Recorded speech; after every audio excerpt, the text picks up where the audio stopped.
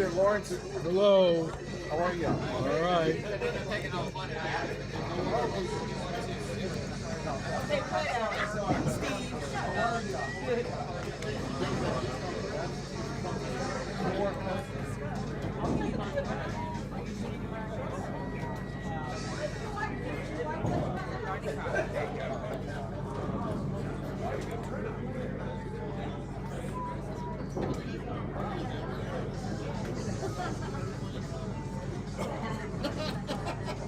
Have a good show today, bub. Thank you.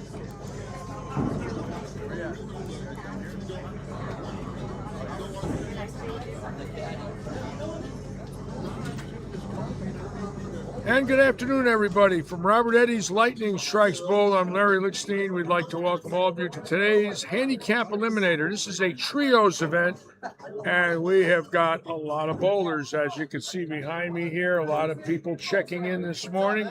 The line has been like this for the last 20 minutes, and I can't tell you how many teams we have, but I can tell you we're going to be bowling on lanes 15 to 42. It looks like it could be 30 or so teams, 25 teams. We're going to pull up Tournament Bowl and take a look at the roster here. It is a lot of bowlers today, more than we've had in many Saturdays. We love it. We love when the bowlers come here to Lightning Strikes to join us on our weekend events. Caught a little off guard by this. You know, our entries have been lower. Robert has rolled the deck a little bit, and all of a sudden we have more bowlers the last few Saturdays than we had for weekends. So it's great to see, as you can see, a large field today. Oh my God, more than I expected, which is wonderful. And it looks like it's going to be a great week for Florida bowling, because tomorrow in the championship match, Austin Grommer, who graduated Weber International and won the 2024 Intercollegiate Championships, will be bowling for the PBA title. I've had him in my booth here numerous times in the last few years where he's won in doubles or triples events. A fine young man. Caught us a little off guard. Most of us did not even know if he was going on tour. He went out and bowled very well the first week, and in week 8 led this event. So tomorrow he's bowling one game for a PBA title. Keep in mind, last year Ethan Fiore winning, but before Ethan and before Austin, we were on some dry spell here in Florida for winning on the national tour. Tom Doherty had won, several events, but for the youngsters, new champions, we hadn't had many in many years. So we're all rooting for Austin Grommer tomorrow, a graduate of Weber, a fine young man, has bowled, like I say, many events here with us. Hopefully we'll have a title come back to Florida. We love it. Today we will be bowling on 15 and 16, 17 through 20, 21 to 24, 25 and 6, 27 to 30, 31 to 34, 35 to 38, 39 to 42. Lots of action here at Lightning. Now, the way it's going to work today, the teams will bowl 4 games. We will cut the field in half. They'll bowl a game. We will cut it in half, bowl a game, cut it in half. And game 7 will be for today's Trios Championship on a beautiful, beautiful Saturday here in Fort Myers. The weather is just wonderful. Low 70s, blue skies, no humidity. And of course, we won't be saying that in about 3 months, but right now the weather is why we live here. Again, thrilled tomorrow. Of course, I have to work, so I'm not going to be able to watch that show live. We will have it on our monitors in here, but he's going to bowl one game, that young man. Kind of a quiet young fellow, big, husky, strong, and very intelligent. I was watching an interview he had last night, and to listen to the way he described his bowling, he's a pretty high IQ fellow.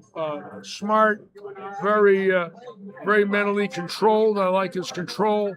We've watched him here, become better and better over the last few years. All of a sudden, he's out there on tour beating the big boys. One game for a PBA title. And for most of us that have never had that happen, you can imagine what's going to go through this young man's mind. Hopefully, he'll stay relaxed and controlled like he is here. Hopefully, he'll win. Can't wait to watch on our monitors tomorrow. We'll be bowling our scratch event tomorrow. And we do have somewhat of a celebrity bowling here tomorrow. Brandon Bone will be bowling here. Now, Brandon Bone has the highest average in the United States of all the college bowlers. The son of the legend, Parker Bone, will be bowling here tomorrow along with Daniel Lynn. So a very exciting week for us here at Lightning Strikes. Coming off lower scores on Tuesday and Wednesday. We have a different shot today. Let me see if this is the house shot. Let me double check this. I want to make sure I get that right. Let's see.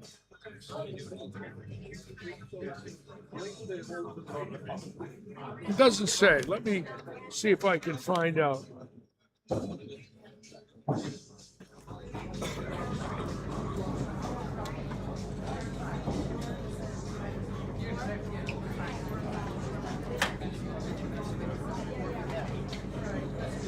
Yes, this is a house shot for today's action. Tomorrow we'll be bowling on a different shot. I believe it's the Mark Roth 2024 shot. Today it is a house shot for this triples event. Let me check my cameras here, make sure that we got everything in order. And looks pretty good there. Let me change this Paradise Vintage logo a little bit.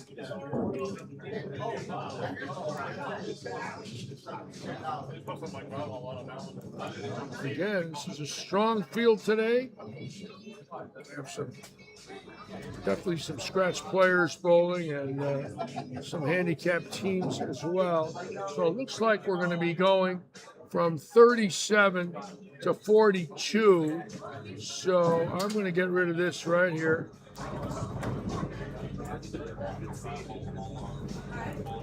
And put this in here, right here.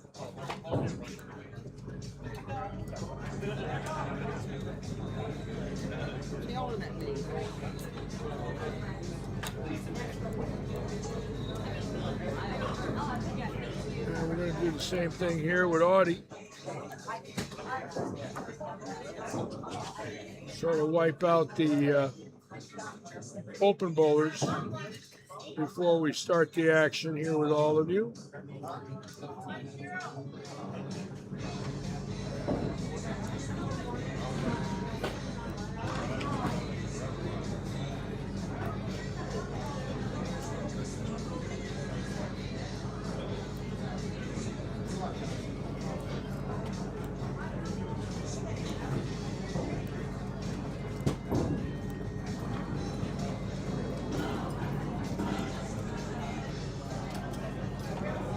And they will be bowling 4 games today.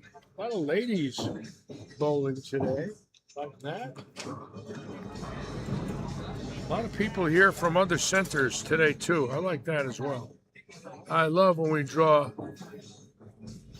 people from different centers for our weekend events. I'm getting a very active tournament schedule here in Florida. There's so many tournaments on the weekends. Wayne Bone is on. Larry Stella, Roth 42 pattern tomorrow. Joe Panko is on. And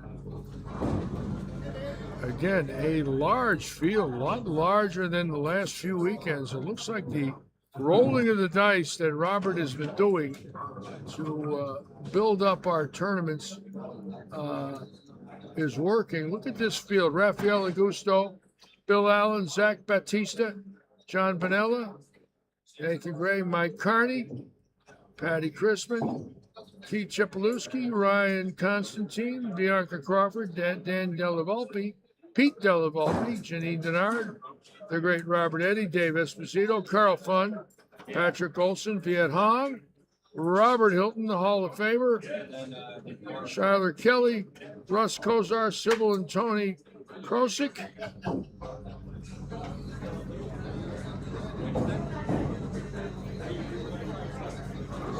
Lisa Lawler, Lee Logan, Craig Lewandowski, Greg Lindsay, Rob Little, Hunter Lushard, Ronnie Martin, and Ronnie Martin Sr. I love that. Love having those two here. Sam McHugh, Rocky Malo, Jeff Novak, Charlene Ortiz Augusto, Beth Owen, Jennifer Peacock, a great bowler out of Port Charlotte, Jamal Turner, Paul Pettis, John Fleisinger, Mark Pulaski Sr., Jeff Rakes, Hannah Reed, George Wright, Cody Richardson, Juan Solomon,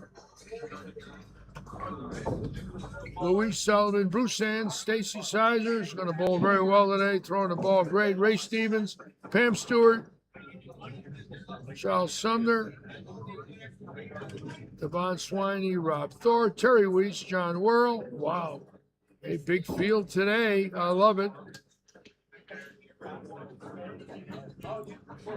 Bowlers still checking in behind me.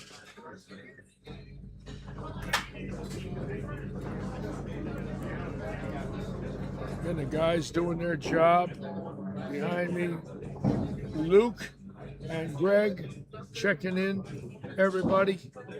Robert Hilton in line there with Lewandowski. There's Stouffer getting ready to put some brackets. Big bracket player there.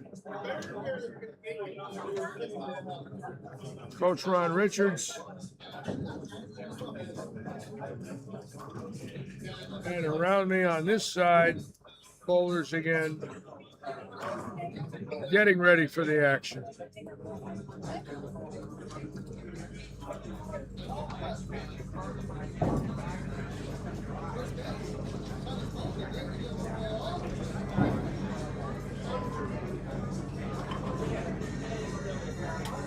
Very excited to have Brandon Bone bowling with us tomorrow, one of the leading collegiate players in the world of bowling, obviously the son of a dear friend of mine and living legend, the great Parker Bone.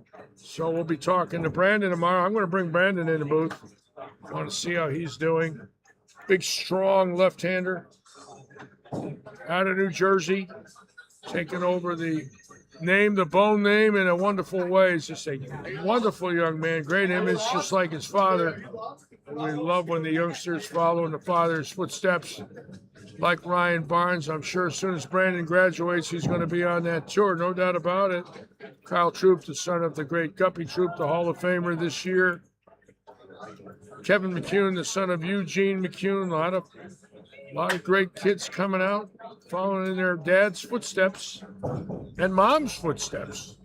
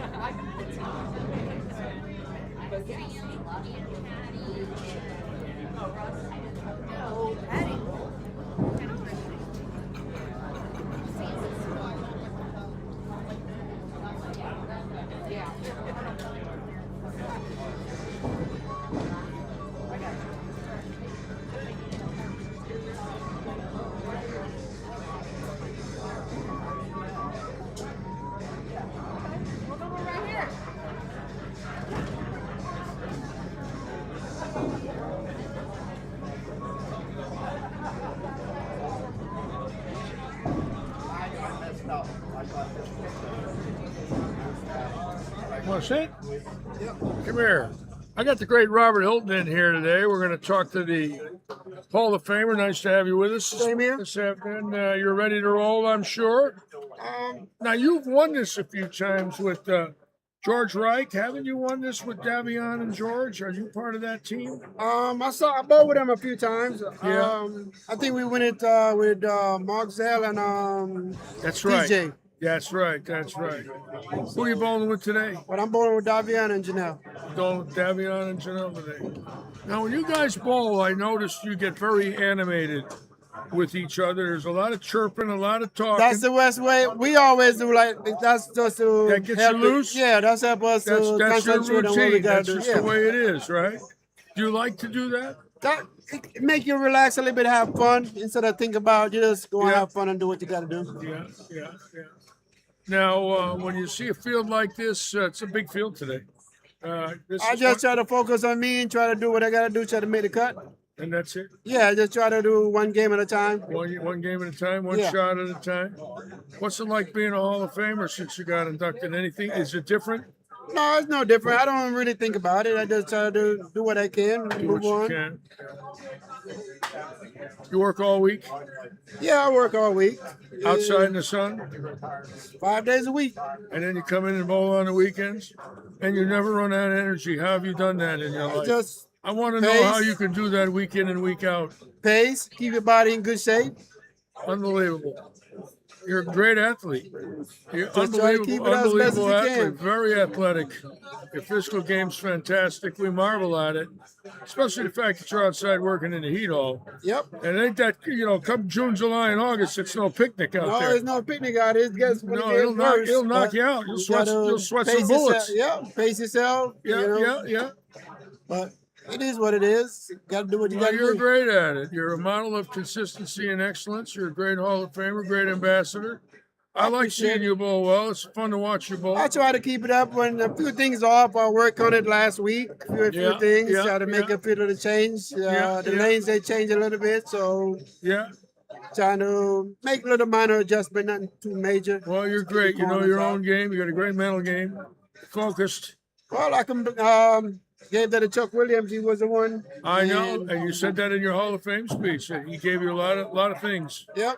It's nice to have somebody that coached all your life like that. Yes, It's sure wonderful. do. It's wonderful. He's a great friend. Whenever I have a problem, I call on him. Matter of fact, I was talking to him Thursday. Your great Called me friend, Friday. your great friend and coach was a lefty. Yep. Most righties have righty coaches. You have a lefty coach. Well, he was the one that started helping me up from day one, so I decided to make him stay the same way. I don't You said change that anything. in your speech. He's coached you a long time. 30 years has he coached 30 you? years. Wow. Unbelievable. You take step by steps. That's Show me how to break the fantastic. lanes Same down. coach for 30 years. 30 years. I'll be a son of a gun. And he told me not to do anything different. Just use what I got, use the gift I got, and just go from there. Well, good luck today. Thank you. Thanks for sitting with me. Appreciate it. Anytime. Throw some strikes. I'm going to try to. Okay. All right. Thanks. How about that, huh? 30 years, same coach. His coach is a lefty. I like that. I coached some people in my life too, and they were superstars. They could own me and beat me, but they trusted me to be their coach. When you could say that Dave Davis and Johnny Petraglia let you coach them, and George Pappas and Ernie Schlegel and Dave Sutar and Tina Semez all let me coach them and drill their equipment for them in their careers. What an honor and privilege that was, coaching Pete Weber and Marshall Holman and Mark Roth. They come up to me and say, Litchie, come watch me. Tell me what you think. And that's what they'd say to me. They with a cup of coffee, sport coat on, and a tie. Tuesday morning during the practice session for 22 years. Litchie, tell me what you think. That's what they'd say to me. I look back at it now, I'll never have that again, but what a wonderful, wonderful words those were to me. Litchie, tell me what you think. How about that, huh? So it's what's kept me going all these years to have had that happen in my life. That at one time, as a young man, I was in that position. It changed me for life. I never knew it then that I'd feel this way at 76, but the honor has kept me involved because of that life I once had. No doubt about it. Absolutely no doubt about it. And now the young people here, I give lessons. I give lessons to Stacy Sizer, who's bowling today. And in the last 2 months, She's improved tremendously. We'll find out what happens when the lights go on today. Hopefully she'll have a good day. Several people I've coached in here. Josh Henkel is taking some lessons with me. And, not a lot, maybe 6 or 7 people in this field. Even Stolfer asked me for a pointer a few weeks ago, which is very rare, and I was able to give him something. Hey, what's going on, sir? How are you? I got a last minute call, Rusty, so you know how to act. Well, you're ready to roll. I wish. Got a big group. My God, it just keeps growing here. We're on 15 and 16, all the way to 41 and 2 today. So we love it when we get a field that big. That's the name of the game. Put bodies in seats. And that's what we like to do here at Lightning.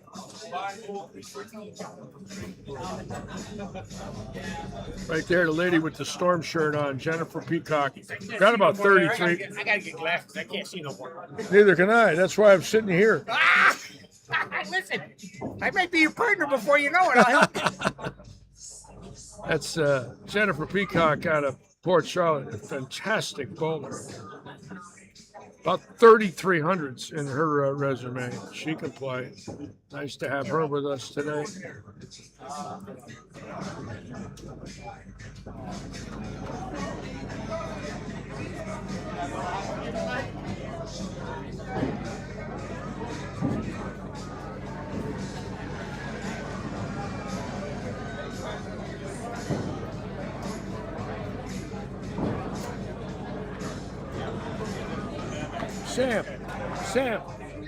Sam, come sit with me. Come on in. I want to get a friend of mine in because she had something happen the other day here that I want to talk to her about. This is Sam McHugh. Welcome. And evidently you had quite an evening. We were just talking about it at Bolero, right? Yeah, it was at the city tournament. The city tournament, and tell us what you bowled. Well, for doubles, I shot 796 with 299 high. 790. Your high 3 games, of course. Mm-hmm. And that's got to be thrilling. I mean, you're one ball away from 800. Yeah, it was pretty. It's pretty amazing. I haven't shot that high before, so my goal is to hit 800. Yeah. Oh, yeah. Now, what was your overall scores in the city tournament? I shot 796, 667, and 646. So that's scratch. 2,100 plus. Yeah, I won all events. And you won all of it. You shot over 2,100 for 9 with 796. That's serious bowling, Sam. They don't fall by themselves. No, it was a pretty good day. You got locked in. Yeah, we ended up, my partner and we took doubles, and Wow. I cashed singles. So you took doubles, and you won all events. And cashed singles. And cashed in singles. You got 2 championships. Wow. That's great. Good luck to you. That's wonderful. How long have you been bowling? Competitively, probably about 25 years now, but I've been bowling since about 40 years total. Oh, so since you're a young girl. Yeah. Here in Fort Myers?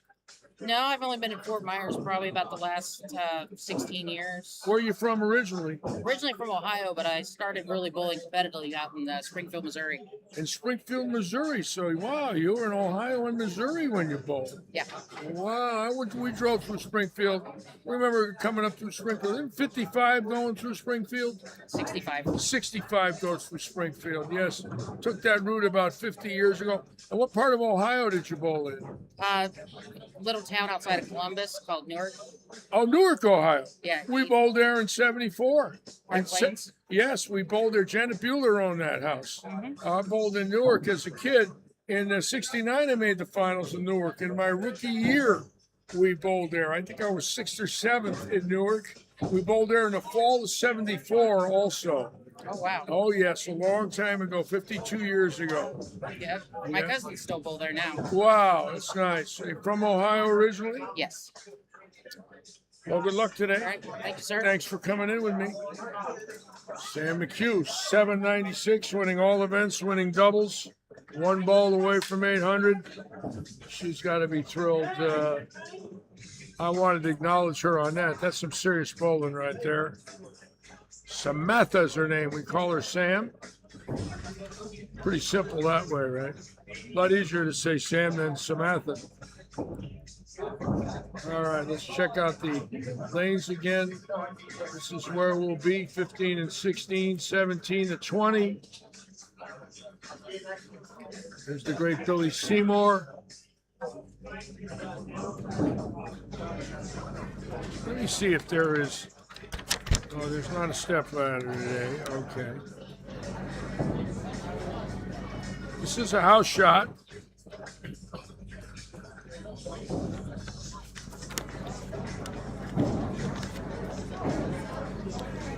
Our owner, Robert Eddy, is bowling today, the boss. Avid bowler.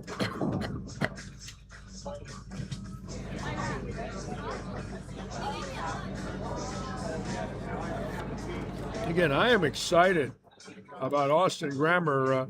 The minute I saw that last night, I was looking at Facebook and I saw they interviewed him and that he was the tournament leader. Wow! It's a surprise for me, not because I didn't think he was a good bowler, but you wouldn't have known it 4 or 5 months ago when I interviewed him in here in his booth that he had that capability. We knew he was good, and we knew he was a college player. But when you lead that field out there, you ain't getting lucky.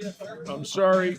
There's no such thing as luck when you lead a 100 bowler PBA field. I think it was 132 this past week. So B.J. Tackett's there, Monty's there, Simonson's there. You know, you got these legends, and he beat them all for the week. He's got to win one game now. So we're very excited for him and hoping he can bring a championship back to Florida. Be the second year in a row. We had Fiore last year. Before that, Doherty was our only winner on that tour for several years. Keep in mind, you know, Couch had retired, Ricky Ward had retired. Janowitz has never bowled a regular tour. Of course, Duke retired, living in Claremont. Pedersen didn't bowl anymore. So got a couple of young stars now with obviously Fiore and Grammer. It's good for our state. It's good for junior bowling. So we're hoping we get a win. We'll know more in about 24 hours or so.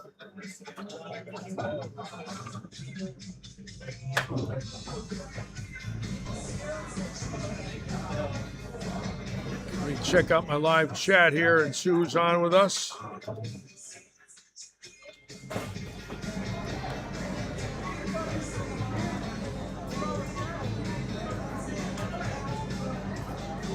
Jimmy Argy, Stella's on. All right.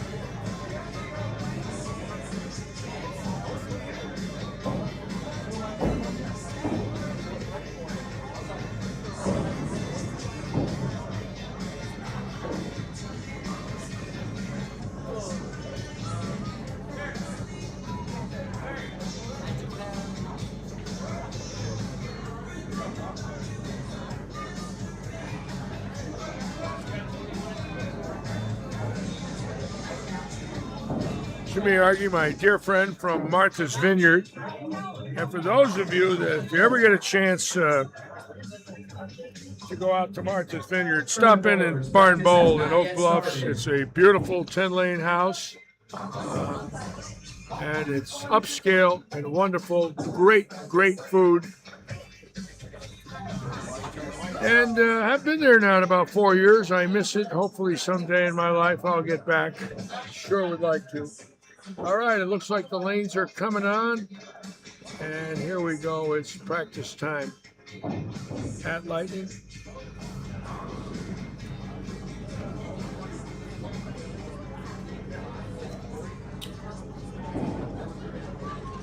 Well, I thought it was practice time. Some of the lanes went on, but not all of them.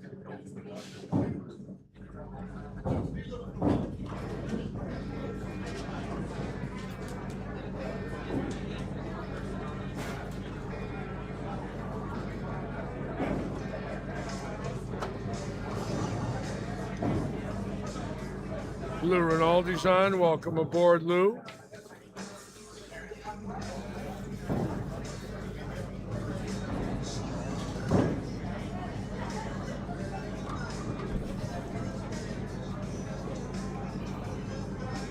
The Bammer's on. John Van Baren.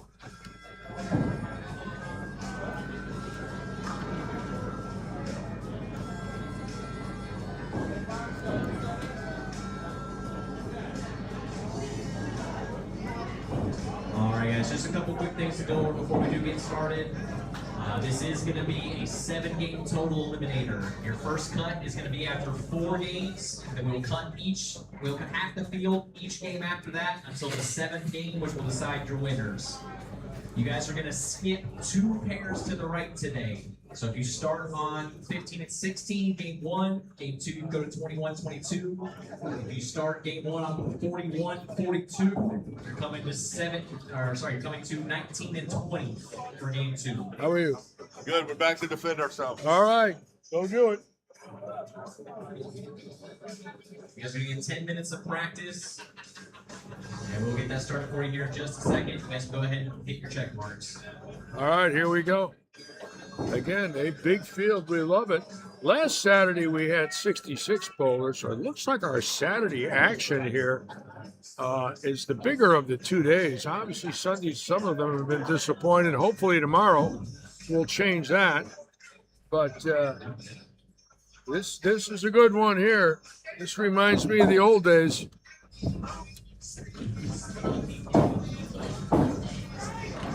Don't run it, sir.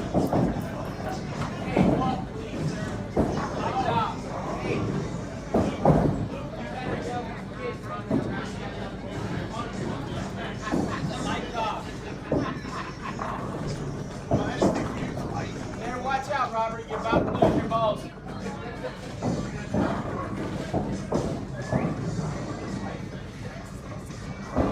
Jeremy Perez is on. Welcome aboard, Jeremy.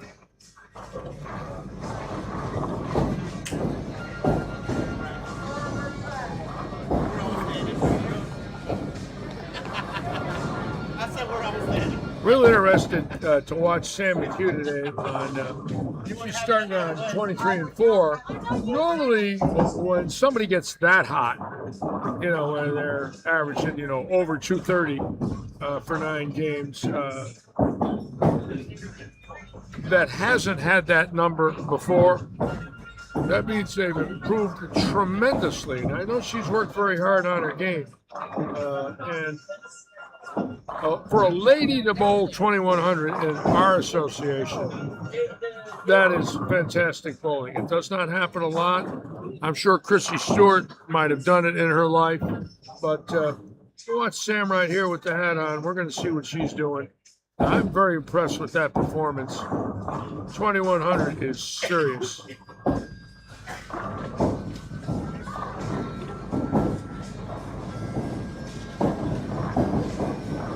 Move in a little bit and get on that shim. Let's see if she can do it.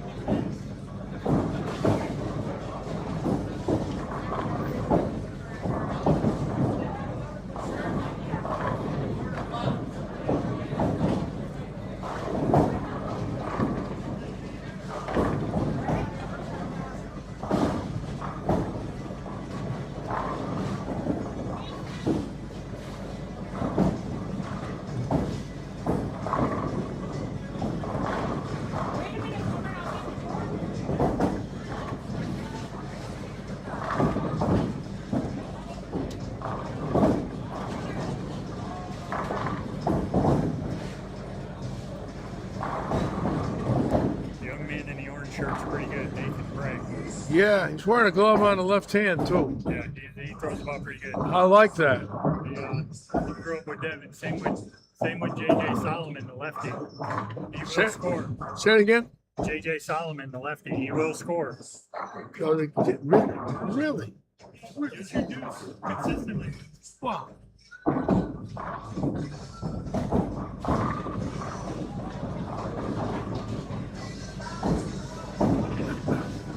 You'll notice that two-handed righty has got a glove on his left hand. See that, folks? That's interesting. Well, that's to grip the ball. And there's nothing wrong with that. If it's a tackified glove, which they usually are, that's going to give him stability with that second hand.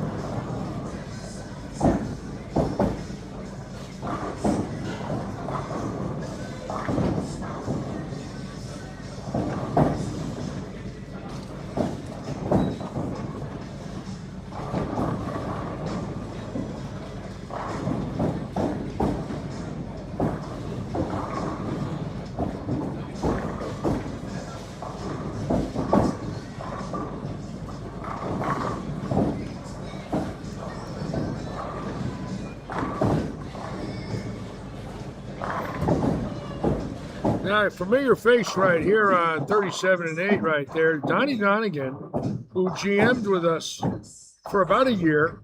Donnie up from Naples, a dear friend of mine. Love to have Donnie with us. Hadn't seen him in a while. And Donnie now runs the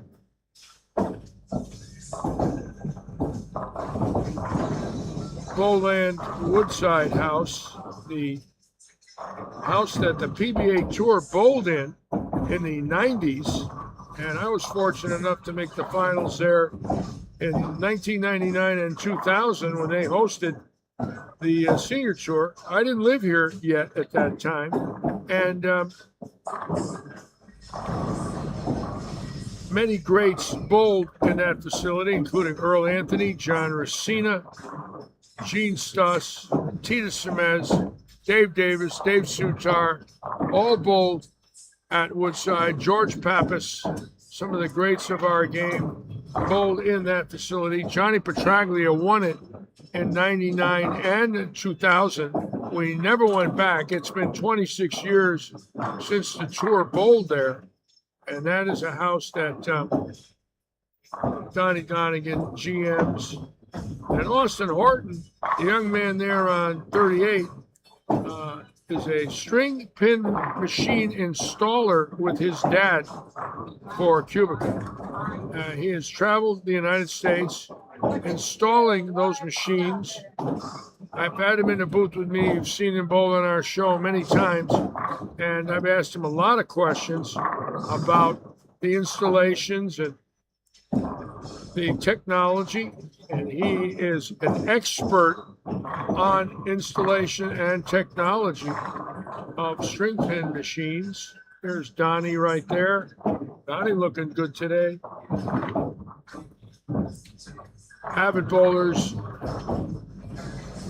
from the Naples area.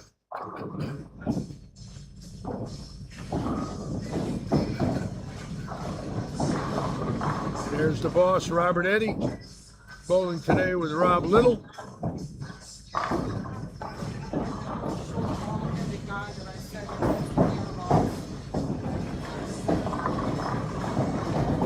And bowling with Ronnie Martin and his dad. And Ronnie Martin right there on 35 is a archery pro. He can hit a bullseye with a bow and arrow like William Tell.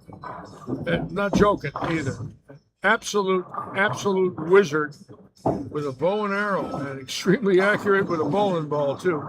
Bowling with his son right there. Nice to see those gentlemen with us today. You know, most of the houses are not running weekend events here, and obviously we've been doing it for several years. So we're getting a lot of people from the region We don't get them every weekend, but we get them. It's always nice to see them come back to join us here at Lightning.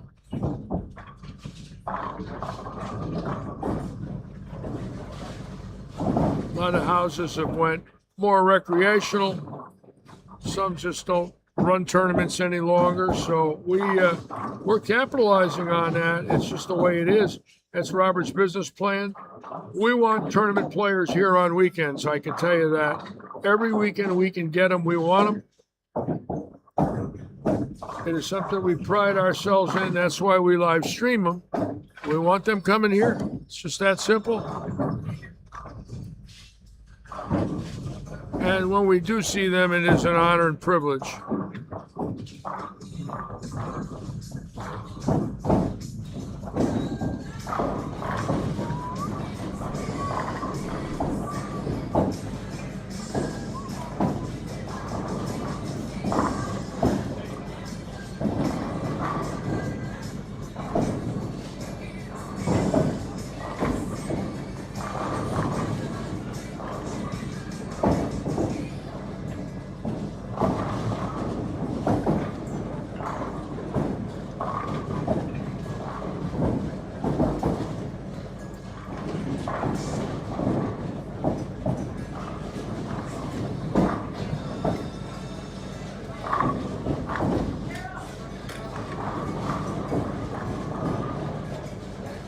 Yeah, this is a good crowd today there, Quirkster. This is what we've been looking for with all these tournament changes. We've been hoping that we could draw some people back. You know, we've lost them for a while.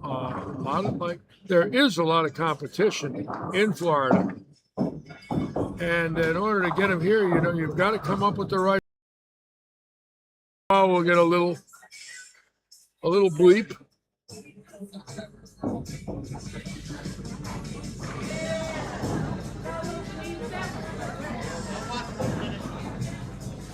Hey, how you doing, Robin?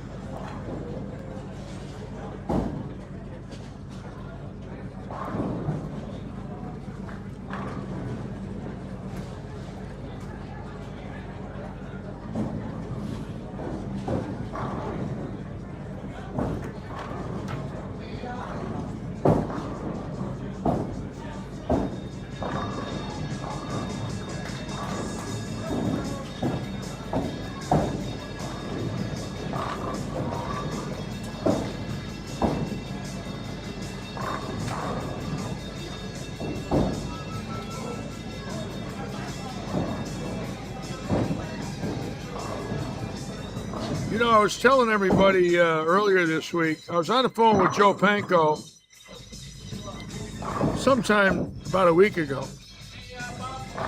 It was a third-party phone call. And I hear this voice get on. It sounds like an old man. And I'm thinking to myself, well, I don't want to eavesdrop on Joe's phone call, and my phone was burning up all day. Sometimes it happens. And I heard this gentleman about maybe uttered 8 or 10 words, and then I decided to hang the phone up. Now, I don't know who the gentleman is, and Joe did not say to me who it was, but I heard his voice. There's no doubt about it.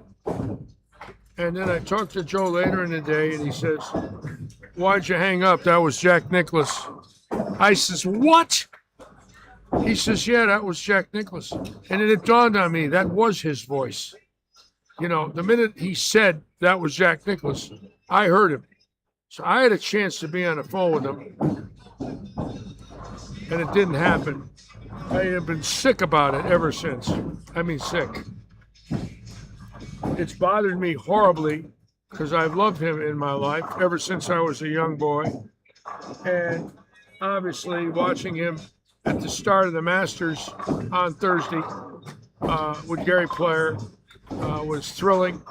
And I'm so happy that Joe knows Jack.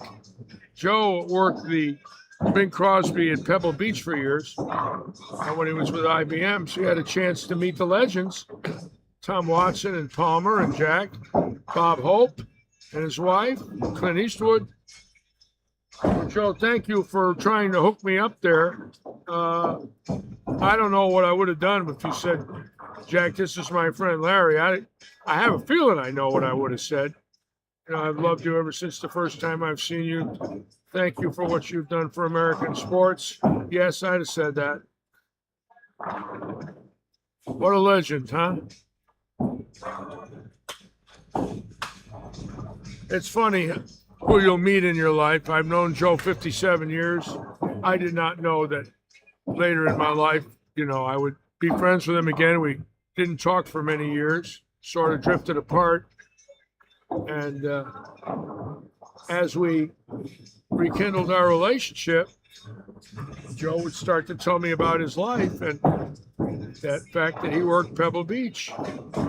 Well, I guess you're going to meet a lot of celebrities at Pebble Beach. It's just the way it is.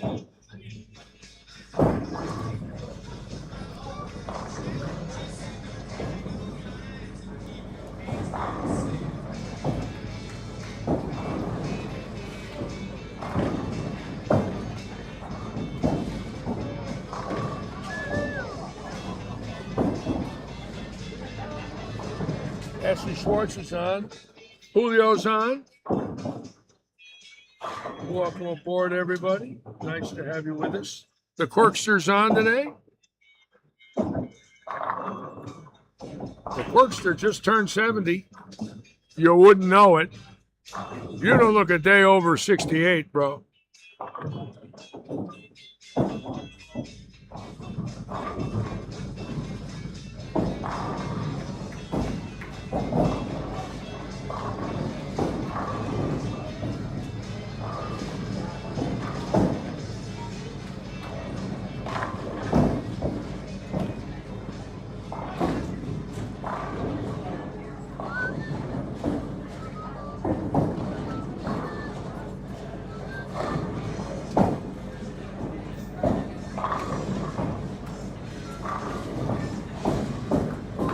Now, tomorrow's format, they're going to bowl 6 games, and we're going to go right to a 5-bowler stepladder. That's the scratch event tomorrow. $80 entry fee, $500 added by Audi. And we are expecting in the field tomorrow Daniel Lynn, David Stouffer, and a young man who is becoming a legend in his own right. Brandon Bone will be here. He is signed up. And Joe says I don't look over a day of 84. And Joe, I just hit the band button. So bye. It's been a pleasure knowing you. Good luck.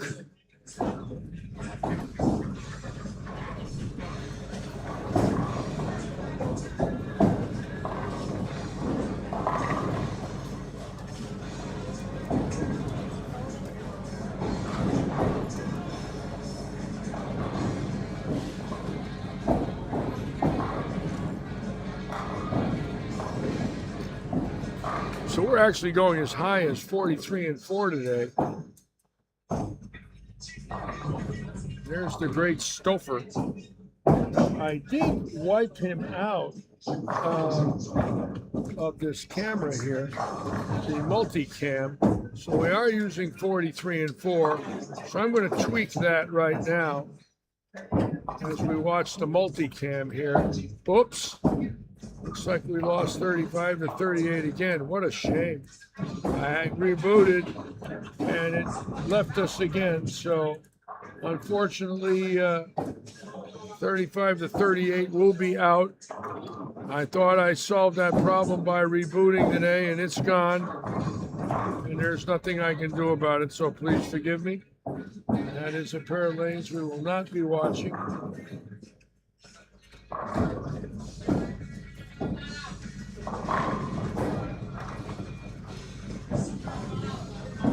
Yeah, it's gone.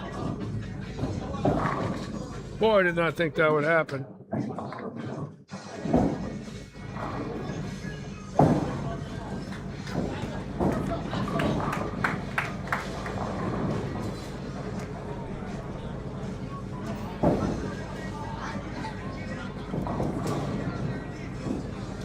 Oh, you meant Quirkster. Oh, okay. In that case, Joe, I'll let you stay on. I won't ban you. You can pick on a Quirkster all you want.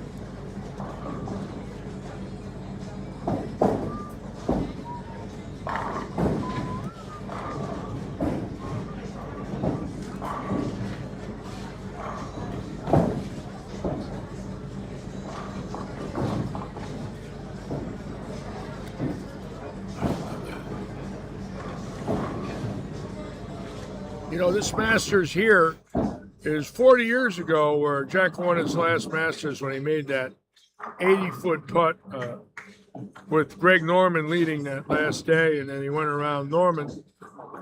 And it was this impossible putt that just seemed like it rolled forever and went in. The crowd went crazy. He was behind the whole Masters till like the 17th hole, and then caught Norman.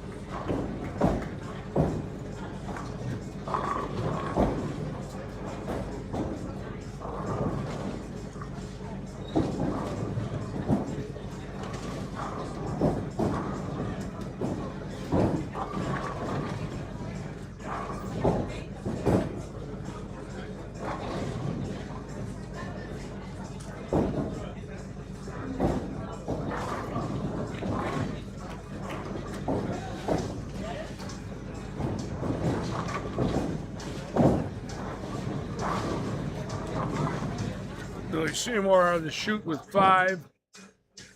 Again, this is the house shot today. Tomorrow will be the Roth pattern.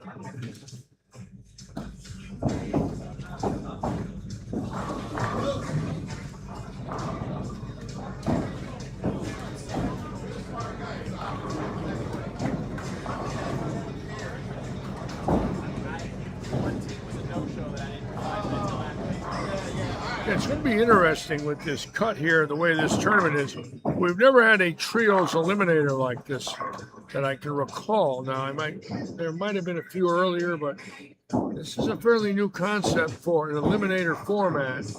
I love it. I think it's going to be a lot of fun to watch. Obviously, Brandon Rucker right here, James MacGyver, they've got a good team.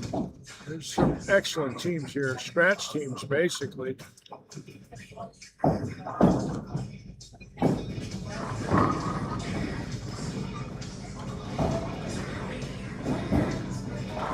It's all about the spare shooting. No matter what team it is, don't miss the one-pinners. Make them. Atta girl, Terry. Make the one-pinners. Don't give away the makeables. They're key to your bowling.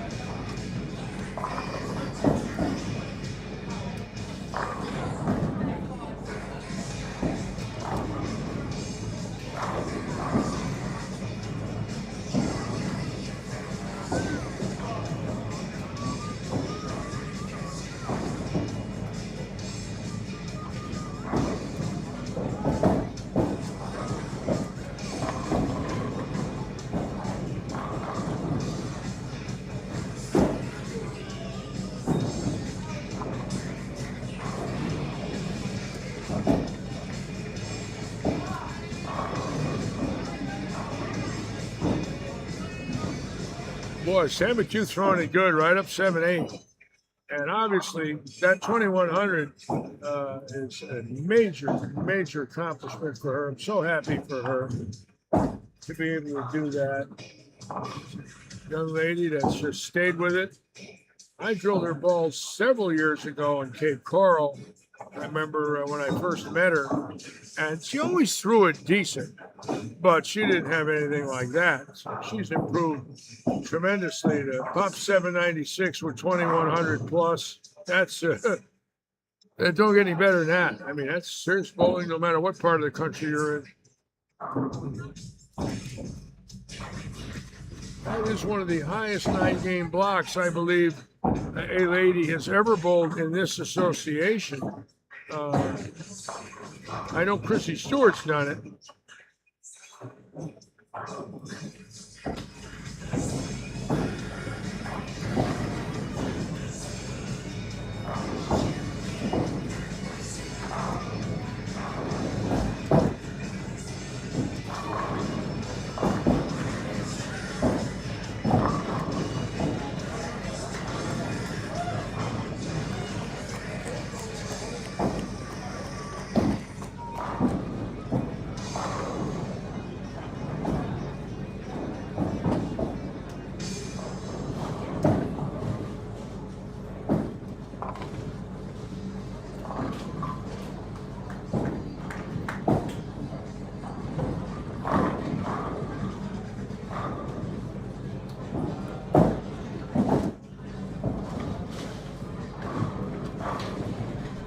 Something to eat?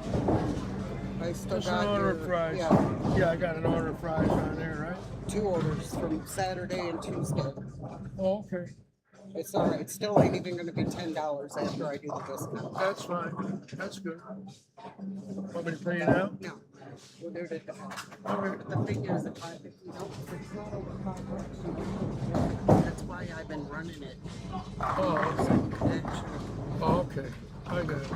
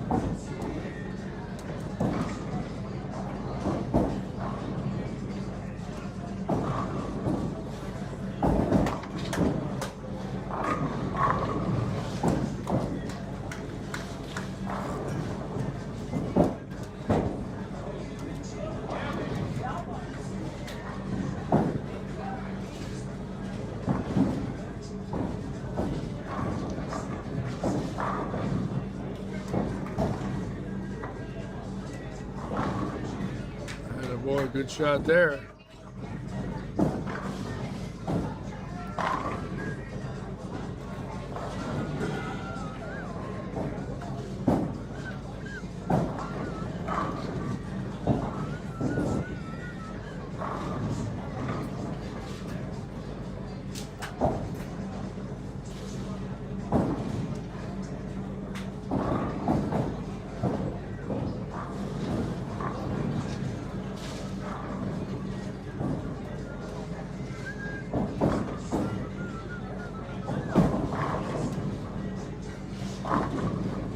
Stella, you ready?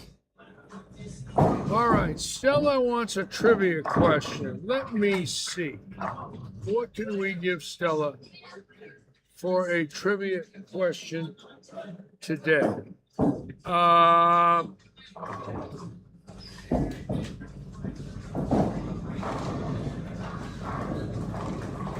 I got a tough one for you. But it's a real one.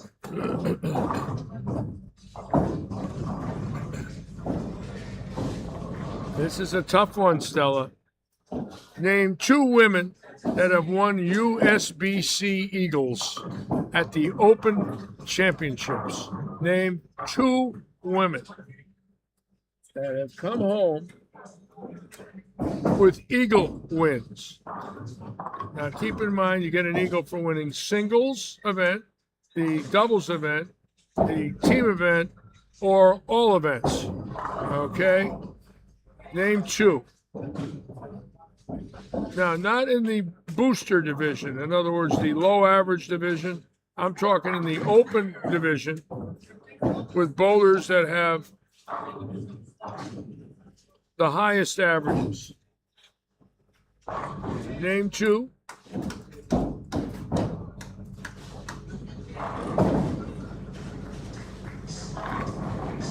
And I think they're the only 2, if I'm not mistaken. But 2 ladies have pulled it off. And boy, you talk about a major accomplishment.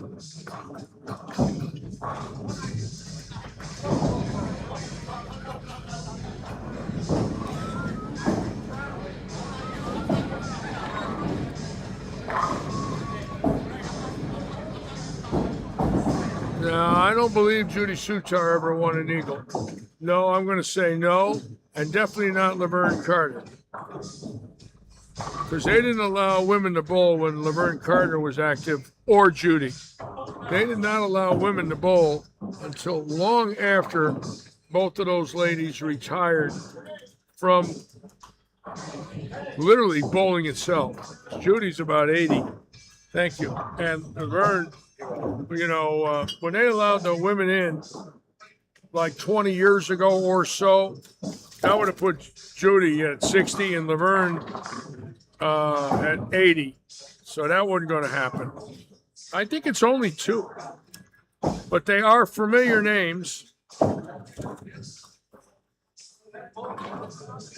No, not Liz Johnson. And you would think she might have been one of them, but she's never won an Eagle, to the best of my knowledge.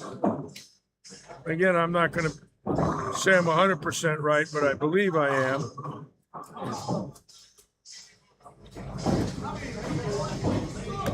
I know who the first one was. That I do.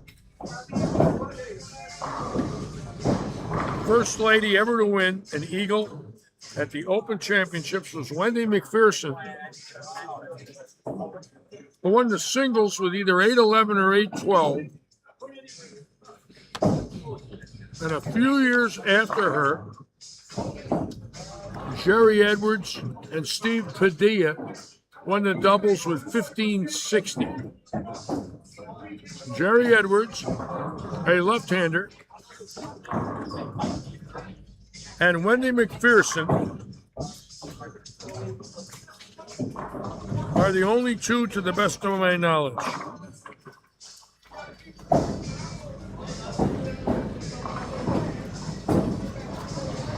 But I will say this. I believe that's going to change with two-handed bowling real soon. I do believe, because women can now get the rev rate up there over 400. Joey Brown says Brenda Edwards, not Jerry Edwards. Okay. I thought it was Jerry Edwards.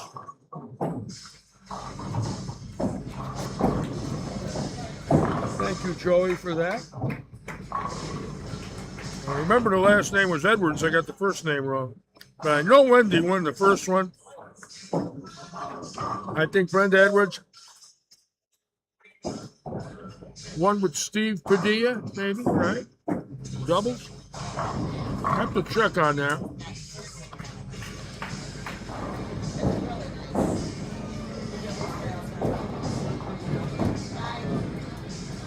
But I expect that to change real soon. I have a feeling there's going to be a lady teenage phenom soon. That's going to come home with an Eagle. No doubt in my mind.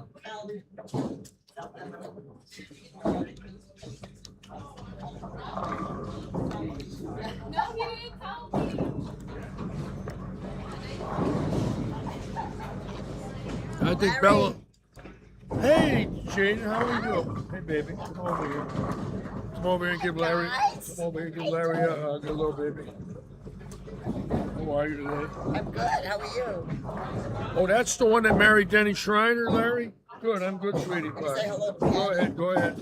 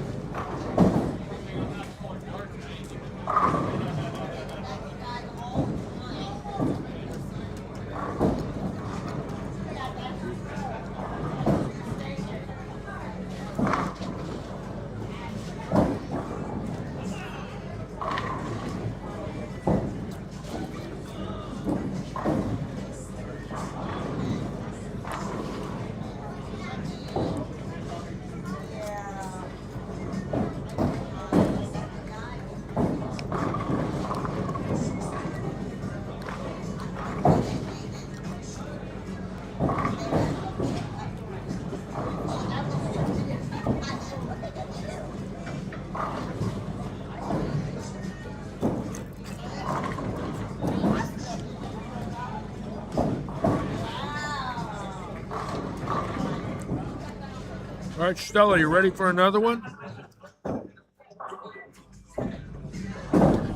When the PBA started its national tour,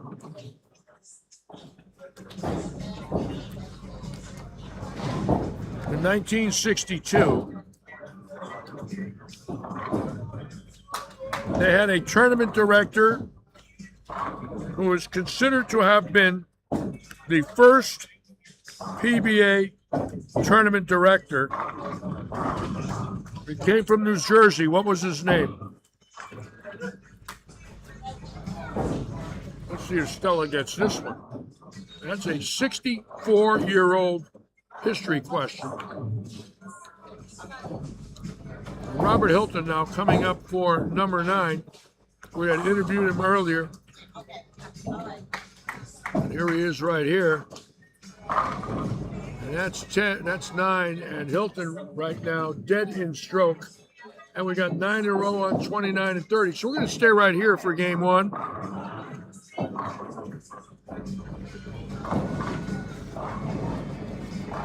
The PBA's first tournament director.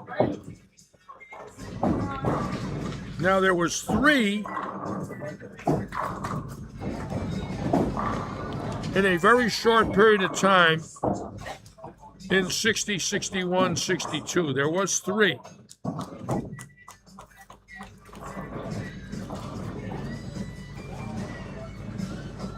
No, not Luke Campy. Good guess, but not Luke Campy. I met him in 1969. I met him. He had the pro shop at that time at Paramus. And he worked for Frank Esposito, so he was the first tournament director. That we do believe in PBA history.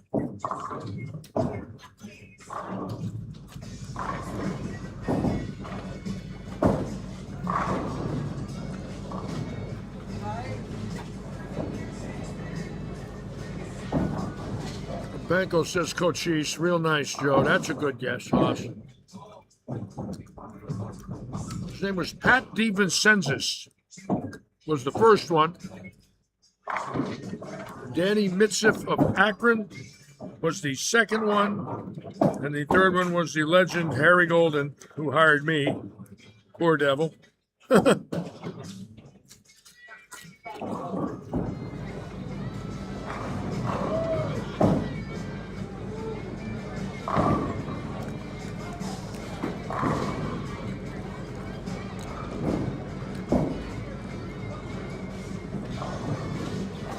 Oh, got a break there for number 10. How about that?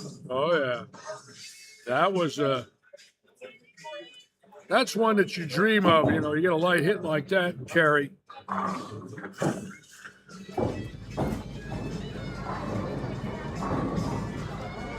That's one you dream of. Now, Hilton will be coming up momentarily on 25 and 6. So we're going to watch this gentleman now for number 11 and a shot at 300 early in the action.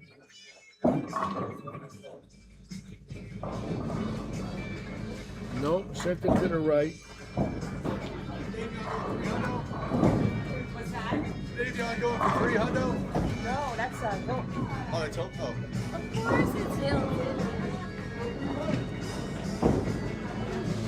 Gary.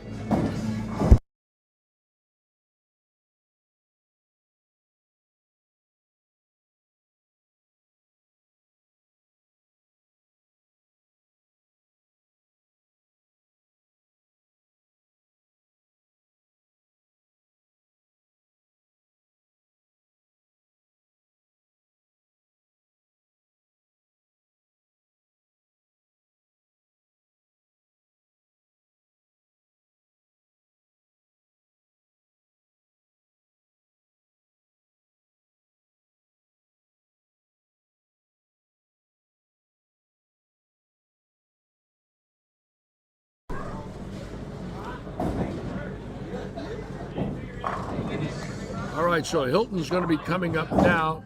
Gentleman bowling great on 29 and 30 with 289.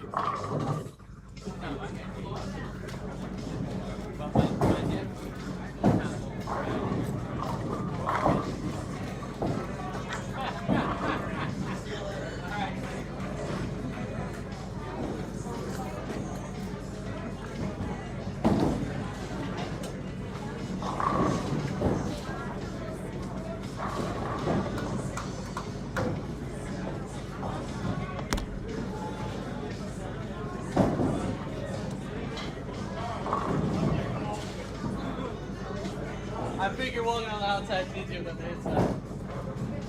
Well, I'm just trying to follow you. Bro. Let's go. Go, G.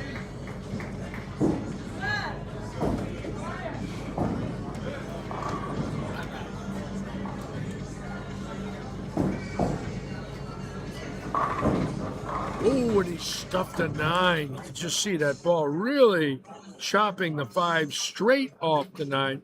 So Hilton in game 1, team with a good start of 206, 189, 279. So that's going to put them, 670 before handicap. That is a big number. Now the gentleman on 29 and 30 that just shot 289. He's got a 209 in front of him. He's 289, and Jennifer, who's clean, and look at that game.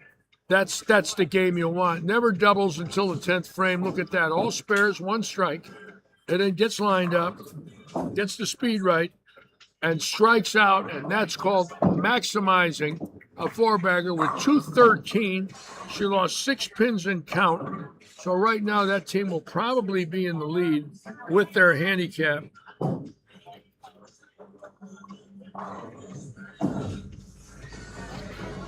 I don't know if he shot 300. I missed it. Keep in mind, if it was on 35 to 38, I missed it.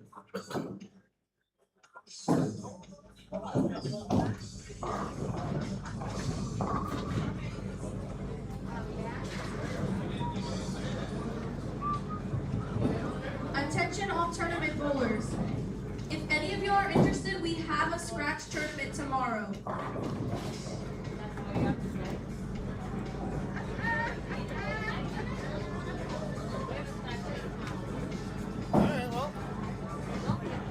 If you want more information, we do have flyers up front.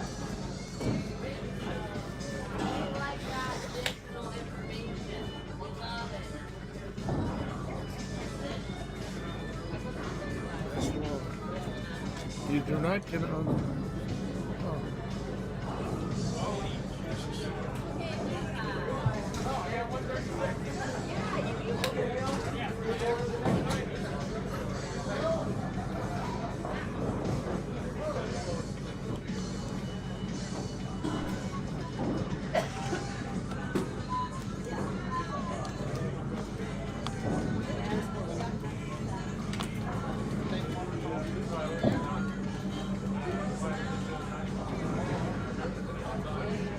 Hi, Kate. Jerry. Okay. Can't start any better than that. Hey, what'd you shoot, 300? Yeah. What pair? How come I missed it? Nobody told me. Billy Seymour did have 300 on 17 and 18. And as I was moving the cameras, for some reason I missed it. So I want to apologize for that.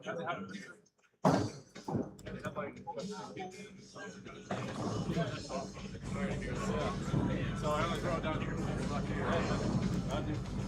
That's the best series is down here. And there it is, 300 for Seymour, 218, 221, 300. So that team with a great start. Sorry about that, folks. Sometimes I don't scan the cameras quick enough. I don't see it. I wish somebody had told me. I would have definitely had that one up there, but that's okay. Maybe he'll give us another one. I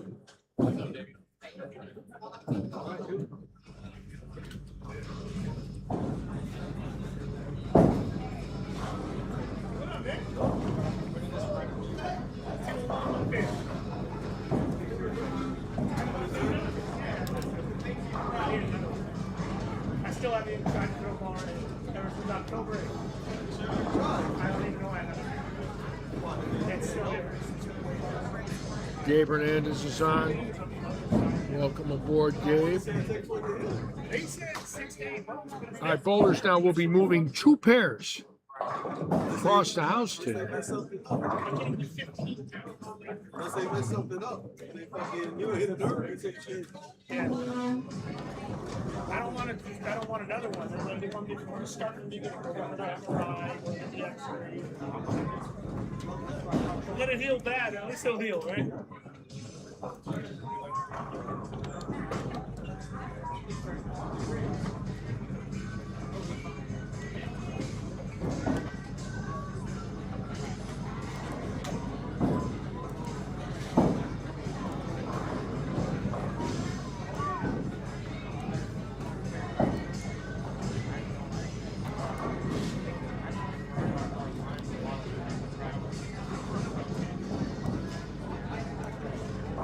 Okay.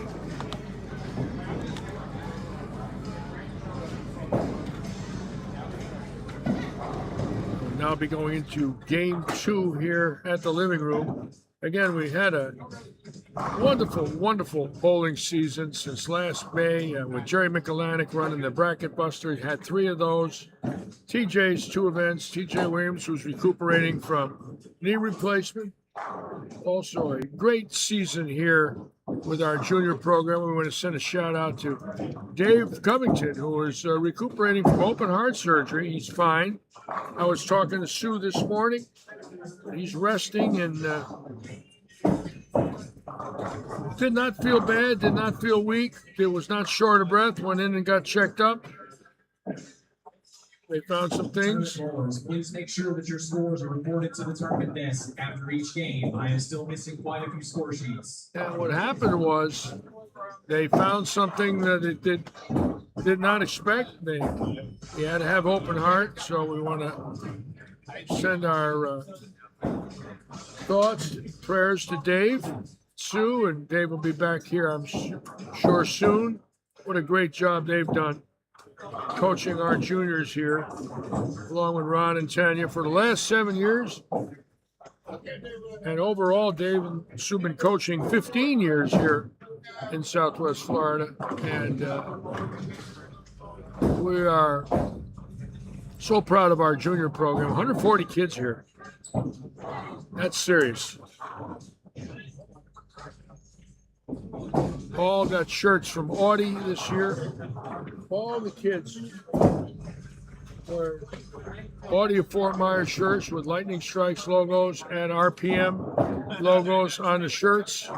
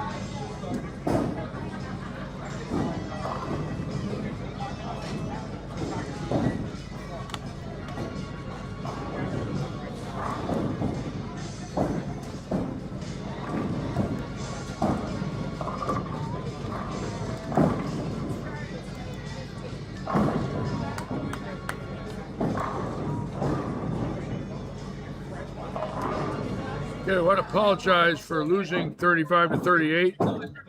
I rebooted, had it set up, didn't think we'd have that problem, but unfortunately, we cannot bring you those 4 lanes, but bowlers are skipping 2 pairs, so if we do miss somebody on that pair, we won't miss them again. We're not going to miss them twice, hopefully.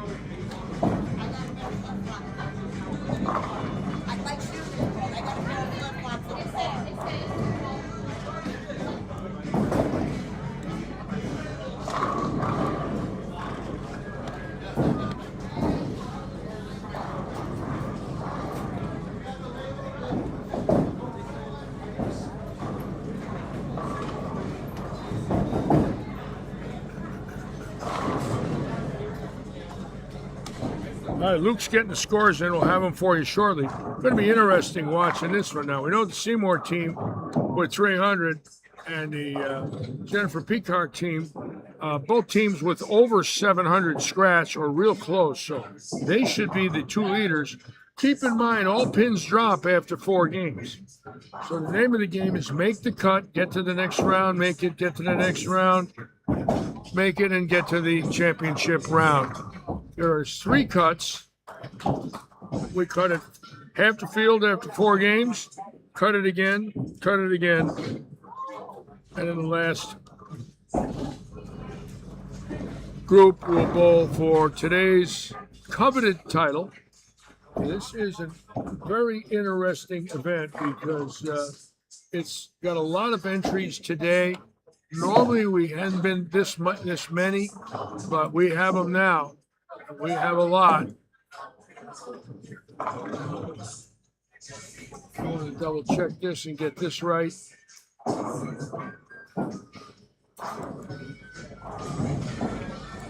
We lost transmission before we lost this event. Okay, there it is. We get back to the bowling now. All right.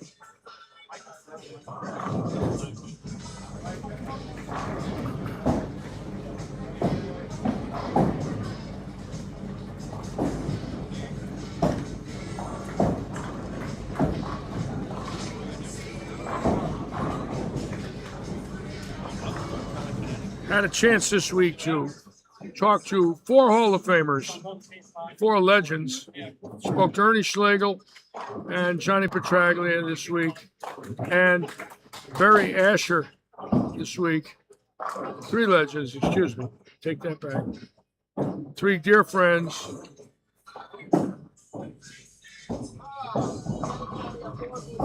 All with multiple titles, great accomplishments, and we're all getting old. I'm the youngest of the group. I'll be 77 in May if I make it. Johnny was just turned 79, and today is Ernie Schlegel's birthday.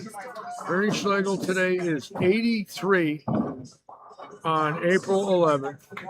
83 for my dear friend. Johnny Petraglia was 79 on March 3rd. Barry Asher, 79.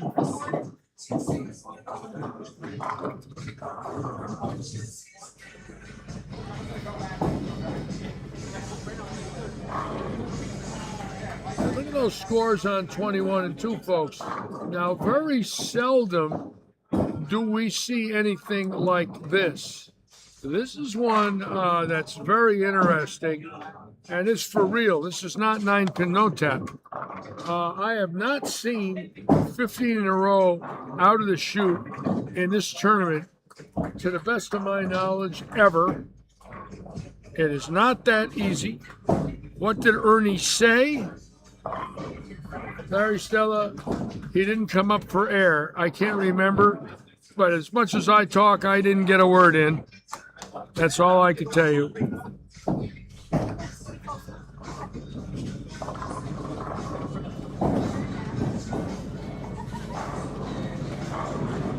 Look at that shot.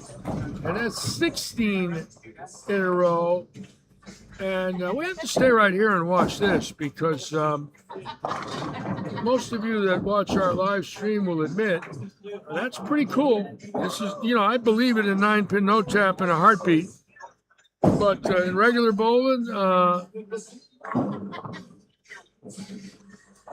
that's about as good as it gets. Let's see if this gentleman now can continue. He's a lefty. He's got a good rev rate, this gentleman. I've seen him here before. Got plenty of hand. Look at that. Wow. How's that look? Now, Steve Medeiros coming up here.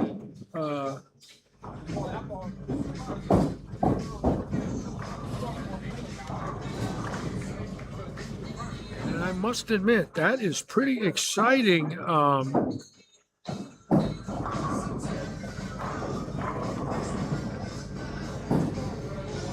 Uh-oh. Come on.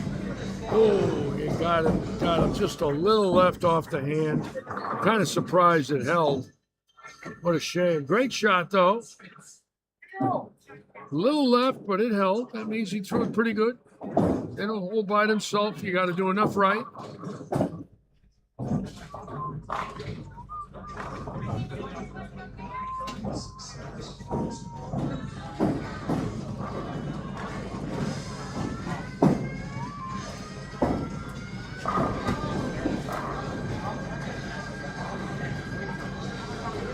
Boy, that's very impressive.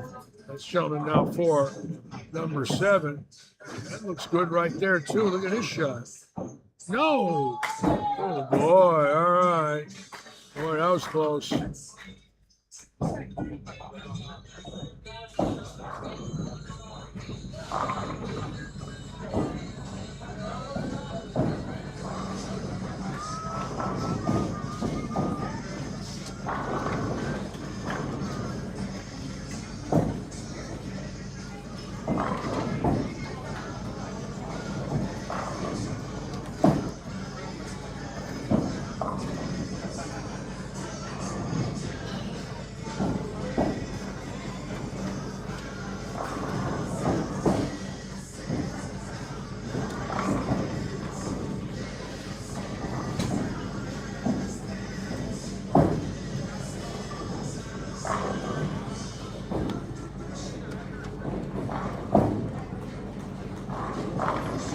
Gentleman right there had 29 in game 1, a couple of opens there in game 2.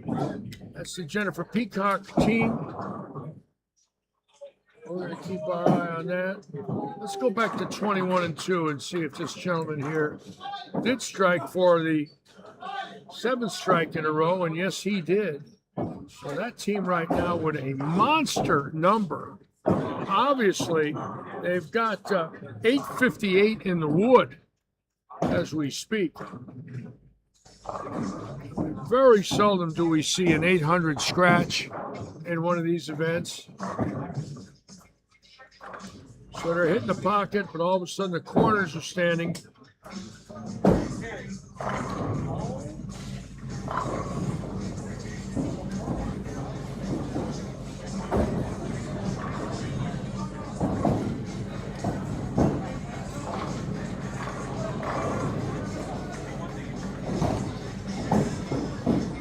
Hold on.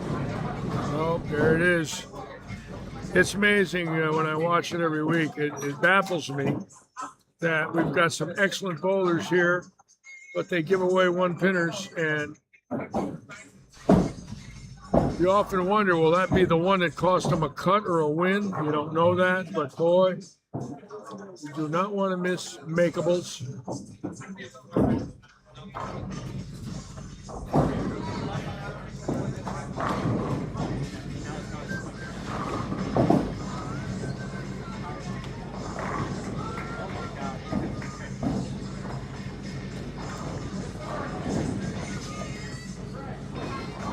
Well, you know, Schlegel, Larry Stella, is very opinionated about the PBA Tour and has never been one to hold back his opinions. The problem is, and I know I'm right about this, the ownership of the PBA is really not going to listen to what 83-year-old men tell them. It's, you know, it's a new group. They bought the PBA in 2020. They're going to run it their way and no one else's. And they have a right to do that. It is their group. It's Bolero. And they own it. And they make the decisions. And some people might not like them. That's their business. But if it wasn't for them, there'd be no PBA right now. So my philosophy is, might not like every decision they make. On the other hand, they're the one footing the bill and putting it on television. And, you know, if you look at it that way, they have a right to do as they choose. The mistakes that have been made in the world of bowling didn't start since 2020, believe me. We wouldn't be in the position we're in right now with the world of bowling if it was just Bolero's decisions since 2020. That's not the case, and never will be. Bolero has done a decent job. They've tried their heart out. Problem is, it's been on this path literally since the 80s. And at times, it's very frustrating for some of the old timers like myself because we dreamed we'd see more in our lives and we never have. So it becomes frustrating. And what I mean by more is, more tournaments, bigger prize funds, more advertisers, maybe multiple networks, things of that nature. But it never happened. And it did once happen. We were on 3 networks in the 80s. We were on ABC, NBC, and ESPN. So it did happen once.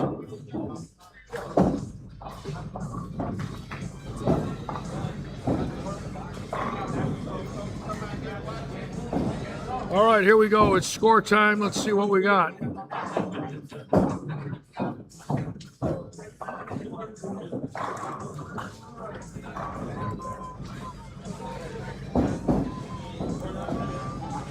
There it is. Gardner, Bullock, and Constantine. Look at that score. 756, Randall, Seymour, and Randall. 826, Hunter Lushard, Logan Lee, and Cody Richardson. There's the Peacock team at 792.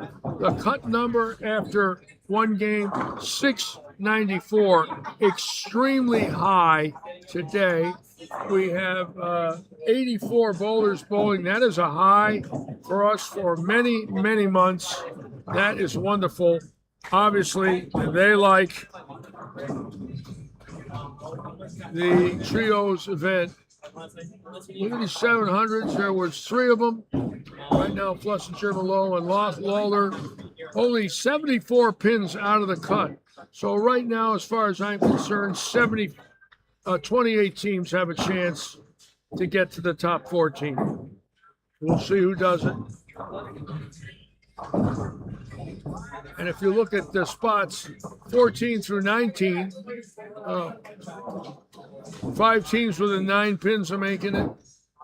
So it's really wide open right now.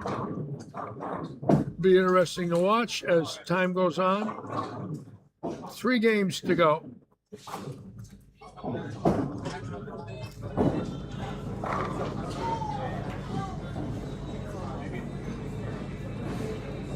Austin Horton, who can definitely light him up, is capable of lots of strikes. Let's watch the young man right here.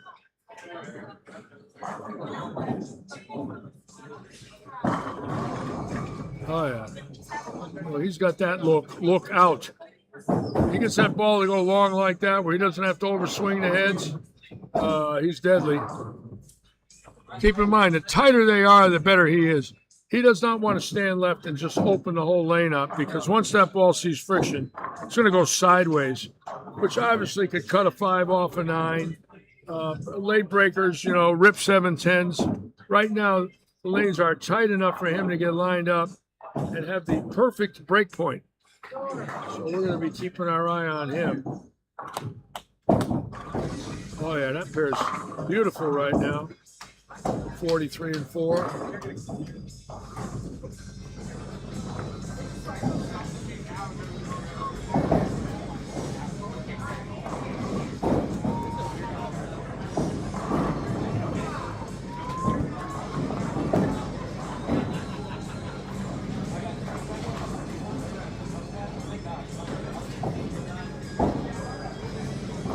How about Rory McIlroy with a 6-shot lead? It's the most anybody's ever had after 36 holes in the history of the Masters.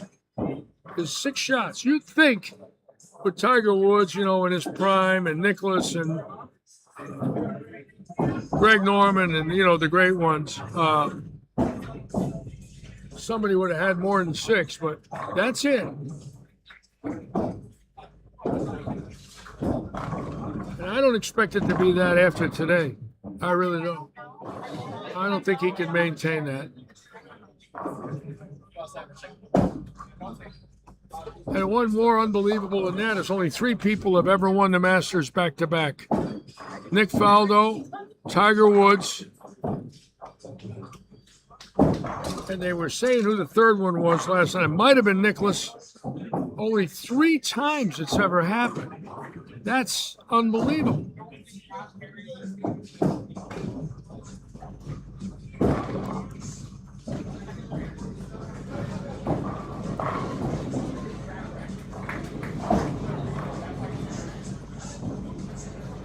So the Medeiros team looks like it's got 247, 247, and Steve can go out for 247. Huh. Would that be unbelievable or what? They can go 3 247s here on 21 and 2 if he triples. No, boy, he got close. He's going to go 237. He almost had a 247 triplicate.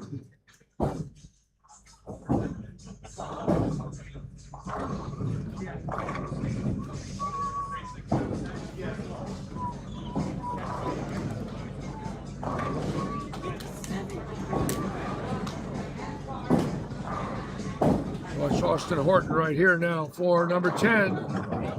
Oh, yeah. We're going to go right up on him now, folks. Boy, he looked good today. So Billy Seymour with 300 earlier that I missed. Sorry about that. Austin Horton now with number 10. He needs a double for perfection.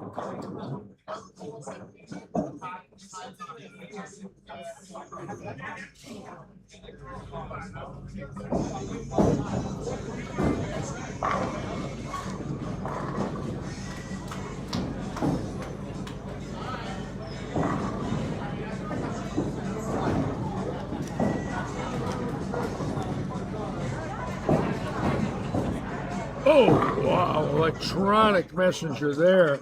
That was unbelievable. Again, the power he's got.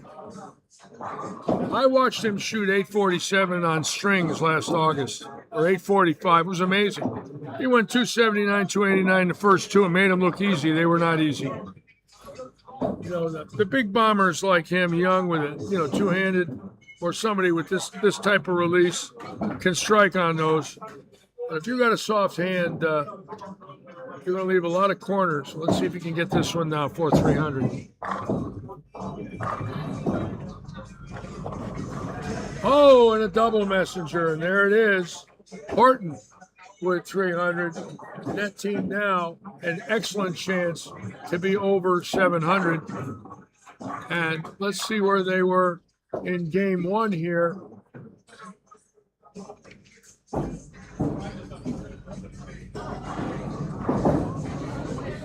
So right now they were at 691, and they're going to beat that, so they're in real good shape.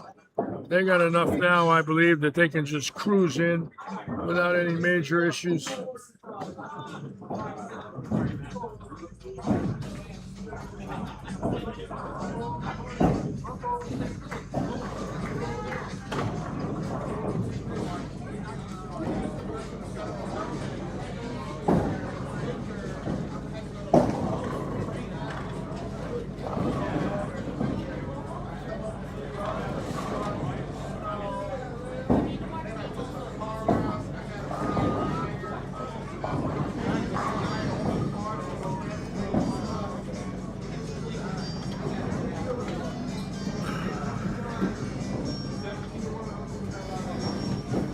Greg Temerarios, and congratulations on your 300, Greg, Tuesday evening. Nice going.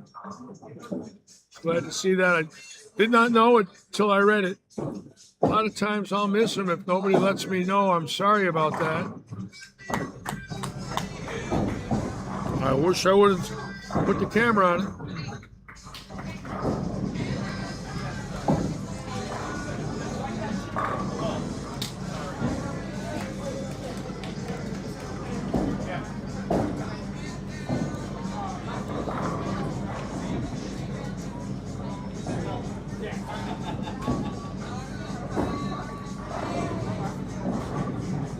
So 2 300s already today. Seymour and Horton.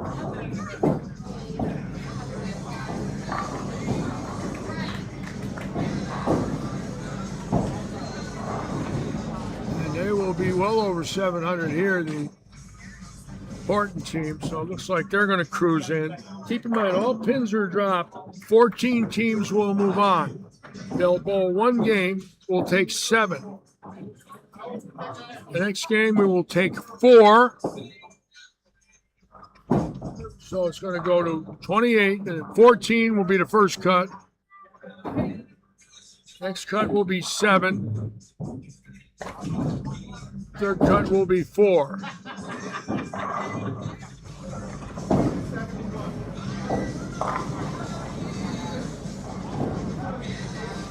Our flyer that was on Facebook was a little misleading. Robert's now doing the flyers, and he wrote one thing and the thing printed another, which sometimes happens.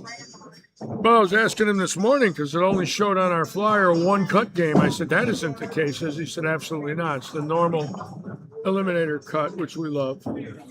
3 cuts total.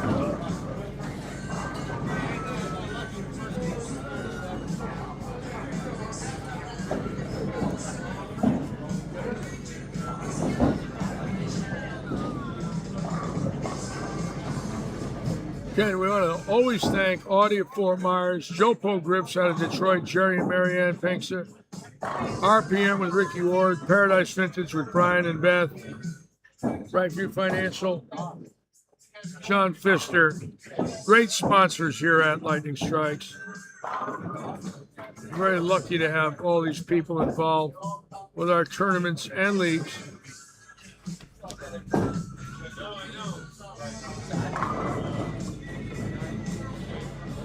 Charlie's Irrigation, Taylor Tailwaggers, Oaks Farms, all doing so much for bowling here in our living room.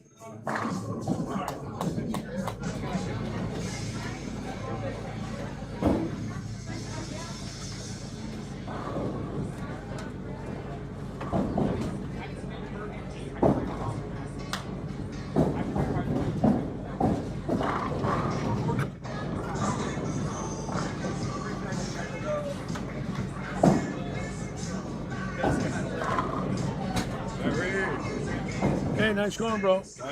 We got that one. We got it. What's up? Your partner just shot 300. Bro. Yeah. Oops. Boy, that was not a good shot.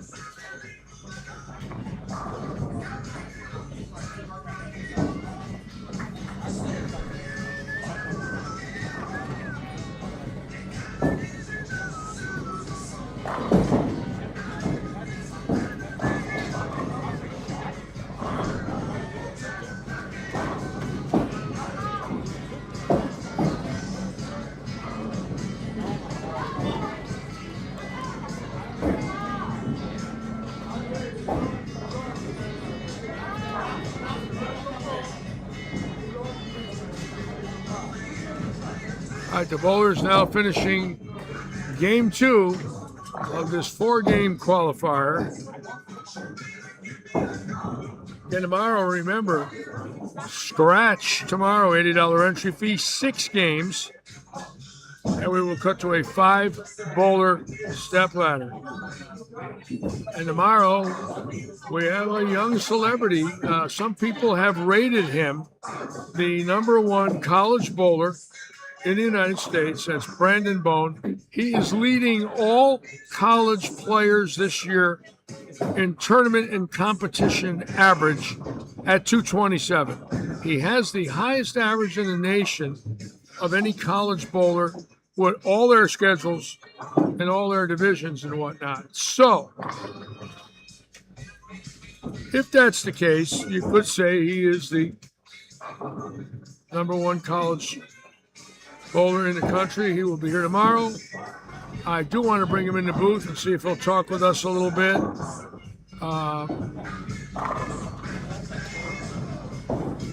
And he's a big boy with a reach on him. I swear he makes the lane 5 feet shorter. I mean, he gets to that line and enormous reach.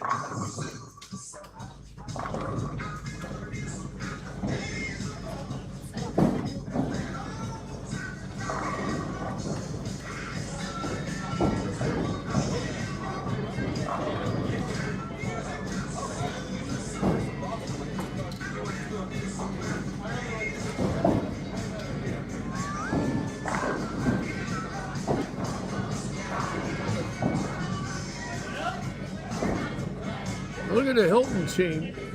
That's hard to believe. 140, 160, and 213, and I wouldn't have bet on that in a million years. That is a low, horrible number. And if you look at it, it's about 513 for the 3 bowlers. And if you look over here at the Hilton team in game 1, they shot 674.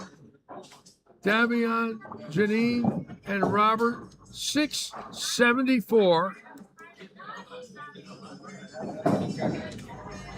And here they are at 517. They went down 161 pins in 1 game.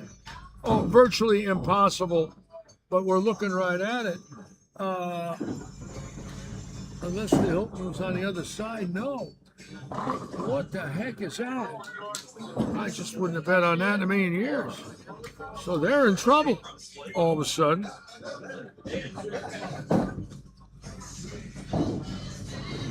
I mean, I wouldn't say they're out of it with 2 to go, but they can't afford another one of them, or they will be.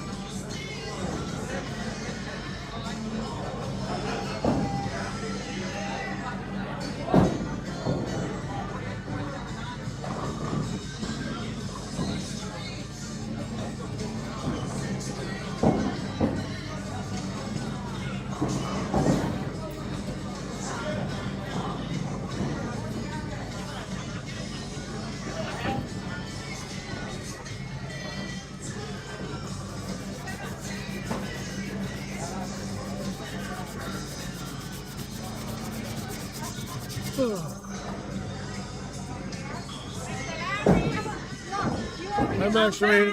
How you doing, Maximina? Good, and you? Did you have a nice trip? Amazing. How long were you there? 2 weeks. You like it? Were you born there, or you were just visiting? No, I was born in New York. My kids were born in Puerto Rico and my husband. Yeah. Yeah, but we have a house over there, so, and my father's over there. Yeah.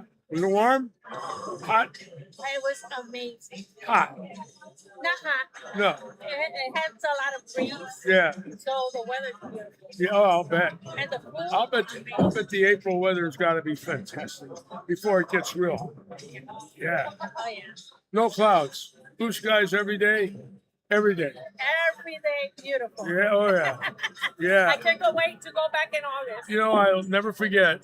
In '93, I went to St. Thomas and we landed in San Juan. We flew out of Connecticut. We went. I think. I'm not 100%. I'd have to find out, but I know we landed in San Juan and then we landed in St. Thomas. And we went in January, which was the perfect time of the year to get out of New England. Yeah. And the day we were supposed to check out, New England got buried with like 18 inches, and they shut down Kennedy and LaGuardia and Bradley International and Boston Logan. So we went down to the office. We told them we can't get out. They let us stay 2 extra days, and they gave us the rate without burying us because we had like a 5-day package, and we added 2 more. I said, I wouldn't mind getting snowed in here for a month. That's what happened on one of the cruises that we went, and then when we were getting back to, that's fine. Yeah. When we got back to, we were getting back to Florida. Yeah. There was bad weather here, Yeah, so they yeah. kept us 2 days out there. Yeah. I play on the bingo. There was a huge bingo. Yeah. I ended up like with $8,000. Wow. Wow. So, okay, well, it was nice seeing you. Nice to see you, Always. Maximina. Maximina Augusto watching her daughter and her son bowl today here at Lightning.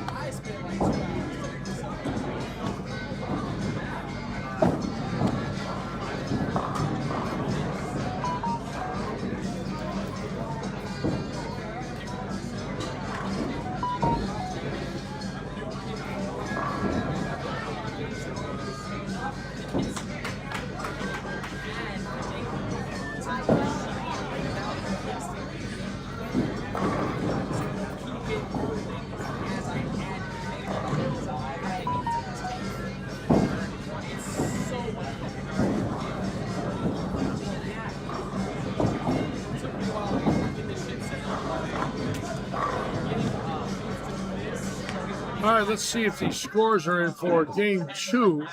I hope they are. Let's see. I'm going to go to lane 6, just throw a couple of games. Okay. All And right. Mila got her ball drill. Okay. Yeah, so she's gonna throw her new ball. What pound? 6. A 6? Either a 6 or an 8. A Or 6? maybe a 7. I don't know. Maybe a 7. So it could be a 6, a 7, or an 8. It could be. I'll find out. Well, a 6 and a I'm 7. right now. Oh, yeah. What she got? What kind of ball? White dot? Plastic ball? It's a twist. A twist. Look at her. She's a big shot. Hey, Mila, what pound is that? 8. Good girl. You- 8 pounder. You got an 8-pounder there? Did you just get it? can I see? Can you want to see what it Show is? Larry. Let me see your ball. Show me. Nice. Your first bowling ball? Is that your first one? You like it? You ready to bowl good? Good, good, good, good, good. Very nice. Congratulations. Okay. All right. Going to lane 6. We'll see you later. See you later. Bye-bye. See you later. How about that? I got a kiss. Normally I give kisses. That means people get the kiss of death from me. Because when I put the camera on them on 300, they'll usually leave a split, and it's called the Litchi kiss. And I just got a kiss. How's that one? Holy mackerel. Don't worry, it won't do anything for my hairdo.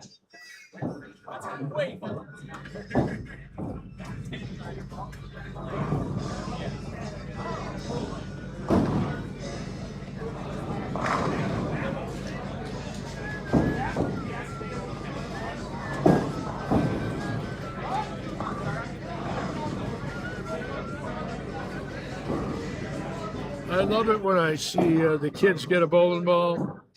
They're so excited.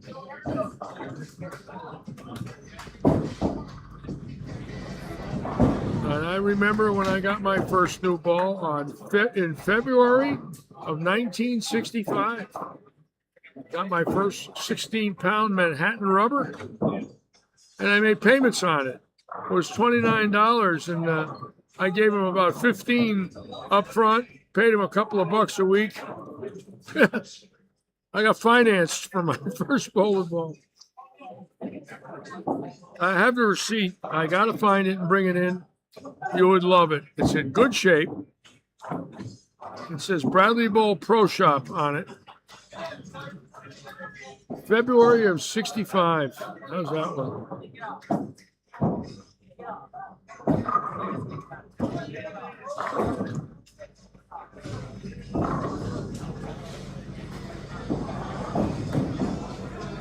I don't think that one's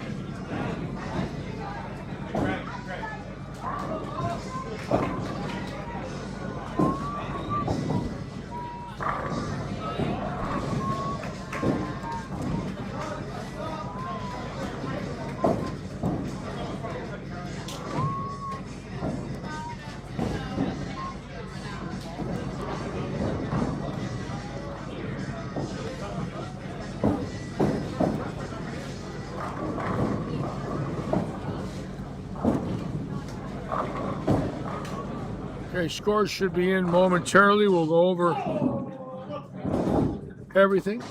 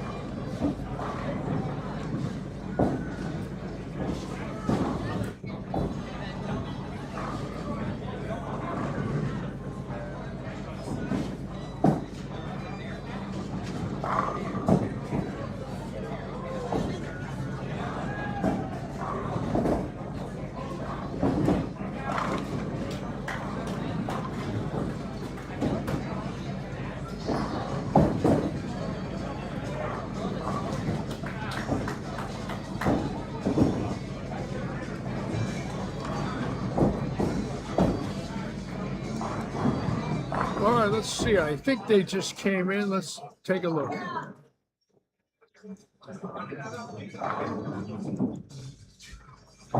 There it is. Gardner, Bullock, and Constantine. 1546. The number's now 1389. And Sizer, Weiss, and Lindsay just out at 4. Courtney, Gentile, and Fife out at 5. And then Pulaski Sr., Hannah, and Bruce Sands, 26. Surprisingly enough, it doesn't happen a lot. But the Stouffer team right now on the outside looking in with Kaiser, Ratchin, and Stouffer, 49 out. Very seldom do they miss a cut. Robert, Eddy, Little, and Rice struggling. They're 144 out. Brandon Rucker, MacGyver, and Henkel, pretty good team, 57 out.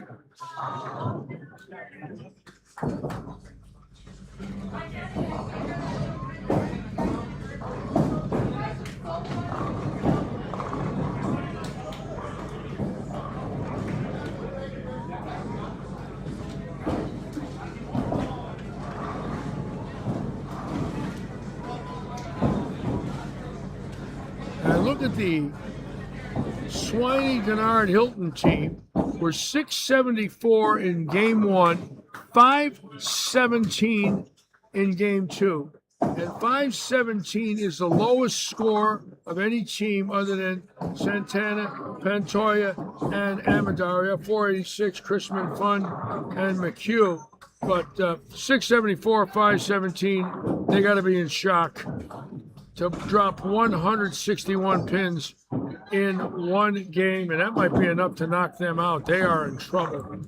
They went from like 5th place to 26th in one game. Sean Legospi's on. Welcome aboard, Sean. Hope you're doing well. You and Chris, hope you guys are enjoying your new life in your new area.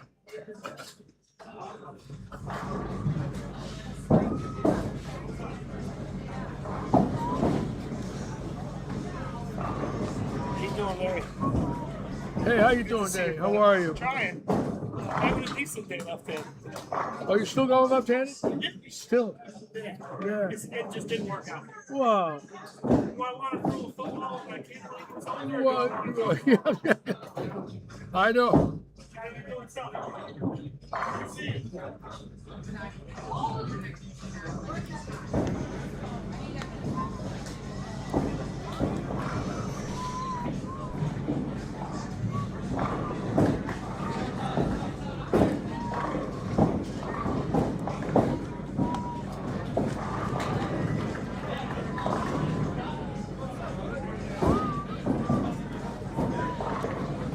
All right, we are in game 3.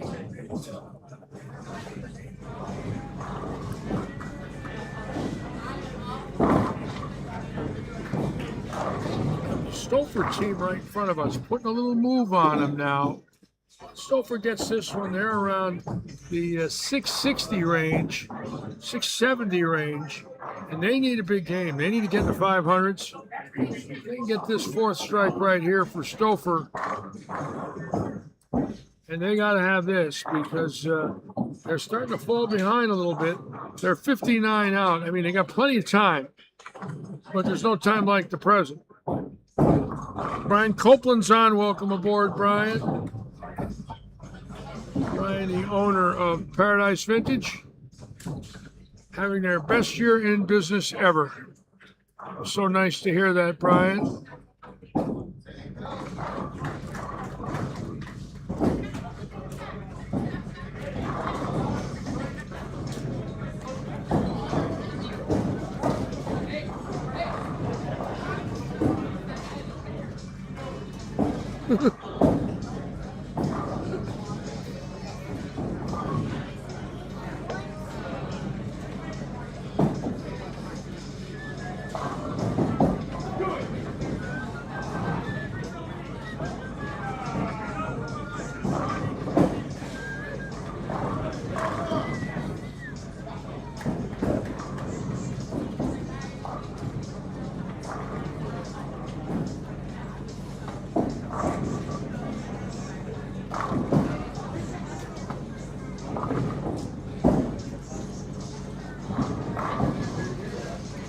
Lori Taylor's on. Welcome aboard, Lori.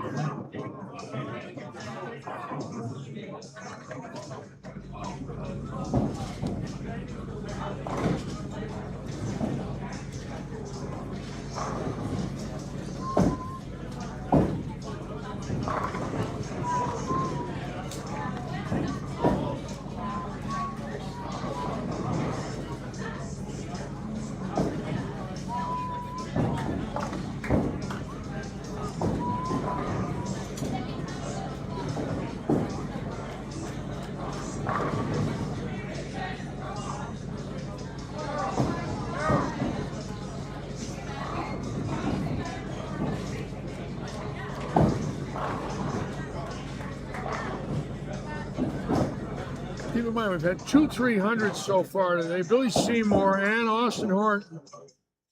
Let's go down and watch Horton down here and see what he's doing. I think he's on 15 and 16. Let's take a peek. No, I think they're on 17 through 20.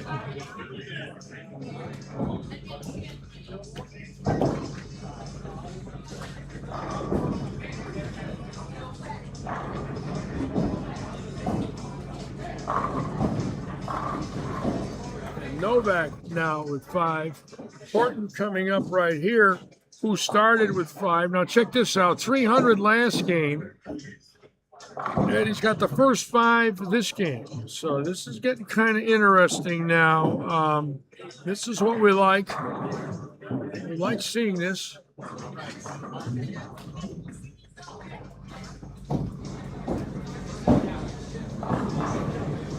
Boy, what a look he's got today. I'll tell you what, the lane's not breaking down where he can stay farther right. And the oil looks like it's just a touch longer than normal, where his ball isn't going to overhook when it touches the dry because he's got so much tilt on it. Right now, he is locked in. Now, when this young man gets locked in, it's like this every ball. It's repetition. He knows he's got a shot. That's 18 in a row minimum for him right now.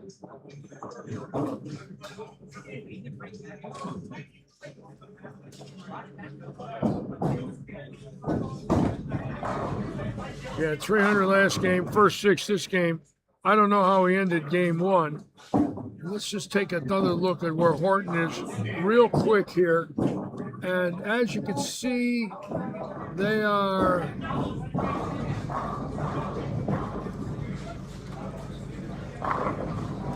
eight pins out of first with 691, 755. So they're trying to put a run on it right now to take the lead in this event.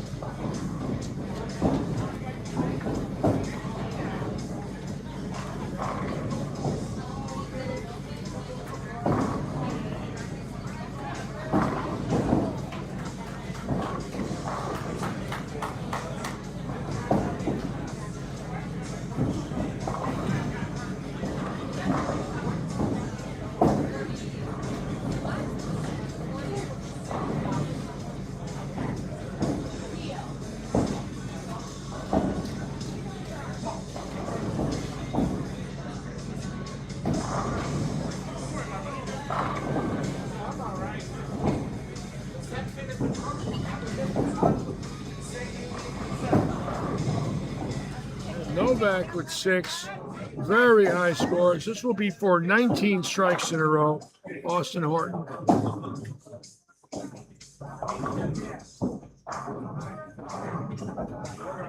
Boy, it's tough to stop that.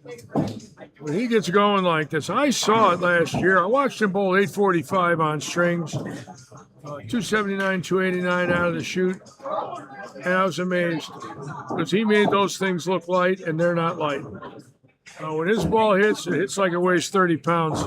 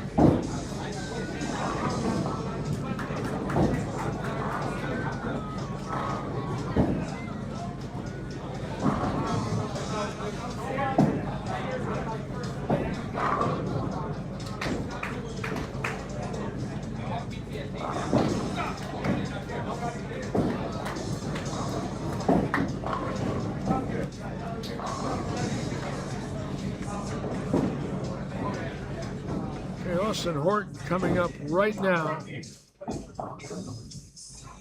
This is for his 20th strike in a row.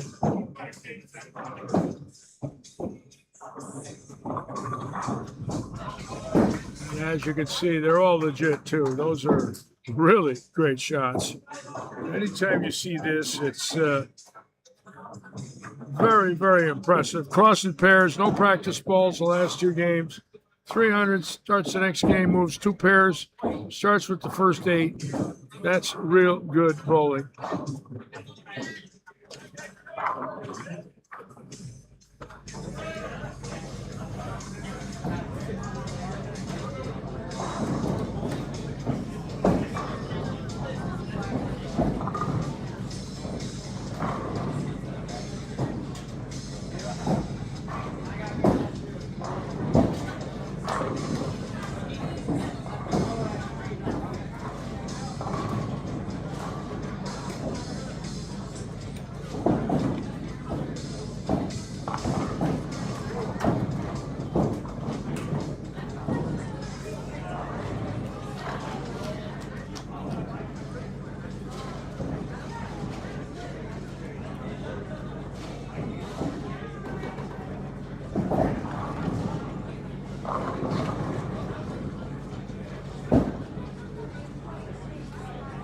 I don't know how Donnie can bowl up there. Would run like that, and tough to bowl when somebody on your next lane. See, look at that. He should have waited. You know, he's up there, and Ron's upset, and I'd have put the ball down and regrouped on that one. Sometimes, you know, obviously, if you're bowling next to somebody that is coming off the approach and they're unhappy and they're still talking, and you're getting ready to take your approach, you're going to get distracted. And a lot of times, you just got to put the ball down and wait. It is part of the sport. You know, there's a lot of emotions out there. A lot of people are bowling. You don't know what they're going to do. The worst thing you can do, though, is start your approach and you hear them. Boy, it's not easy.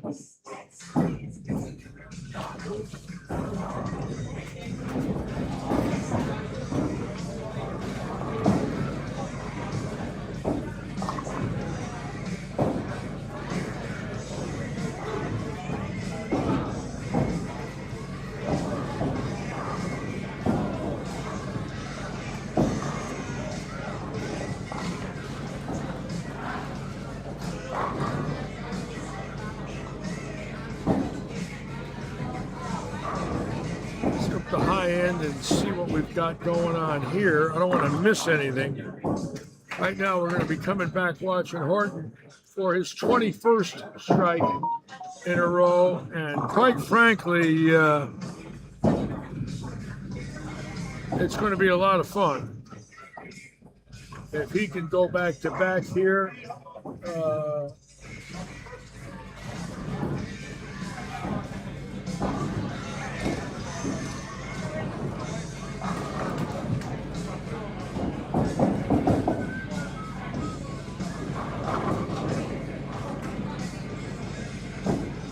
Jeff Novak. And he's got 8. Now this is for number 9 for Austin.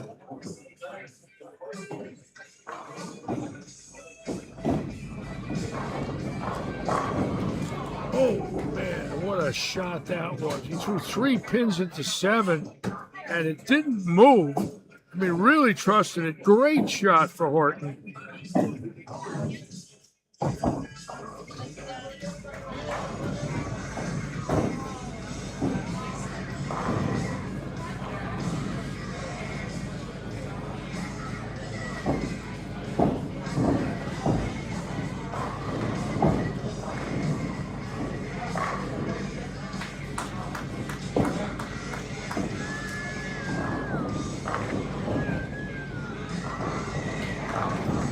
All right, great shot. Got nothing to be ashamed of there.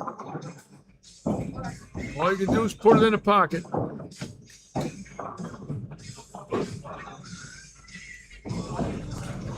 Keep in mind, tomorrow, Q1, 6-game scratch, a big field, $80 entry fee, $500 added by Audi of Fort Myers. It should be exciting. As I said earlier, we do expect the #1 rated college player in the United States, Brandon Bone, to be here. He does bowl out of Sebring, Florida at Weber's International, so he's close by, about an hour-and-a-half ride or so. Not a lot of traffic on a Sunday morning, so he will be here with Daniel Lynn, whose family, unless they're coming in tonight, his family does live in Cape Coral. He might be here in town already. Knowing those kids, they might just take a ride over tonight. Get here where it's nice and quiet. You don't have to rush in the morning.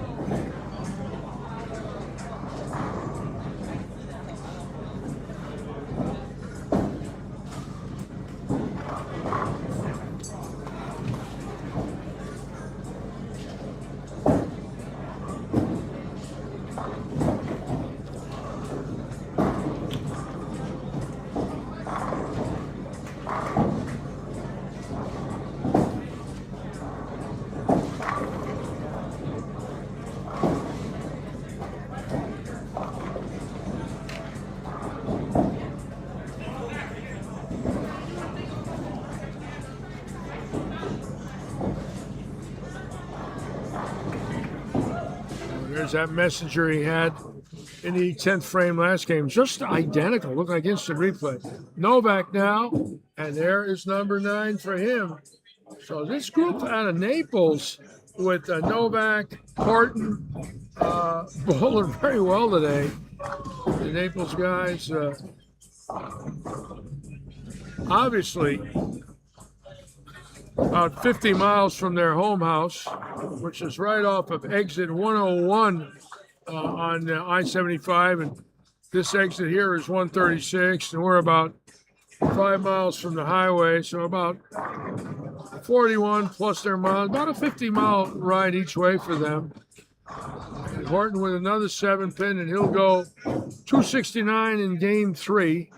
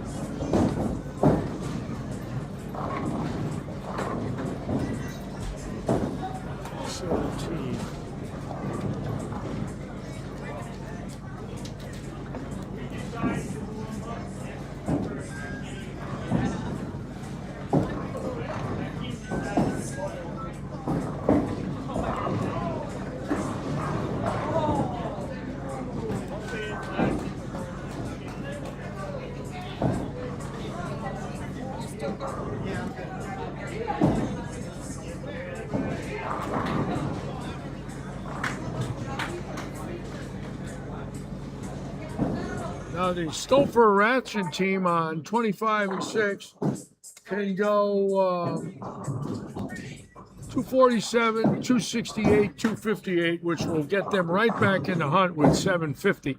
And that is a big game for them. They were out of the cut at 49 out.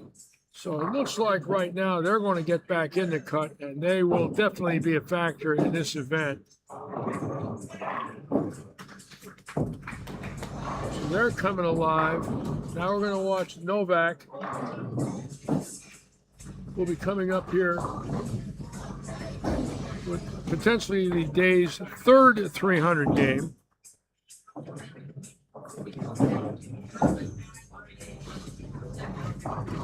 Robert Eddy doing a great job. You know, the boss has taken over promoting the tournaments and building the formats. We had 84 bowlers today. That's the most we've had on a Saturday in a long time. So I want to congratulate Robert. Oh, and Novak got the weak 10. You see that? That 6-pin was in the flat gutter. That 10-pin was standing. The 6-pin just nudged it out from the bottom. The head of the 6-pin caught the bottom of the 10-pin. And that is a break right there, because normally you break the ball late in this house, you're going to leave the weak 10. Novak got lucky. I wouldn't put it there again. Nice ball. Yes, you did. But Robert doing a great job of reshuffling the deck with some of our tournaments. And you don't know till you try, but this is a big one here. 84 entries today. Fantastic. Wow. Now Novak will come up for 300.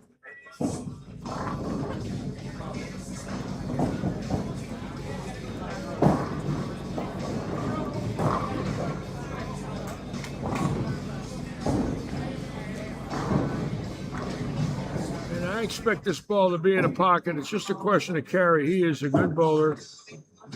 Let's see if we can see another one right here. There it is. All right. Beautifully. Excellent. I love it. The third of the day.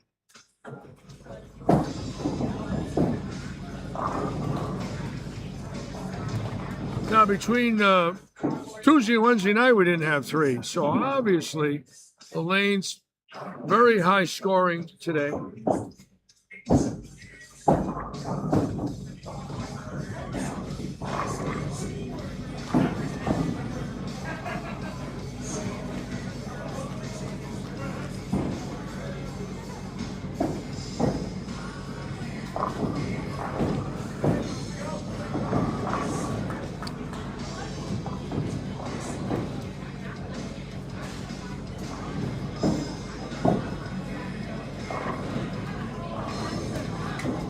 So that's Seymour, Horton, and Novak with 300 so far.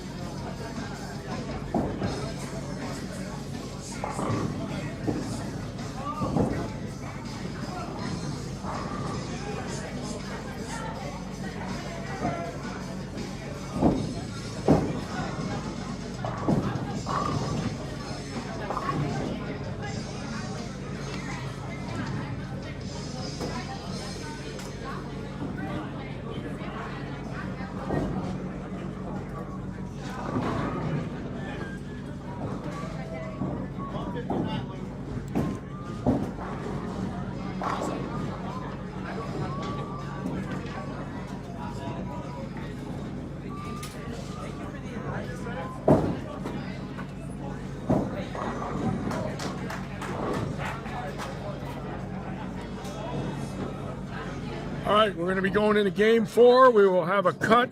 There's 28 teams. We'll cut to 14 after this next game.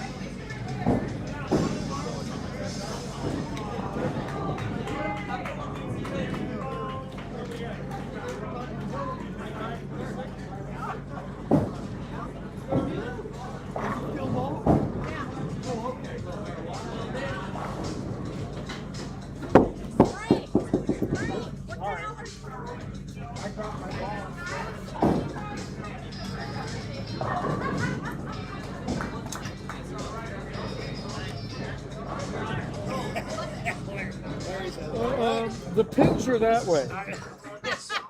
I'm trying, The brother. pins are over there. They're not down here. He can't help it. I don't. I don't. What a mess.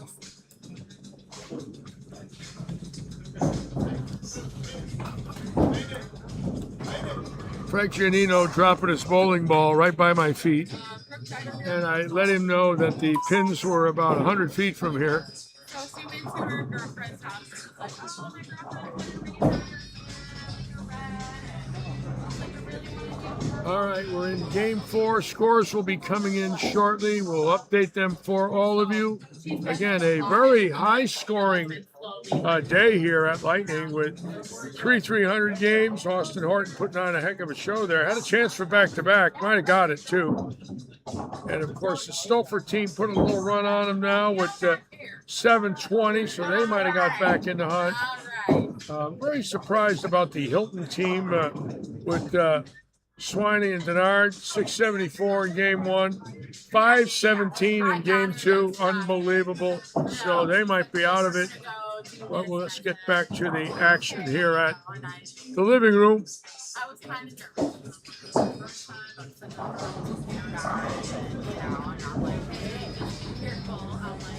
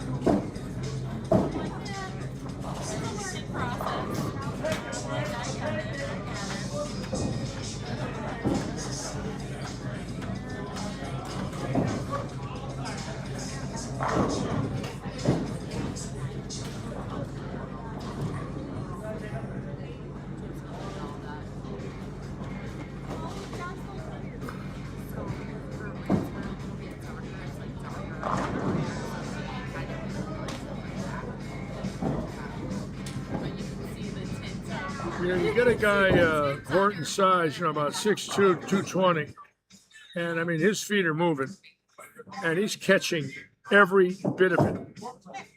The most impressive thing I've seen him do was that 845 on strings last August. I watched it that night. Him go 279, 289. The lanes were not easy.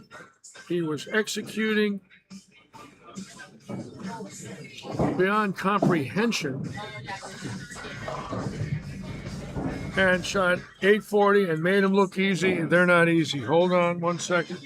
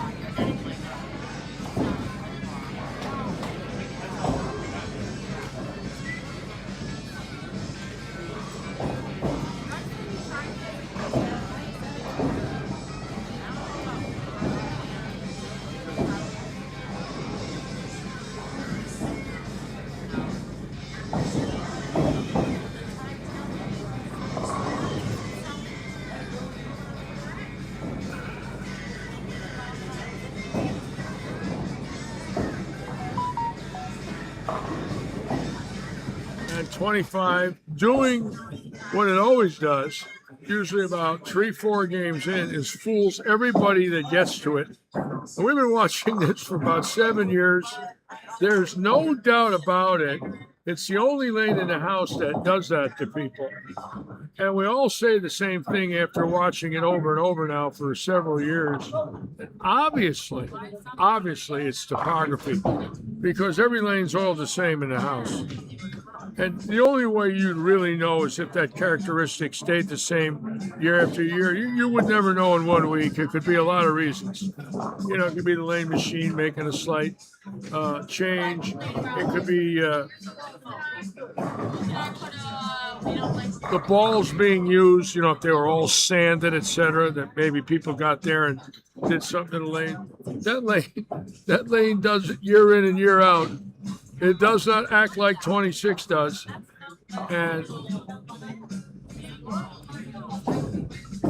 I'd love to know what it was scientifically. I guess we'll never know, but it's obviously topography. Obviously something over the years, 39 years of cribbing underneath. If that crib is sloped left 1/8 of an inch on that last panel, that ball's going to hook off that oil harder than any lane in the house. Because gravity will make a ball hook. People must understand it is gravity causing that.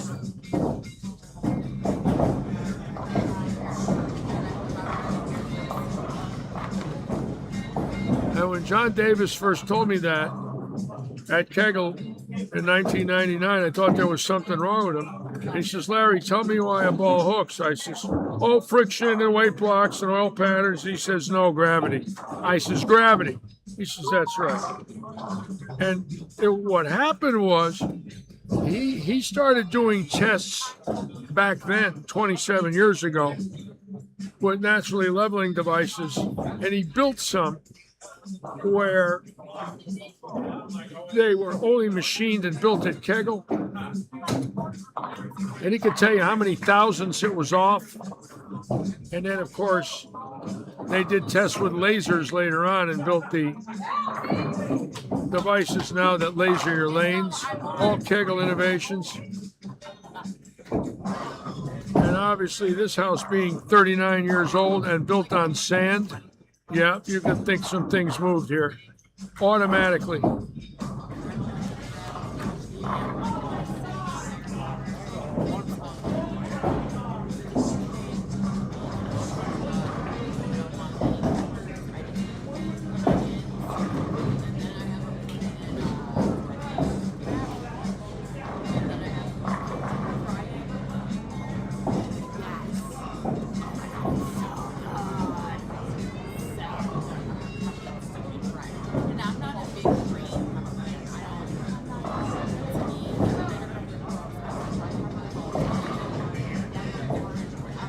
Mike, Court, thank you. I did have Luke check that. He did find an error, so thank you. Yeah, I'd rather know now than if we missed it. Obviously, the error was found after qualifying was over and we already made our announcements. I don't know if this team would make it or not, but we'd sure rather know now.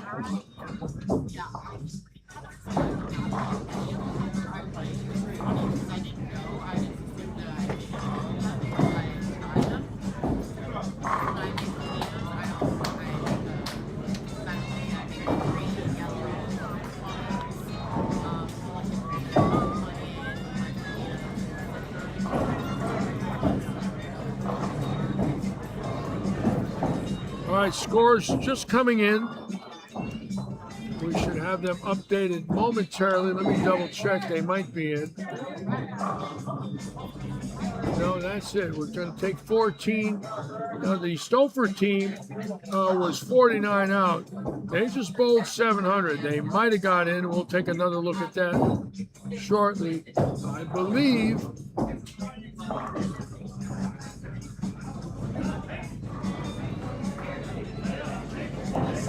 it's going to be a high 2,000, no doubt about it. Scores very high today.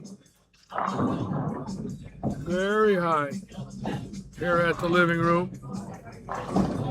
Mike Court giving me the thumbs up. Thank you, Mike. As long as you don't give me the thumbs down, bro, I'm okay.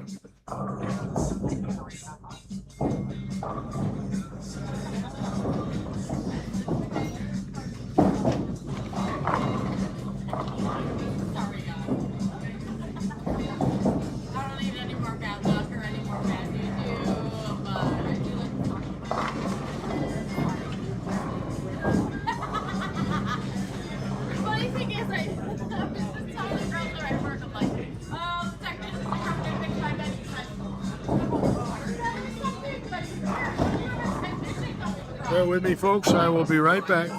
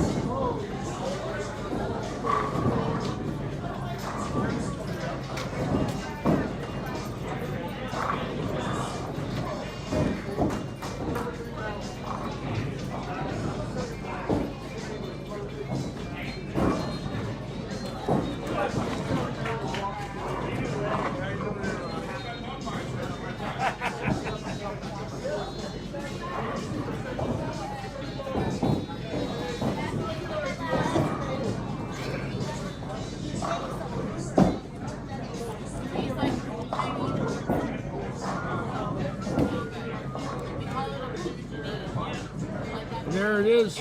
Randall Seymour and Randall, 2280. Giannino, Rice, and Julian, 2276. Horton, Hamilton, and Donegan, 2262. 2241, 2223. 5 teams can definitely take the lead the last game. The Stouffer team, 45 out. I thought with that 719 they'd put a little run on them, and they didn't. Wow. Unbelievable. So they need another big game. Swiney, Denard, and Hilton, look at that. 674, 517, 733. How is that possible? How did that happen? 674, 733 with 517 in the middle. It's unconscionable how that could happen. I don't understand it, but numbers don't lie. Novak with 300 and the Martins got to 49. So really, right now, with Swiney, Ratchet, Novak, those 3 teams, they need at least another 700 to get in. They might not have enough firepower to get that. Let's get back to the action. Oh, I love the keyboard warriors, Michael. I love them. I would like to send them some Christmas cards and my thoughts this year. Although it's been pretty good, I must admit, every once in a while we have a show where some people get a little out of hand, as far as I'm concerned personally. They get a little out of hand and a little inconsiderate, but I wouldn't say it's habitual in any way or form. Absolutely not. Absolutely not. I think it's occasional. It's never a lot. I think it's just the way the stars line up.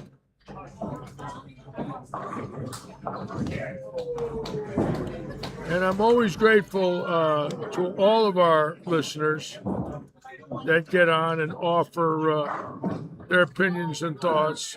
We don't like to chase people away, but every once in a while they get a little, the natives get restless. I guess that's the way you could put it.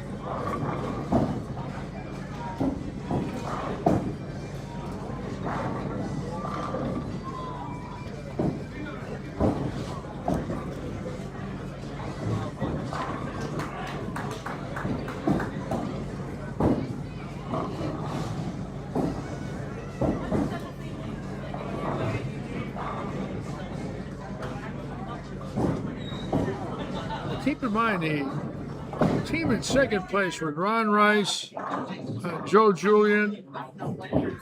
Interestingly, a full handicap team in a day where the scratch teams seem to have the advantage.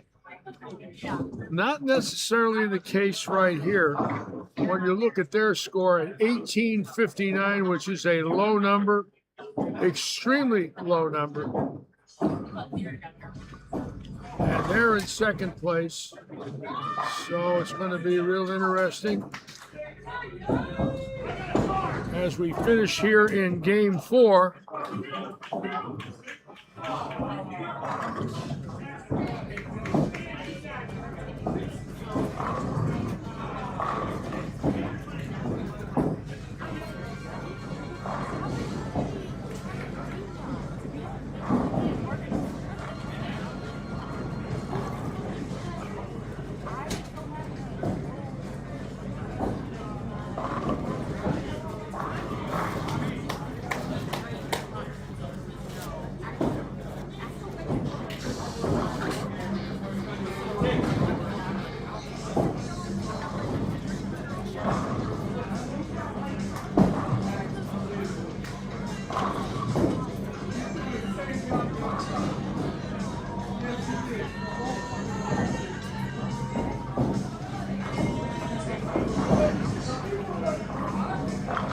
Dude, what are you doing there, dude? What's up? Villages on Huh? Monday. Villages on Monday. Oh, okay. Good luck out there. Good luck at the villages. I got a game plan.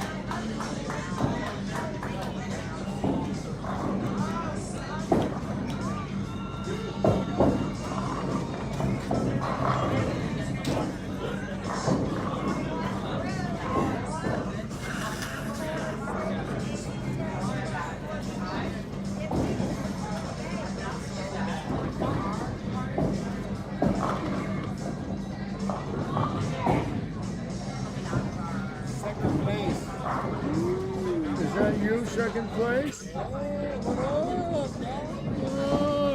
might have to do an inquiry and an investigation.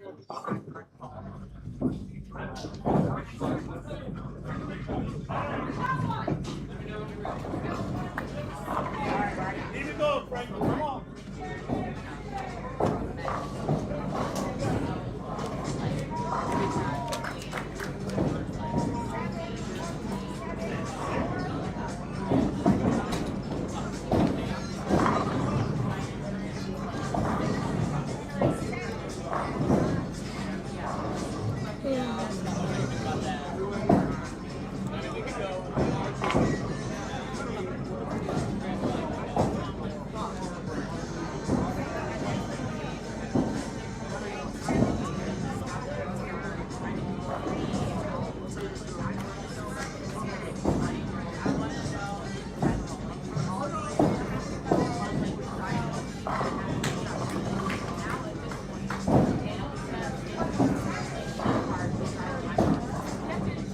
Let's take a look and see how many teams are just out looking in. Right, again, we've got 31 for Swiney, Hilton, and Denard. They're bowling a pretty good last game. We're going to check out Ratchin, Stolfer, Novak, Martin, and Martin. Now, that's a good team. And right now, they are on 23 and 4. And Novak, Martin, and Martin have a good game going. With Novak coming up now, possible 269 in the wood. Ronnie Sr. 194 right now. So they got 219, 194, 249. They're at about 670 before they bowl the seventh frame. They have a shot at it. They can't make any mistakes, though. And that was one there. You see, they're breaking down now a little bit. And what they've got to do is they've got to make sure that they take advantage of strikes now. Spares aren't going to make it for them. They have to keep striking. So every time they miss on a strike, they're running out of time. This is game 4.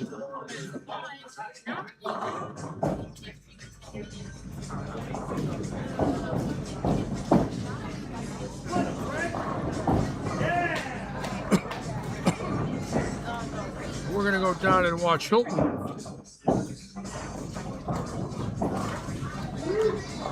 Who stands with a possible 300 here?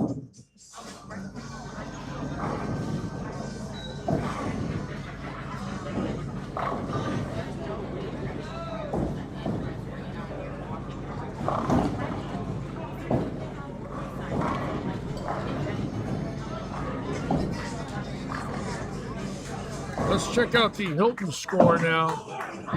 Right now, let's see. Swiney at possible 279, Denard 150 range. Was that?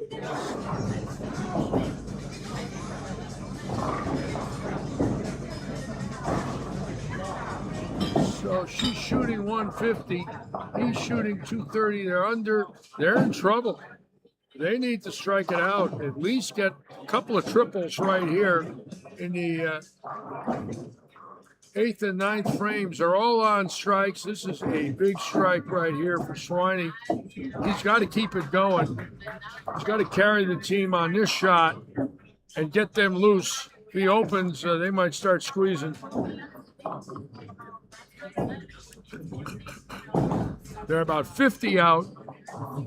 They've got to get close. I would say 680 or more.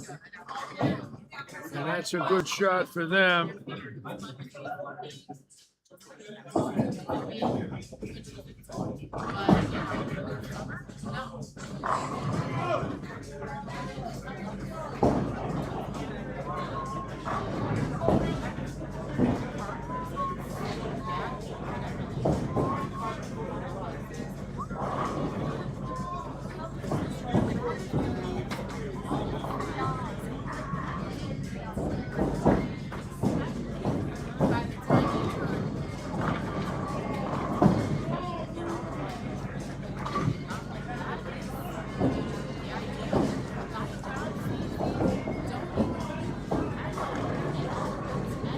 Denard struck.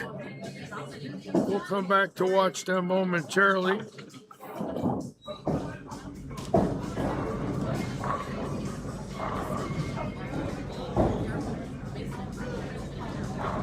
We'll go down here and watch Bruce Sands also.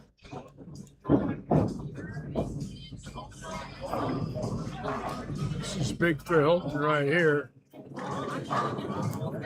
Boy, that was a pretty good shot.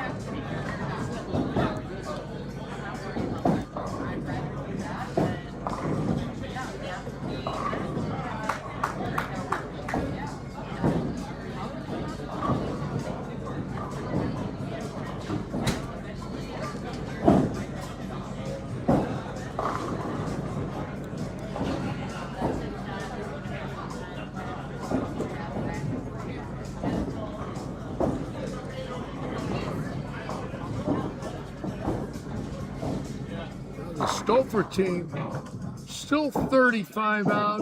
Rathjen shooting 2-0. Kaiser shooting 240. Stouffer possible 270. And being 45 out, they need a strikeout. 680 ain't going to cut it. They've got to get well into the 700s to have a shot here at it. They do have an opportunity to do that. But if you'll notice right now, Kaiser would have 267 in the wood if he can get this one. Oh my God. And that might be enough to bury him right there. I don't know if they could have afforded that. So that's a surprise, because that is usually one of the teams that has a very good chance to win. They might not make the cut.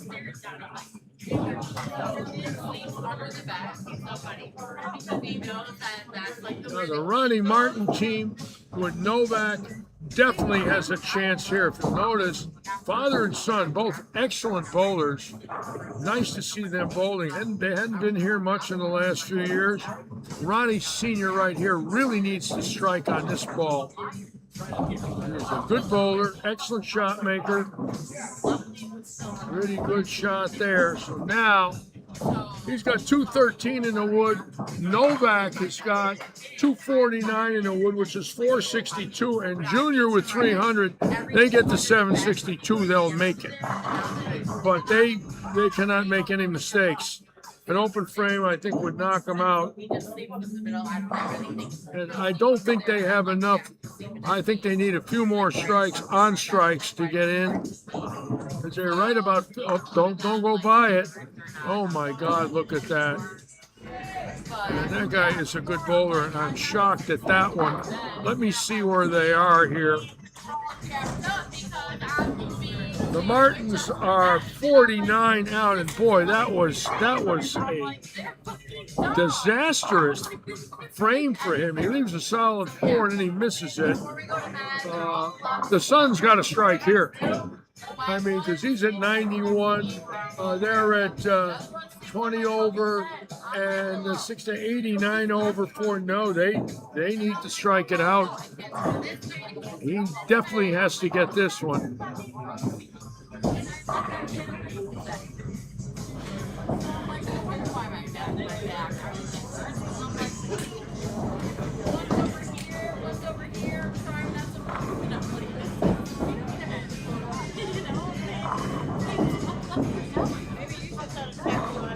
Attaboy. That was a great shot for him. So they still have a chance. Obviously, with Novak and Junior, if they go out, they're at 549. So even if the dad shot 191, they'd have enough at 740. I don't know if they'll have enough at 680. So this 10th frame is the big difference for them. Let's go down here and watch Bruce Sands, who does have a shot for 300 here. And a little high, and that ended his day. But still, that guy's become quite a good bowler. Very hard work, bowled 4,000 practice games in his bowling center in the last 2 years. Took it up late in life, retired, had some time, and has become a very good bowler, and I'm happy for him. He's paid his dues. They don't fall by themselves. The man's very dedicated.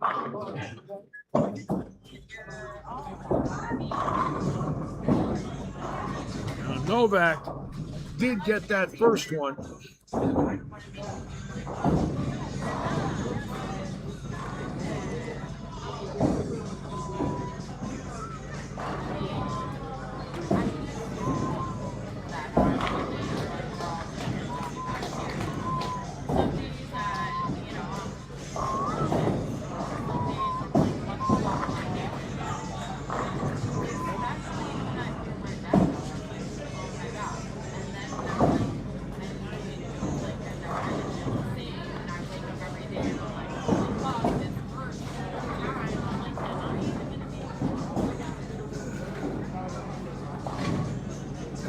A 7 pin. So Novak, let's go down to 23 and 4 and watch them.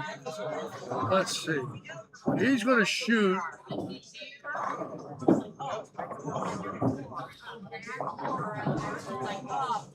.238. So let's say the senior goes 191. That would be 429, 729 with a strikeout. That might be enough. 729 with a strikeout, and they are 49 out. Yeah, they're going to need them all. I don't see them getting in unless they close the door here. Now, Senior can catch a double. That'll take enormous pressure off his son.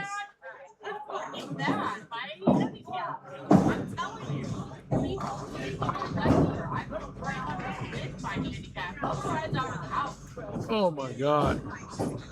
He just got fooled. He doesn't realize the middle of this house hooks. Look at his game. 4 opens, 3 splits. Oh, he's got to be livid. What a shame. I don't think that they're going to make it. Unless a miracle sets in. Now let's go down to the Stouffer-Rathjen pair with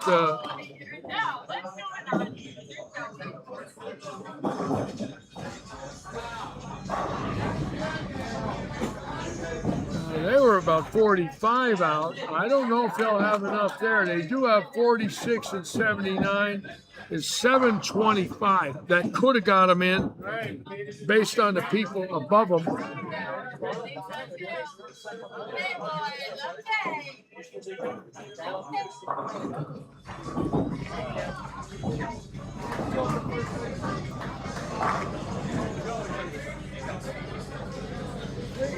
And Ron Martin Sr. made the 4-6 in the 10th frame when I got off him.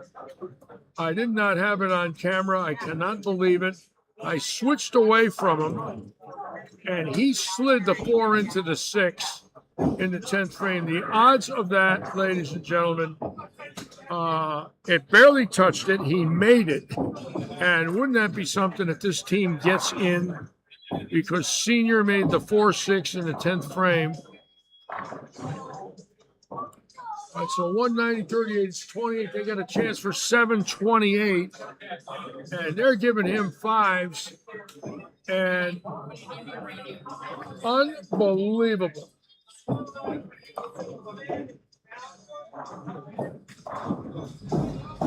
So now his son, I believe, has to double.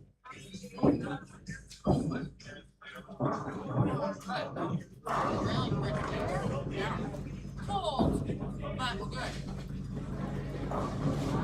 They're not mushy, they're not, yeah, pretty good.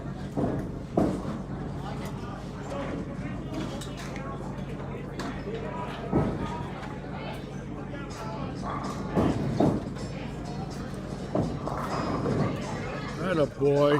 They might get in. I think we have a shot for me. One thing about the son, he's a pretty cool customer. If you'll notice, not a lot of emotion there. He's got great focus. Does not bowl a lot, you know. Recent years had some children, and obviously, it was on camera. Good, I hope so. I hope I didn't miss it. Thank you, Mike, for that. Boy, I don't want to miss that. It's one of my senior moments where I had it on camera and I didn't know it. You could tell my brain is functioning 100%.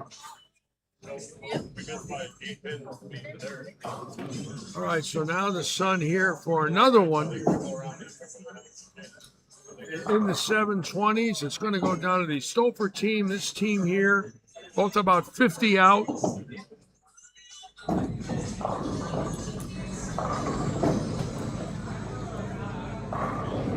Wow. Look at him. He's not even, I'd have been running and dancing if that was me. I love it when I see composure like that. It's tough to do, but this young man has shown it before. He bowled very well here in a PBA non-champions regional a few years back. Almost, the 4-pin went down and then I switched. Well, as long as we saw it, I guess most of it, right? Like a quarter of it. All right, this is for 300 and the 4th one of the day. Here we go. Seymour, Horton. Yo, there we go. All right. Now, this is getting interesting. Very interesting. And this could go right down to the wire.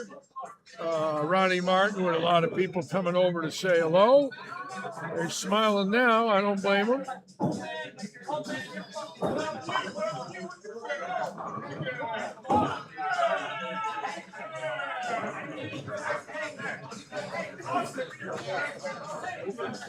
So Novak with 300, Martin with 300, Horton with 300, Seymour with 300, 4 300s today. Now we got to see if they get in. Now they're going to have a beer or two. Look, a little celebrating, a little toasting, right? Okay. You're allowed to do that. All right, so the scores are going to come in. Wow. That's a big game with the father making the 4-6 in the 10th and the son shooting 300 to have a shot and make the cut. That's what bowling's all about right there. That's a fantastic finish. 238, 190, 300 with a 4-6 and the son striking out in the 10th for 300 for a father and son, a 4-6 conversion. So now the scores will come in and wow. Well, if they get in and win this thing, what a 10th frame that would be. So there they are. They were 49 out when that happened. The next question is, what happens to Solomon's team above them? Medeiros, Lindsay, obviously, Swiney and Hilton above them also. And let's see what Swiney and Hilton did down here. And they went 278. And look at Janine, 278, 134, 237. Oh my God. So let's see. That's 78, 08, 12.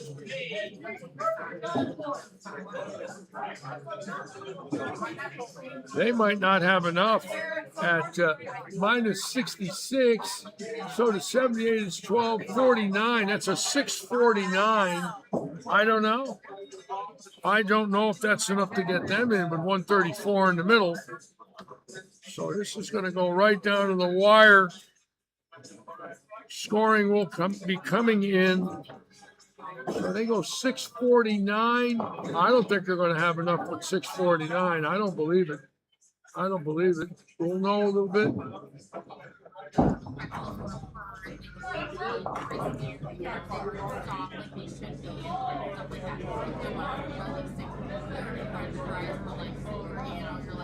All right. Scoring is now being tabulated by Luke. I like to call Luke. I like to name Luke after Paul Newman. Cool Hand Luke, there he is over there doing the scoring.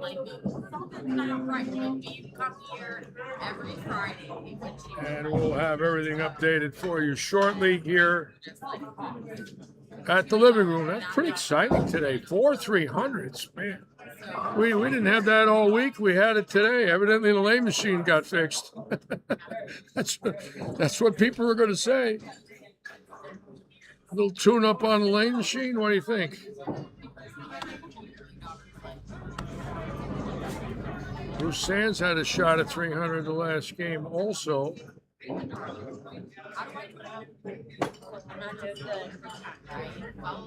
All right, let's check again here and see if there's any updates.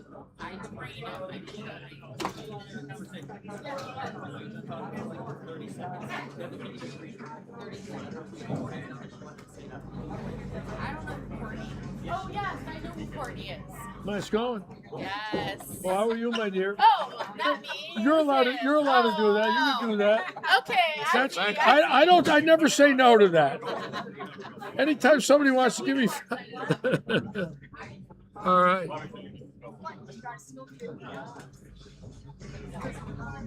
Kurt Randall, Billy Seymour, and Shannon Randall looking good.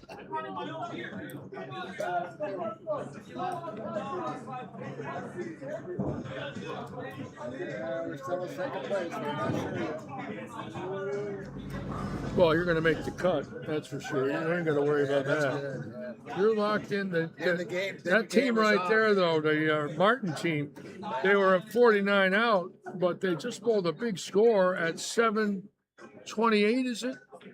Yeah. And they have a shot. 7:32 with handicap. They have a shot at it. All right, we're waiting for scores. They're not in yet. The Stolford Kaiser team is close.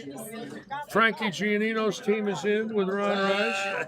Frank, is that the senior team? Yeah, damn right. The senior members? We got old people. We're in second place.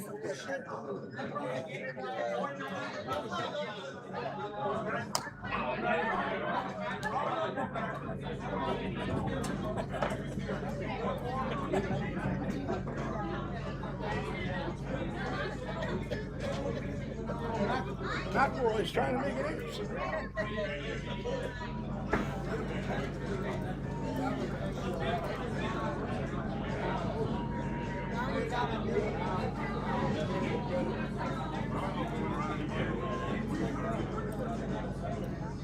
We'll get there. We'll be there.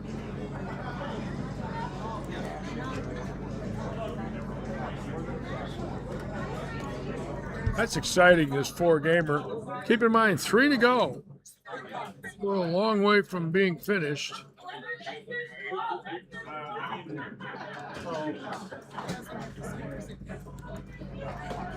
No, nothing yet.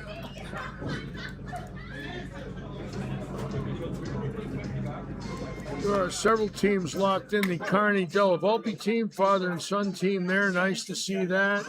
Keep in mind, they got a 100-pin lead.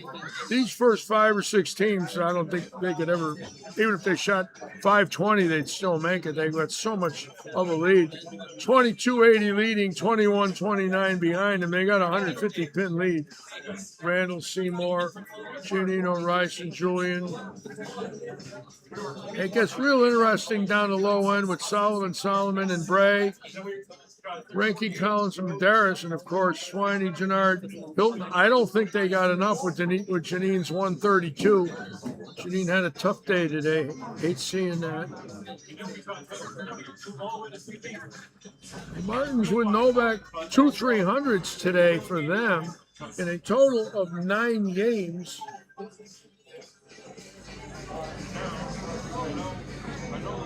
So a total of 12 games, 2 300s. Boy, that's serious bowling there.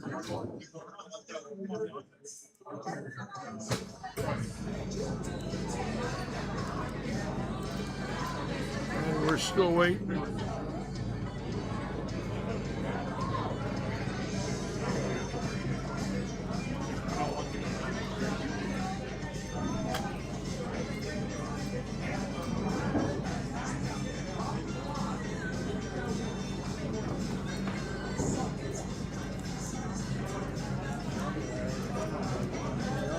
Oh, you're in, Frank. You're in. I'll buy your spot right now. I'll give you $2 for your spot right now. I'll give you a kid. I'll give you a deuce, whatever you make. I get it. I'll give you 2 up front. I'll pay. I'll give you $2. Here's 2. We're going. A deuce? We're deuce, baby. We're in. Maybe I can get 33% off on a slice of pizza. And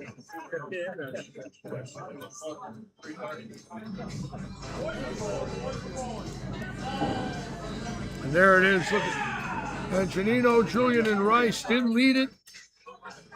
And look at Swiney, Denard, and Hilton missing by 27. And the Stouffer team did get in. And Novak and Martin team got in. Look at that with that 728 to get them in. Now this is going to be interesting because that team could win. Keep in mind, all the pins are dropped. There are the 14 teams. That's it. Rapchin in, Novak in. Stacy Sizer's team bowled very low with Terry and Greg Lindsay. They're in. Austin Horton's team bowled great today. And the high scratch team was Horton, Hamilton, and Donegan at 27-47. Kaiser, Stouffer, and Ratchin at 27-34, and there they are. So we'll have our roll-offs shortly for you. What are you pointing at? I'm just looking. Why are you looking? Why are you pointing and looking? I just want to see what everybody else did. But why you want to see when this is all that counts right there? I know. The heck with those other teams. You got it. You got to be worried about the number 1 team. We got because your team is number 1. Yay!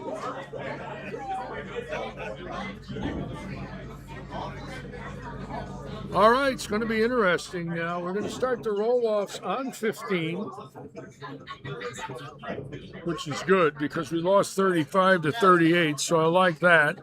So we'll be able to watch everybody in this first roll-off game. Keep in mind, we're going to cut to the top 7 teams. Then they'll bowl the game, and we'll take 4. And in the top 4 will go to Game 7 for today's championship. Should be a heck of a prize fund today, too, with 84 bowlers. So we'll be giving you those numbers as the finals go on. Congratulations to those of you that have made our first cut. We'll be calling out the assignments for our cut of 14, so please listen carefully. On lane 15, we have Team Lockhart, Lee, and Richardson. On 16, Gardner, Bullock, and Constantine. 17, Horton, Hamilton, and Donegan. So this is the way it will look. We'll be down here. Randall, Seymour, Randall. 19, Courtney, Gentile, and Fife. And then we'll go down and watch. Kelly and Bonilla. Let me do something here real quick. Kluski and Peacock. 22, Sizer, Weiss, and Lindsay. 23, Ratchet, Kaiser, and Stouffer. 24, Esposito, Worrell, and Eurosis. 25, Carney, and Delavolt. 26, Novak, and Martin. 27, Giannino, Rice, Julian. 28, Ranky, Collins, and Darius. Many of you guys are on the same pair that you just finished on. Please come let me know.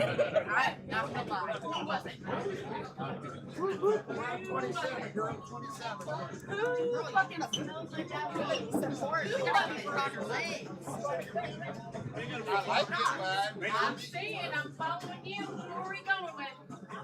That's all you. See, I said that too.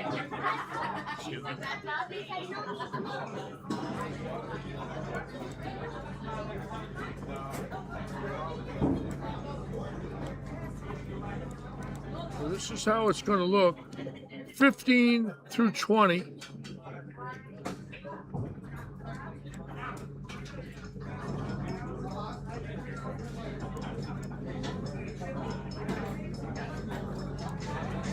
I did not do good. I know you struggled today. I saw that. I'm better than that. I know. But I enjoy watching you do this. You like watching me? Yes, you look very nice today, by the way. Well, thank you very much. Thank you. Yes, I am better than what I did. I know you are. Well, one of those days, just stay. I like to do good. Just stay with it. You'll be all right. You'll get it. You'll get it. I will. I know you will. I'm fucking left-handed. Well. He goes, I'm left-handed. Yes, I heard that. I'm sorry. I'm sorry about that, folks. Every once in a while, we have somebody that uses an extra word or two, and keep in mind, this is their living room. They're allowed to do that. I do not encourage it, but there's not much I can do about it.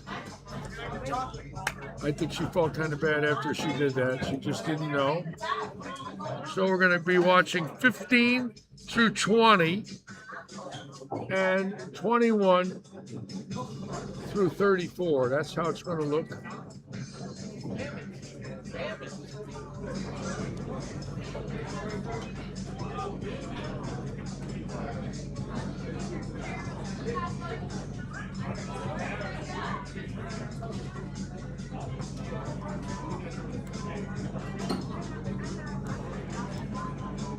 All right, first cut bowlers, you guys can get 2 balls per person per lane for practice. Once both teams are in the pair, you guys can go ahead and hit the check marks and get started. We'll be around in just a moment with score sheets.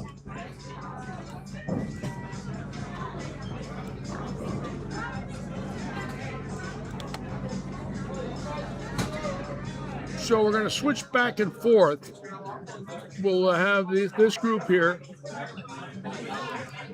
and this group right here, And we'll just go back and forth and try to keep you all up to date on this. Keep in mind the bowlers are going to each get a couple of balls on each lane.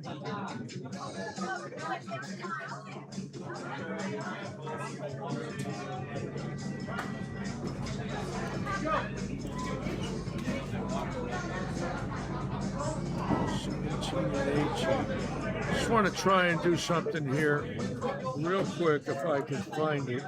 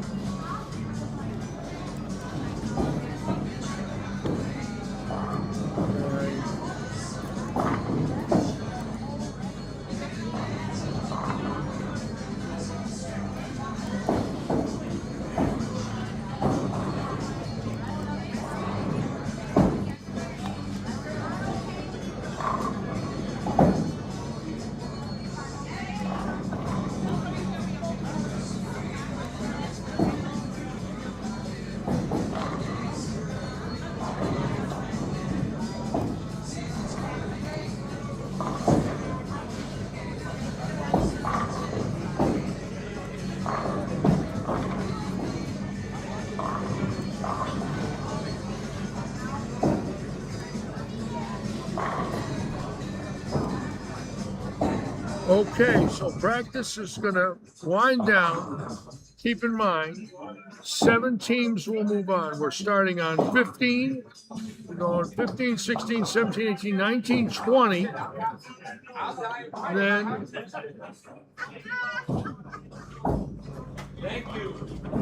21, 2, 25, and 6. 27 to 30. That's how it'll look.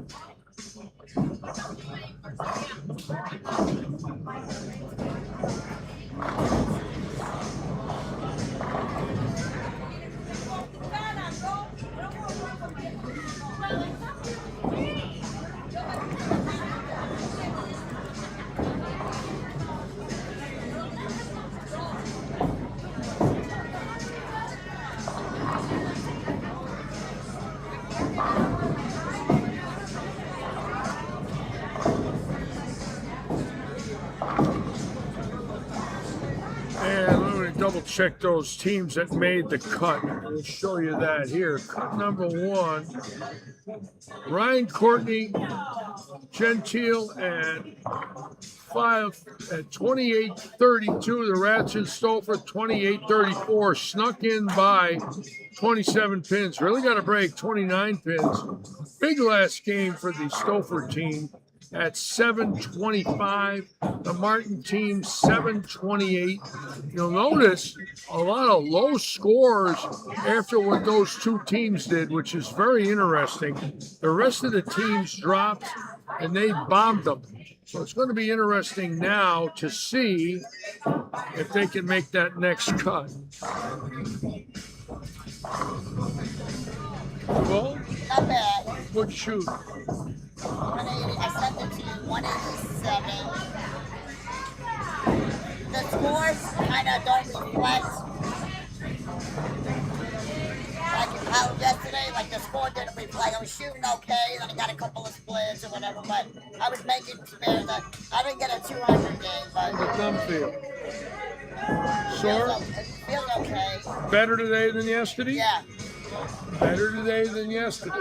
Well, that's good, because that means, obviously, if you continue on the right track. Well, if you continue to bowl and the soreness goes away, then we are on the right track. Yeah. It was sore to begin with when we started yesterday, right? Yeah, the thing is, I'm fresh today. I didn't work all day. Let me just see something. I just want to know something. Does that hurt? Well, that hurt the other day when I did that. So now we'll know. Maybe then. It's a little tender, but it doesn't hurt.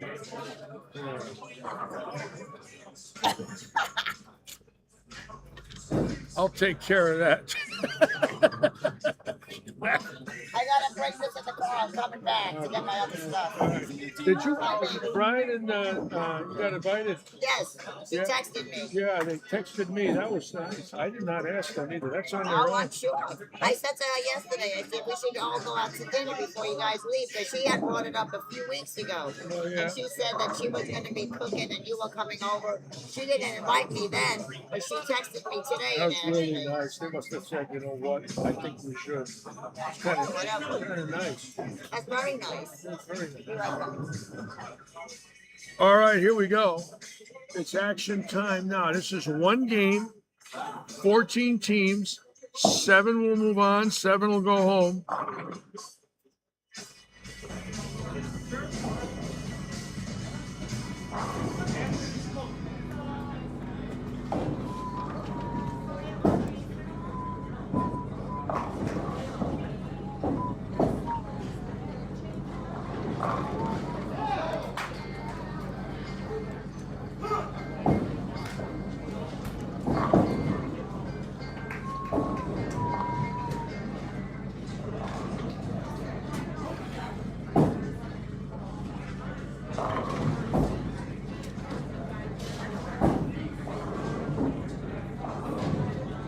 I think this is really anybody's, any one of these 14 teams could win it. They're all different.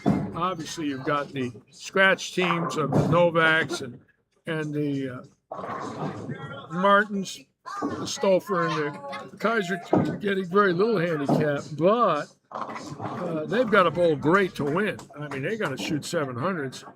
And then you've got the handicap teams where, you know, a couple of 180 bowlers bowl 220, you know, that's 280.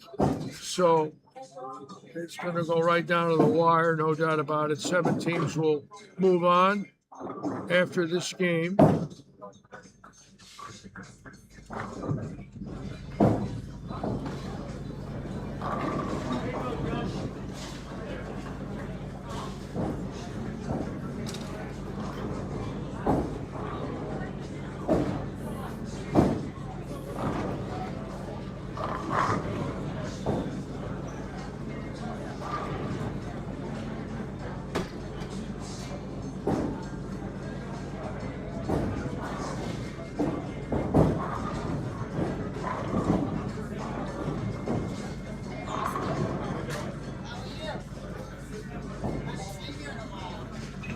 So it's 530, 400, 300, 200 is the numbers.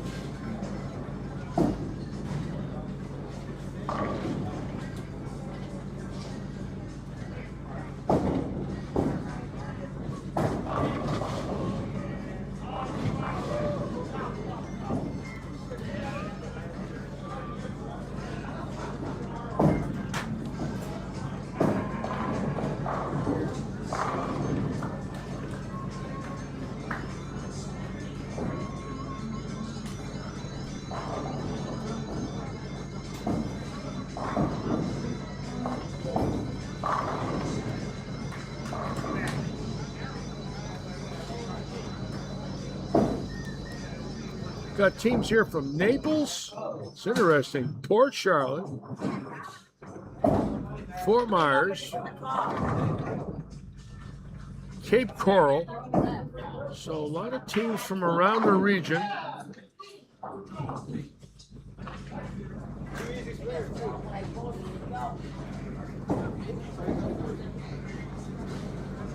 Really nice to have Donnie Donegan with us today, who GM'd us for about a year, and now is at Naples at the old Woodside Lanes. I guess it's, I'm trying to think of the corporate name. It just escapes me for a moment. Don't mind me. Bowland. And there's so many corporate names now that have changed. It's like I get mind boggled with it at times. Bolero's now Lucky Strikes. Some of it's AMF. It's like it's a little confusing. Then there's Bowl 360. And then there's name changes. And I don't keep up with it as much as I should.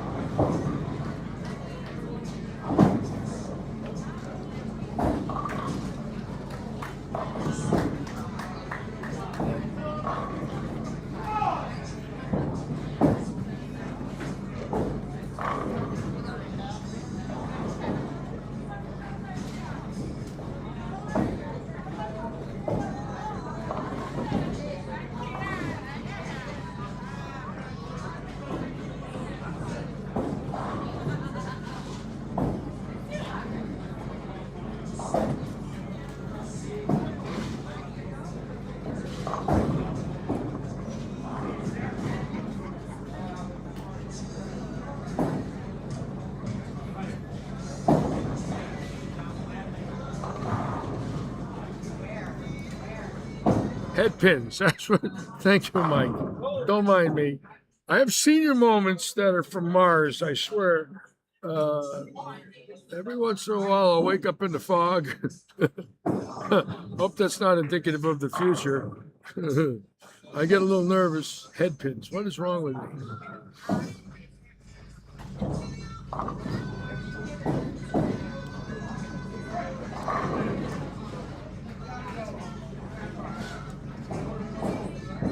That was not intentional either. Just for the record, I really, I lost it there for a moment. I think I'm going to change my diet. Just go to more cheese and more dairy. That'll really straighten me right out.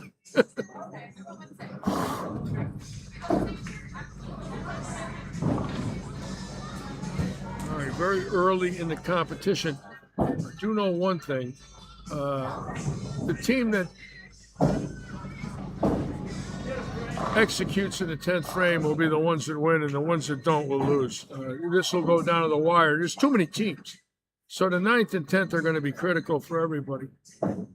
Look at Logan and Hunter right here. Hunter got 3 in a row. Look at this. She got 3 strikes in a row. No, she started with spares. See, they're getting a lot of handicap. So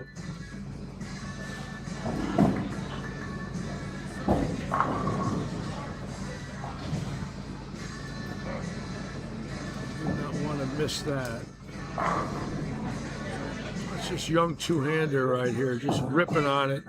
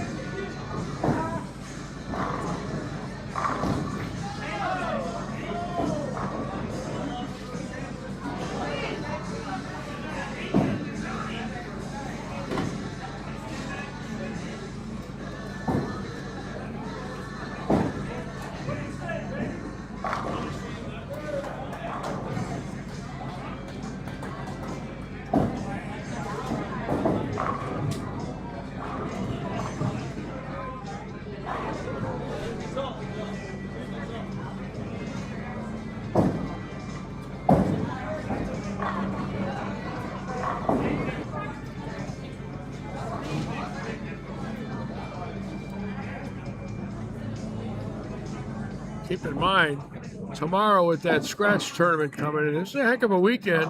We're certainly going to break 100 entries for the weekend. It's been a long time since we had one of them.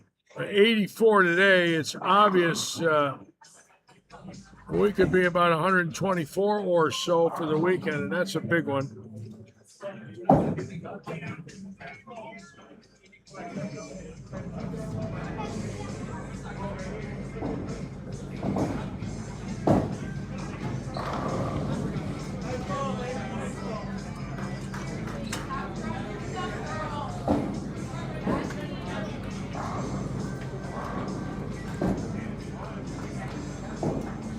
Strangely enough, of course, we're only 3 frames in. Right now, no one has started out with 5 in a row. We do have a couple of triples, some teams in the 4th frame.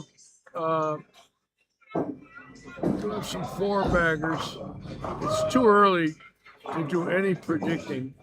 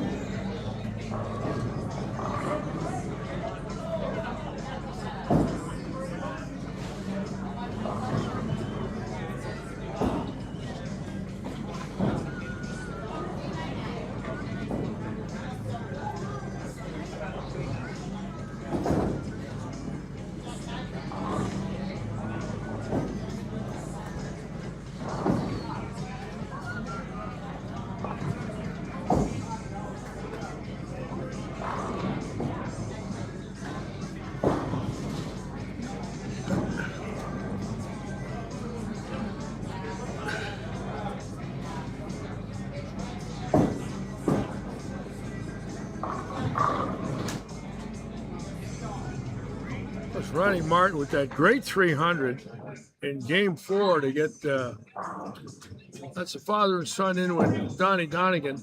And right now, interestingly, when you look at 25 and 6, you want to see something wild. You know, he shoots 300 the last game to get him in, right? Now look at their score this game. We got 3 spares, a strike, and 2 spares. So in 9 frames, they have 1 strike if he makes this 10-pin. In 9 frames, 1 strike, but they're in the hunt. Keep in mind, They've got to finish 7th or higher.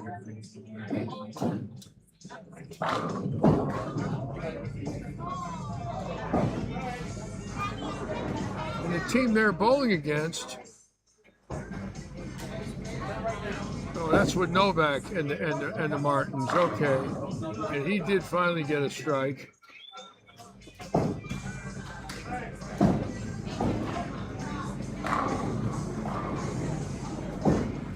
Take it, Deuce.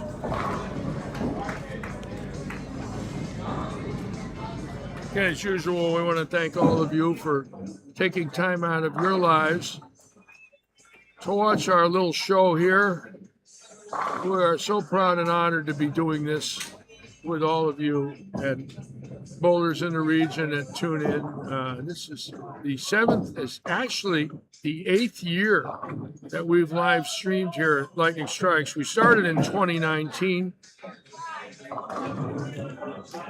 And I did it until May of 21 and then came back in July of 23 and started in August of 23. And I must say, it has been pretty cool. I had a lot of health issues along the way, but I found that for me personally, this was a savior to be able to do this. It kept my mind off my health issues. It kept me positive, knowing I could still be involved in the world of bowling, which I've been my whole life. And to have this now is a gift. I consider it a gift. I really do. It's always nice to make a few extra bucks, but to be able to be doing this at this time, at the age of 76, is a gift, no doubt about it.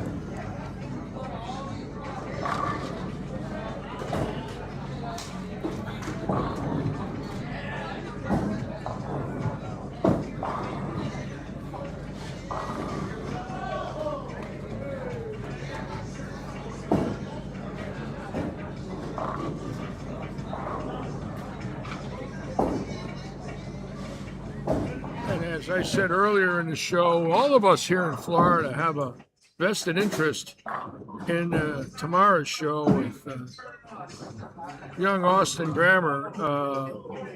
It's very exciting because if you take away Ethan Fiore's win last year, we haven't had a youngster win on that tour in a long time. We have Daugherty still out there, you know, but he had won a PBA event many, many years ago.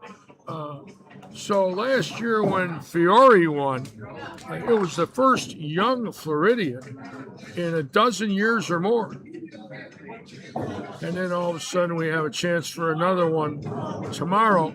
I was trying to figure out, other than Daugherty, who the last bowler was to win besides Fiore,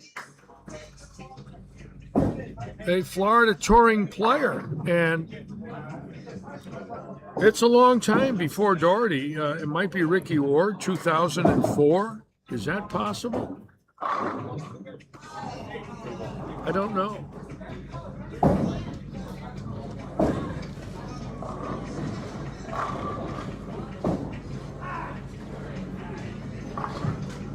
Hoskins is gone. Duke, of course, won, but he had won previously. In other words, I'm talking a new bowler to actually win on the PBA Tour, his first title I think it was Doherty, and then many years went by, and then it was Ethan Fiore, and now we have Grammer tomorrow. I can't think of anybody in between that won. It's an interesting trivia question.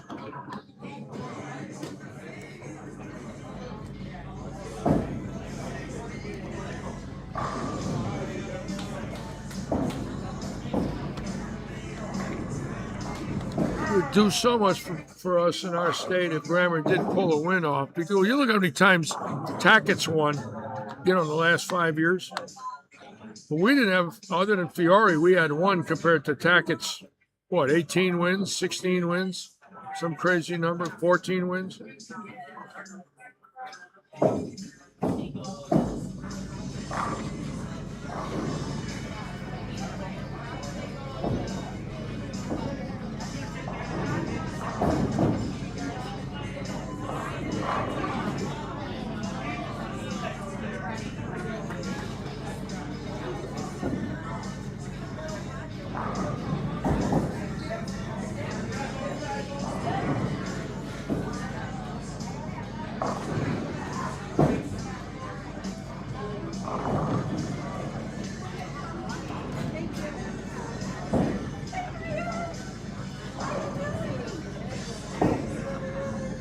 Now on 15 and 16, we do have somebody with a string, so somebody got out of the box real good down there. Let's take a look and see.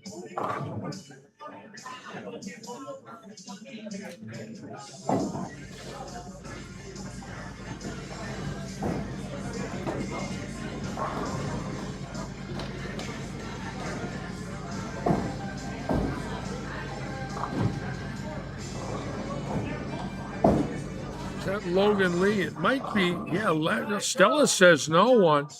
And you're right. I'm right.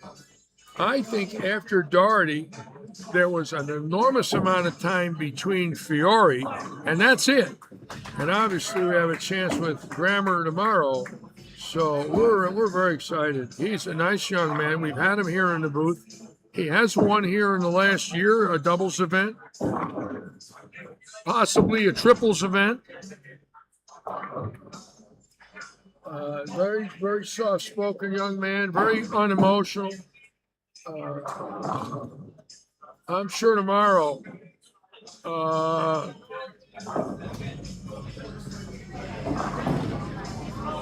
to be a lot of things going through his mind. He's got to stay relaxed. He has a relaxed demeanor. He's not high-strung.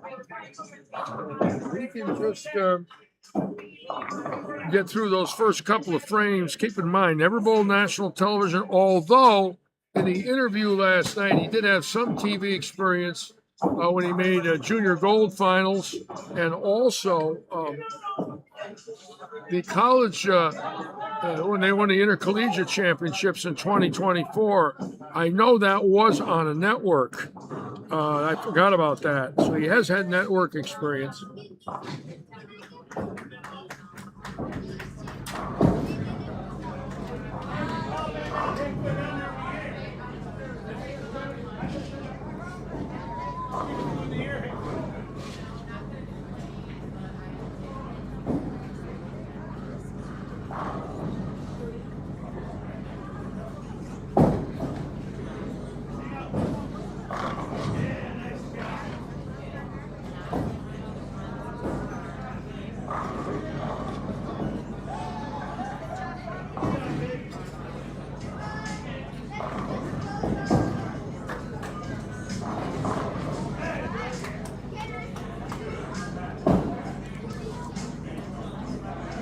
Right now, the teams are 19 and 20, 15 and 16.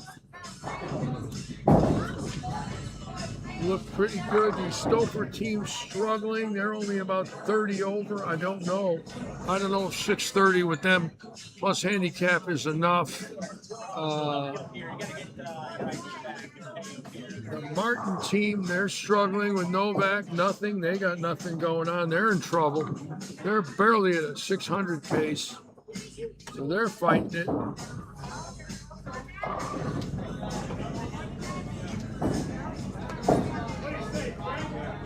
And Logan Lee right now is the only bowler with a shot at 300.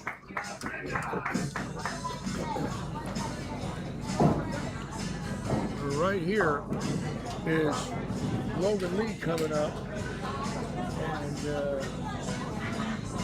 going to be interesting watching this right here. He's following Hunter Lushart.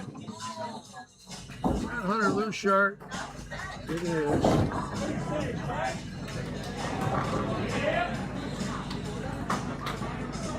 But he's picking her up. He's surrounded with open frames. If you look above him and below him, I mean, they're getting a lot of handicap. Wouldn't that be something if he shot 300 and they didn't make it? I mean, he's got Hunter above him throwing, looks like 150. And below him, it looks like 150. And he's 300. But that would put him at 600 plus handicap. Chances are they'll have enough. This is now for number 9.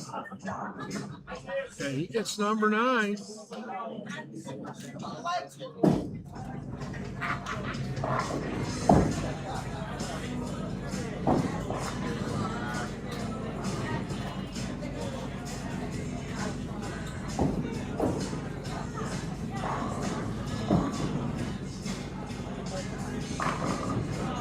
Stella, you have every tape. What do you mean you have it? You didn't finish it. You should say I have every. Stella's got, how many tapes have you got again? Tell everybody, Larry, how many CDs and bowling shows you have? You got to hear this, folks. There's a, Stanley is on. Stanley Codish, the only bowler that I ever met in my life with the same average for 8 consecutive years, 202. Oh, I got that wrong. 8 consecutive games of 202.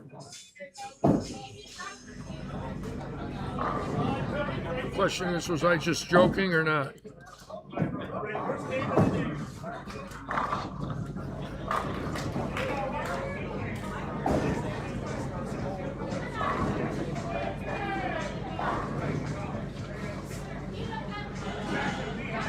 So I could see several teams in a lot of trouble.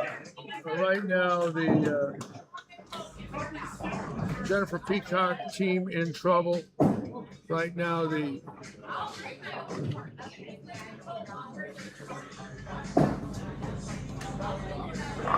Mike Carney team in a lot of trouble. They cannot make it. They're not going to bowl 450 the way it looks right now. So they're bowling a terrible game. The team with Steve Medeiros is going to make it out of Headpins Naples. They've got a very good game going. They'll be over 600. They're going to get in. Team with Joe Julian and Ron Rice. And boy, well, that's a big strike for him because that's going to carry them in. Even though they had the first 2 bowlers bowling bad, I believe they got enough there. So we'll have this second cut coming in. 4,765 DVDs. Oh my God.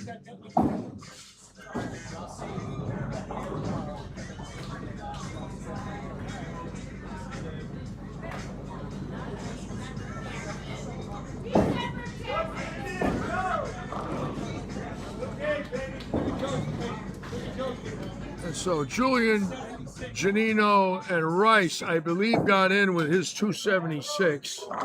Keep in mind, his wife won a few weeks ago. So she's not bowling today. She's watching him. And when she won, he was watching her. He didn't bowl. So we're going to watch Logan Lee right here. Big right-hander, powerful player.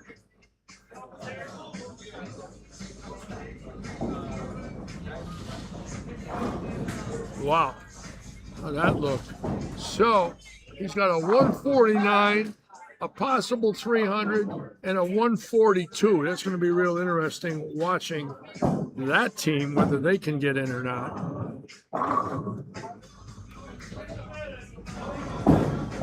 And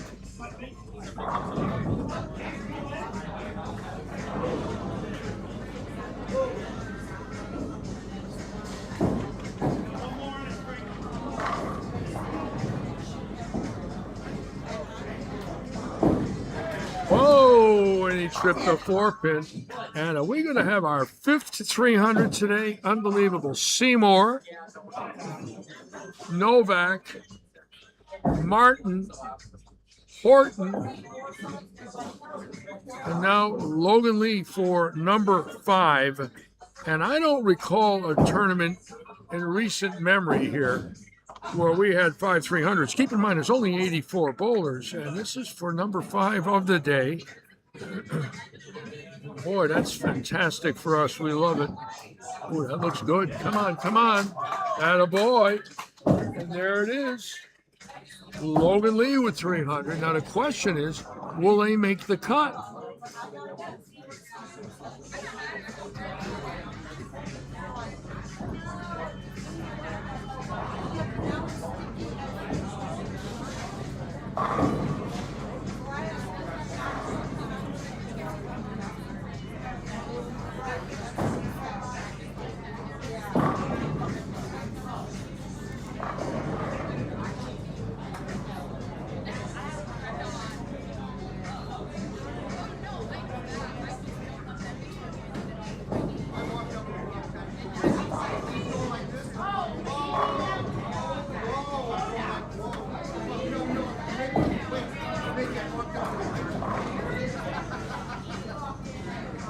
Team on 20 putting a run on it. They're going to make it with all strikes, so that team's in.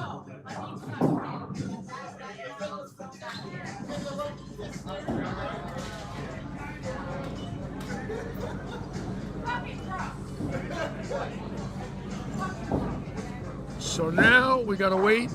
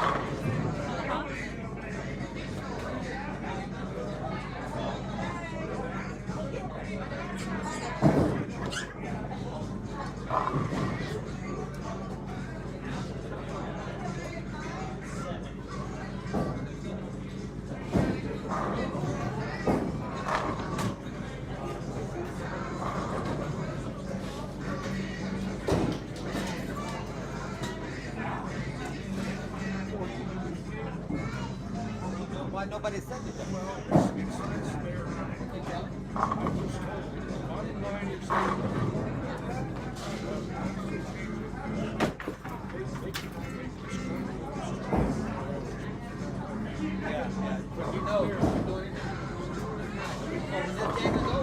That has to go into this game, and that's the wrong thing to do. That's all we can do. We have no choice. We can't let them win with it. Okay,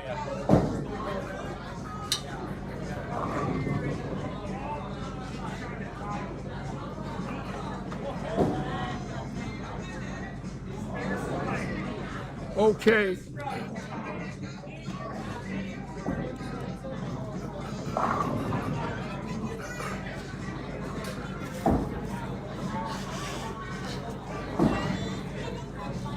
We will have the scores for all of you momentarily.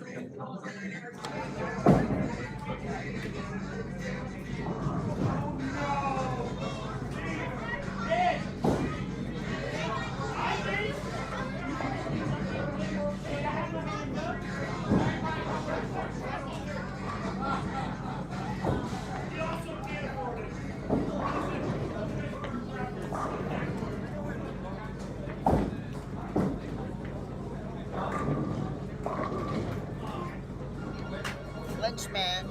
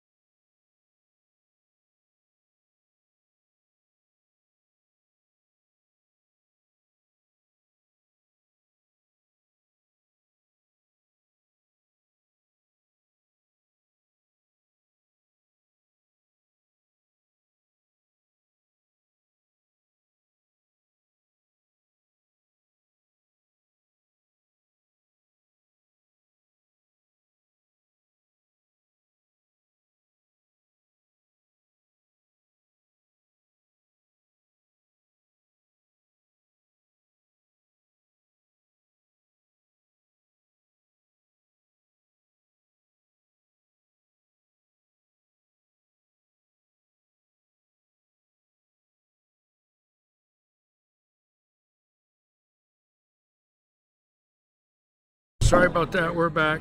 So here we go. We're going to make the cut now. 7 teams will move on.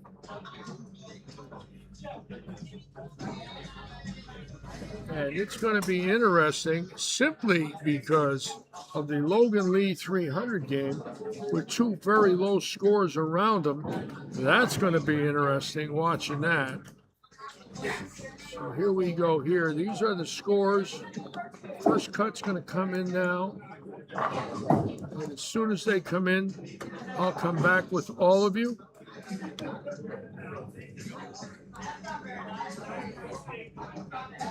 $28 teams today, 84 bowlers. We want to thank everybody for joining us here. That's a lot of teams today.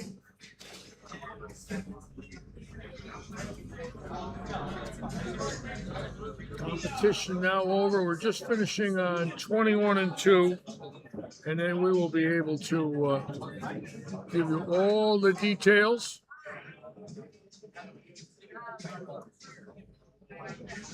It's going to be close. Scores are not that high. A couple of teams bowled well, but after that, I mean, the scores really got lower here in this semifinal match. So just have to wait for everything to get posted and come in, and we'll have that for you.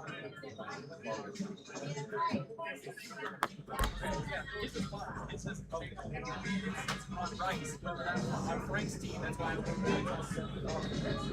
yeah, you should have like a 170.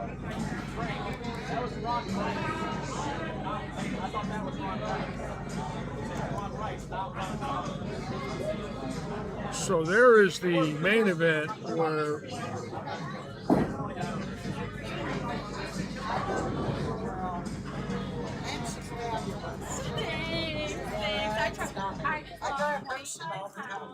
still waiting for that cut to come in.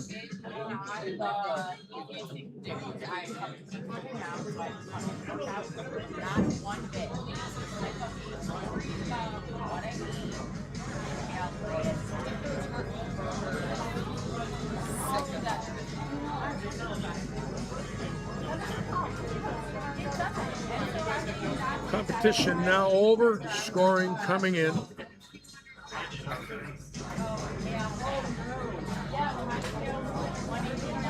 Stella with 4,765 DVDs with bowling on it, folks. The #1 collection in the world, as far as I'm concerned. He might have, I don't know anybody who could have more. I want you to think about that for a minute. 4,765 DVDs with bowling on it. It's unheard of. So,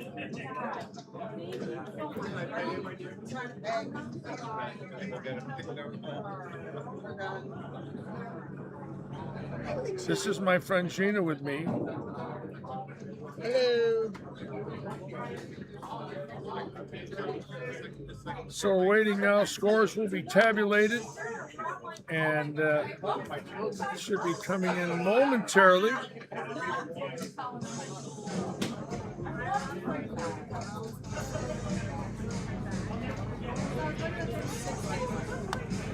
And let's go to the scoring right here and see what we have.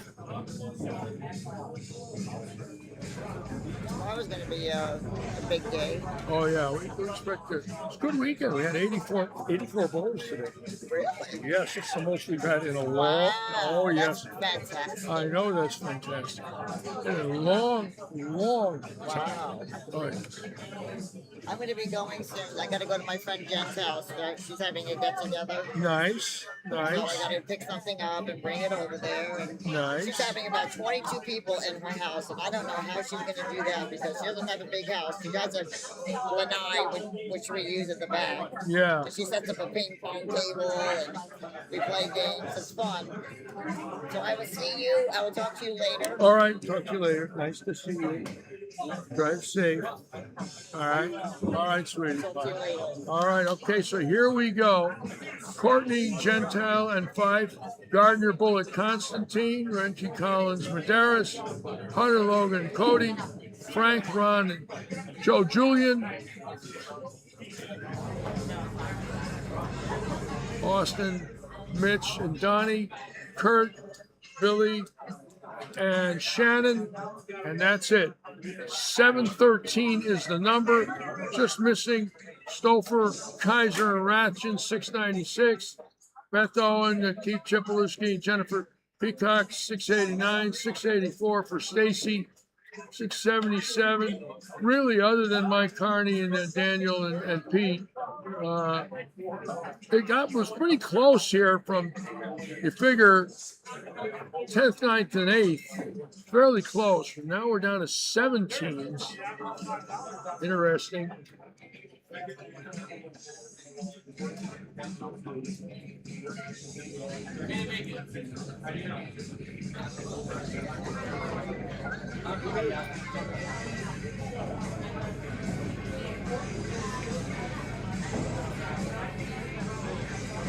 And there it is.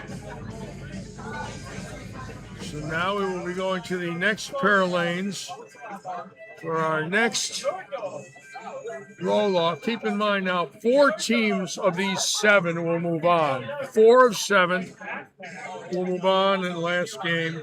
Those 4 will bowl for today's title here at the living room.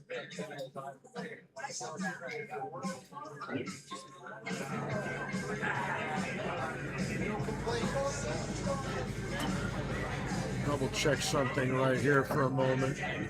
The Martins make it. Let's see. All right, ladies and gentlemen, we are moving on to our number 7.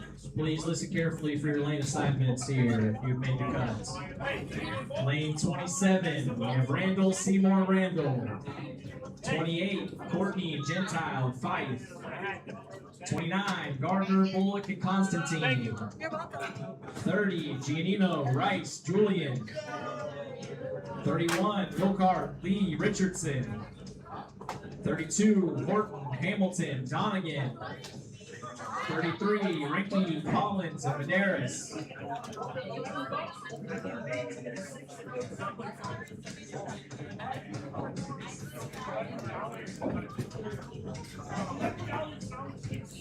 Shannon Randall, come to the desk, please. I still have side platinum bracket money for some of y'all. You'll come see me.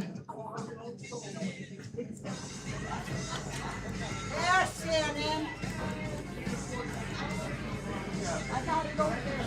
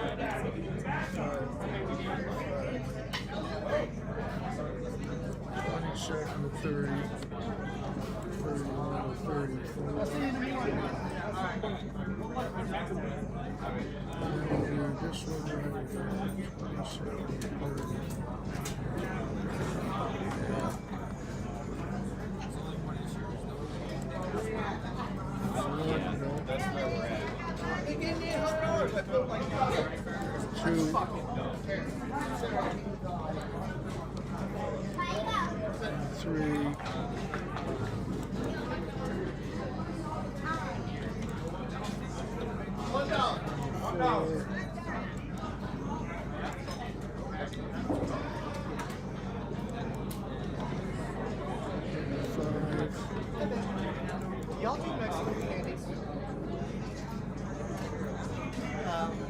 3. 6. Talk to you later, Luigi. All right, sweetie pie.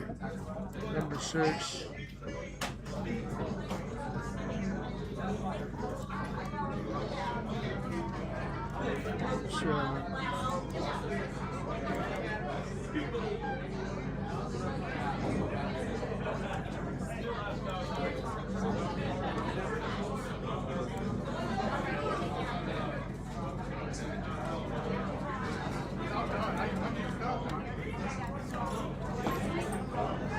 Okay, so here we go for the semifinal game here at the living room. We'll be bowling on lanes 27 through 34.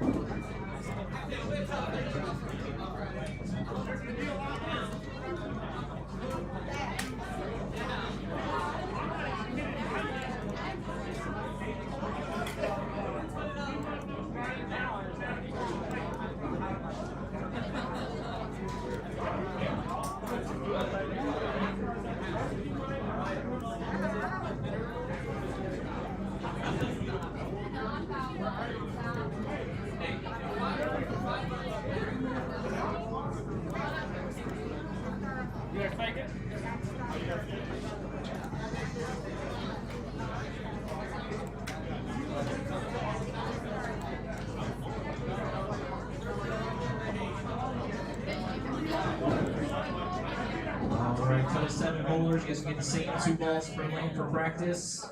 You guys go ahead and get your check marks and get started.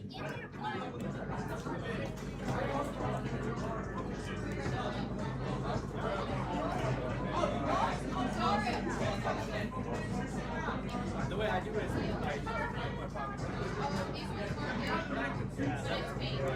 I sit we're gonna try. See if the handicap holds up. Yeah, I see it. Okay, Larry. All right, take care.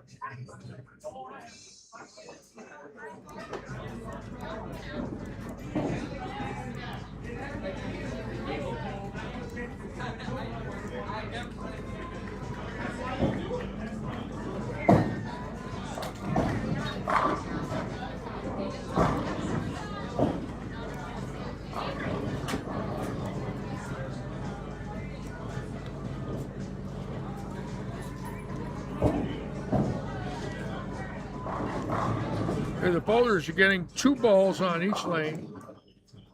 And we will start the competition. Keep in mind, 4 teams will make it out of these 7. The cut will be 4 out of 7.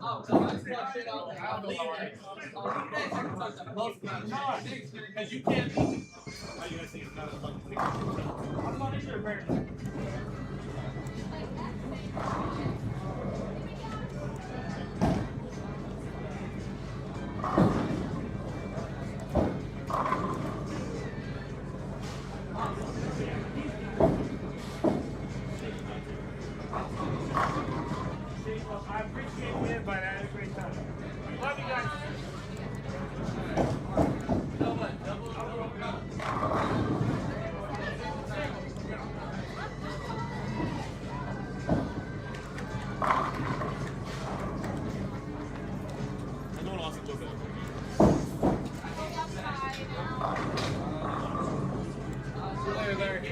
Okay.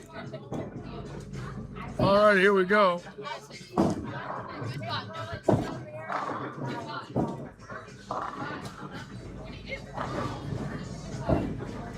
Again, strong field. And going over the people that made the cut here, what's really interesting about this cut is when you really look at the bowlers in here, when you lose Stouffer and Rathjen and you lose the Martins and Novak, all of a sudden, when you look at the favorites, there isn't one. Because now, well, I would have to say the Austin Horton team, Mitch Hamilton, Donnie Donegan, obviously, and Billy Seymour, those teams could post a number because of the scratch bowlers on that team with Horton and Seymour. But after that, you really don't have any scratch bowlers left. They're all handicap players, which is an interesting scenario in itself.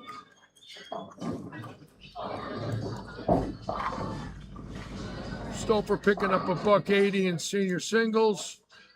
Randall 100. Samantha McHugh 80.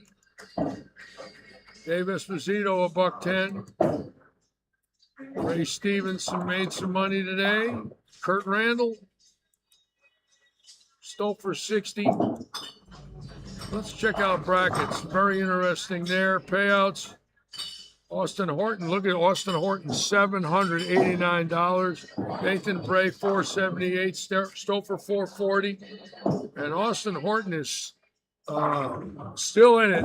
So he's having a big day here. I've seen him do this before, too, where he's got locked in and had a $2,000 day. He's bowling with Donegan.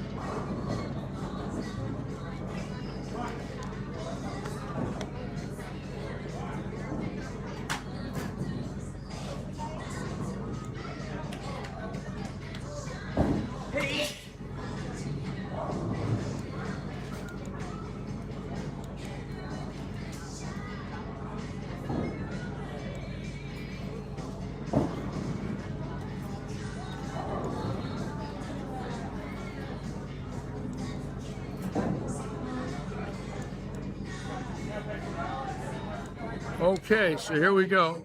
Semifinal game here at the living room. Right now, I would have to say Austin Horton could carry this team right to the win. He's made over 800 in brackets. That ain't counting his 300 game today and the awards he's got there coming. He's had a fantastic day. And look at that messenger again. And when he gets doing that in this house, he's unbeatable. I've seen it before where he's come in here and run away with it. And right now he is just dead in stroke. And when that happens, you get a man that size just putting that full energy at the release point. He's going to carry strikes that nobody in here can carry.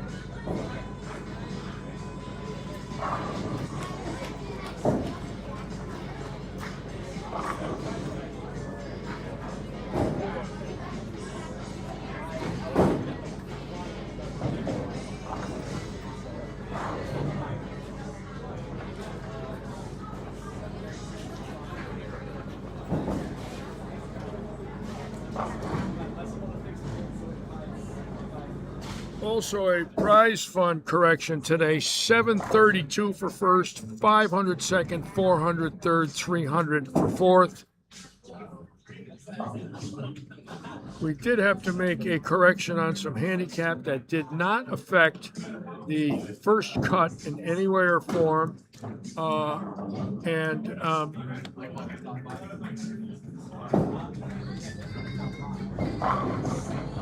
It is affecting this semifinal match. Luckily, we caught it. It did not affect the first cut. And sometimes every once in a while, with all the entries we had today, we can run into an issue here and there. But luckily, it will not affect any of the prize money or the standings. So we got lucky on that one.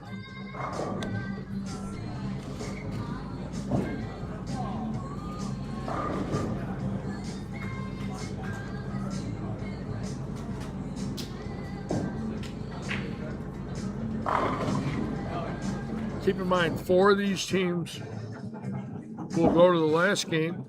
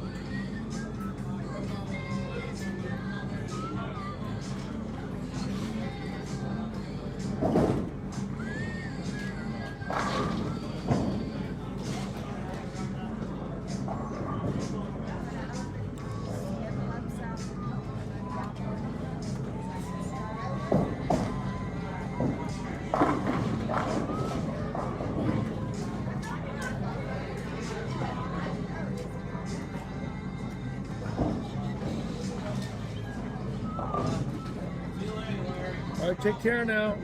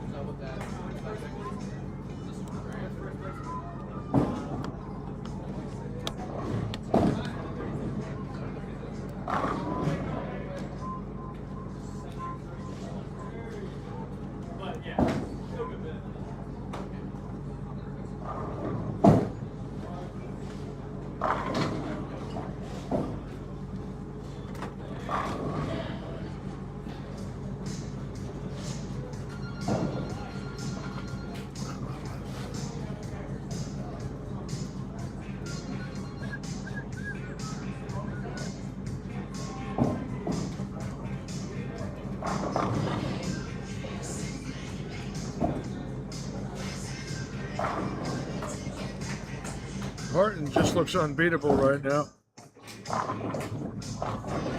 Again, this will, 4 teams will go to the championship match.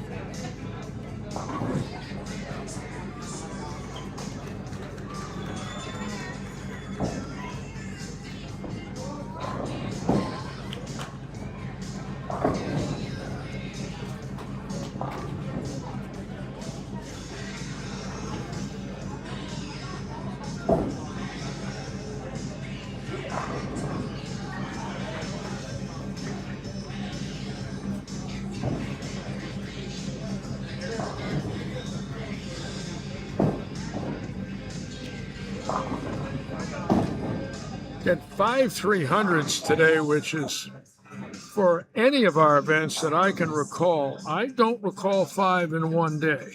Now, again, I don't keep track, but this could have been a record today. And the day isn't over.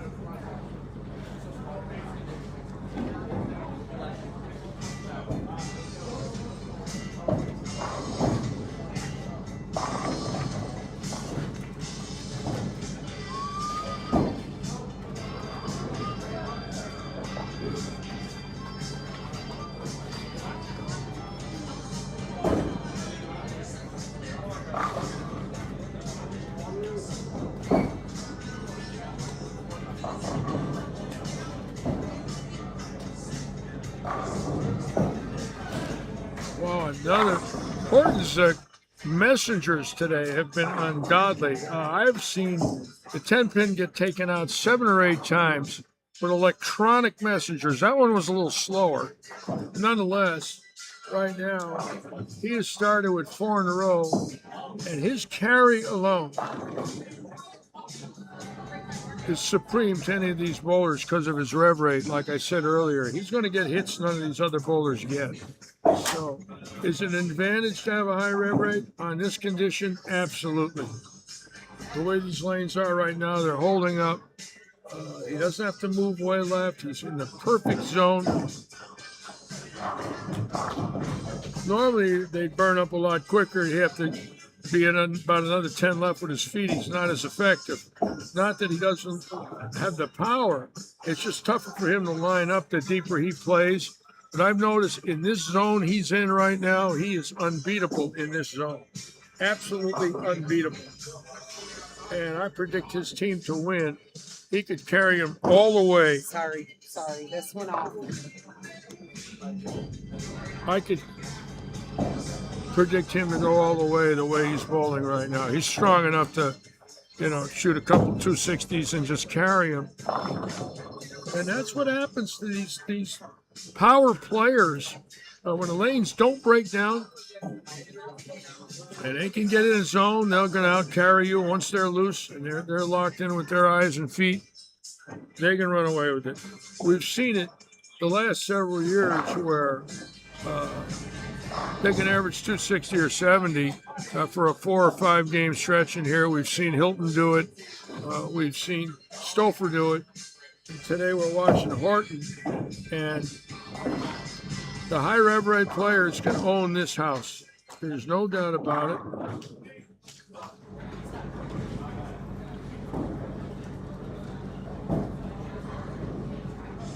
Again, when they break down in the hotter months and the lanes start hooking, then they run into a little bit of a problem because their balls are violent off the oil. But today, it's just smooth, beautiful arcs. They don't really have to move their eyes and feet a lot. And when you see a man with this type of roll doing this game after game with 2 practice balls, it's obvious he knows where to stand and look real quick. He's not getting confused. He's only standing about 26, 27 with his left foot, which is really fantastic on a day like today. And there it is again. How many of those have we seen? It's unbelievable because that could easily be an all-spare game right now. He could be shooting 190. He said he's shooting 230. His entry angle hasn't changed all day. And you give a young man with that talent, that kind of look, they're going to outstrike you. There's just no way to beat him. And it is part of the game nationally. Last week they did it, with 10 guys averaging over 240, Ryan Barnes averaging 253. You give these power players that look where they're not breaking down, they're going to own you.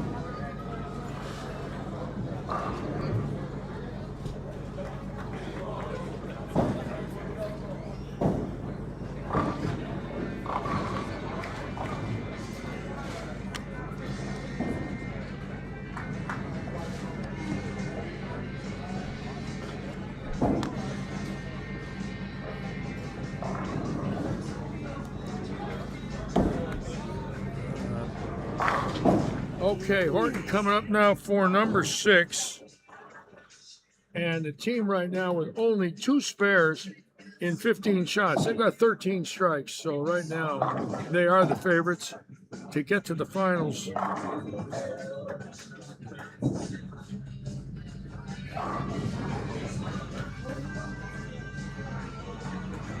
Looks easy, but it's not. When you get somebody with that skill level who's just strong and they make it look easy, but they're also making great shots. I'll give it right back. Hold on.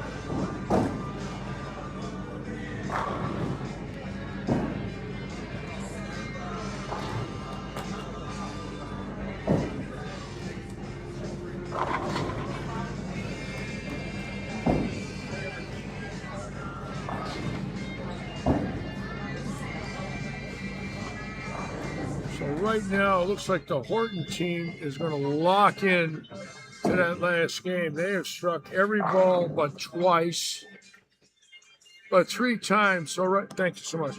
But they're looking unbeatable. If I was going to pick anybody, I'm picking them. I don't know how they could lose.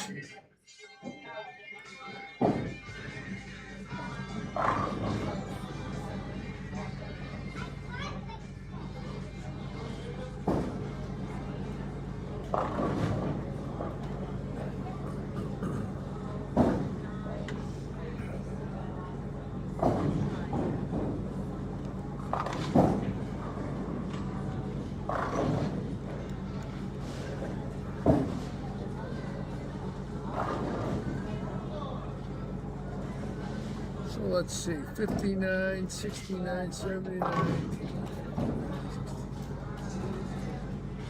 They're already at 719 with 3 frames to go. They got a shot at 800, and it's very possible they will bowl it. So they will be in the final match. Doesn't look like the Logan Lee team.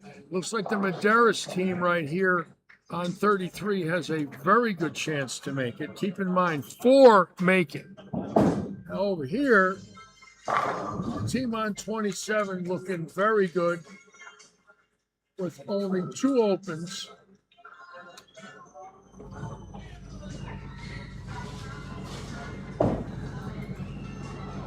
And it looks like there's 1 spot open after that for the other 4 teams. So this is going to go down to the 10th frame. Looks like 3 teams are locked in already. 4 teams are battling where anything could happen.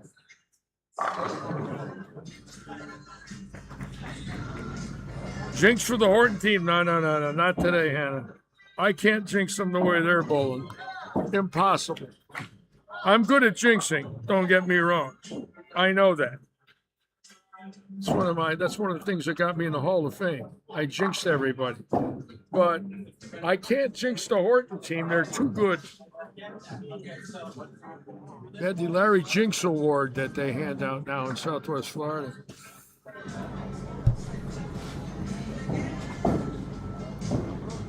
So now the Seymour team, Billy Bowling can go for 240, but he doesn't have anything. But right there, that team's in a lot of trouble.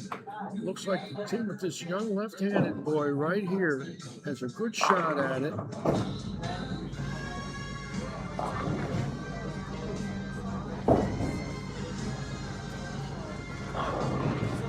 Ron's team in a lot of trouble. They're shooting 540.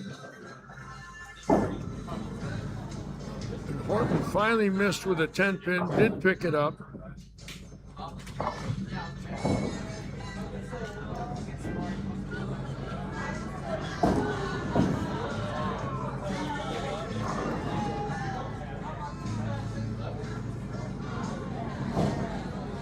It's like Steve Medeiros' team will make it on 34. The Horton team will make it on 32.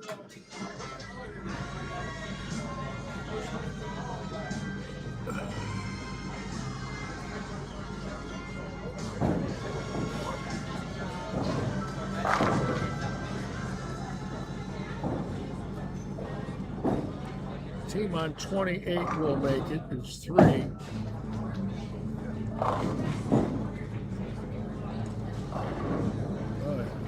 Boy, that look, the gentleman there throws the ball very good. Beautiful game. All right.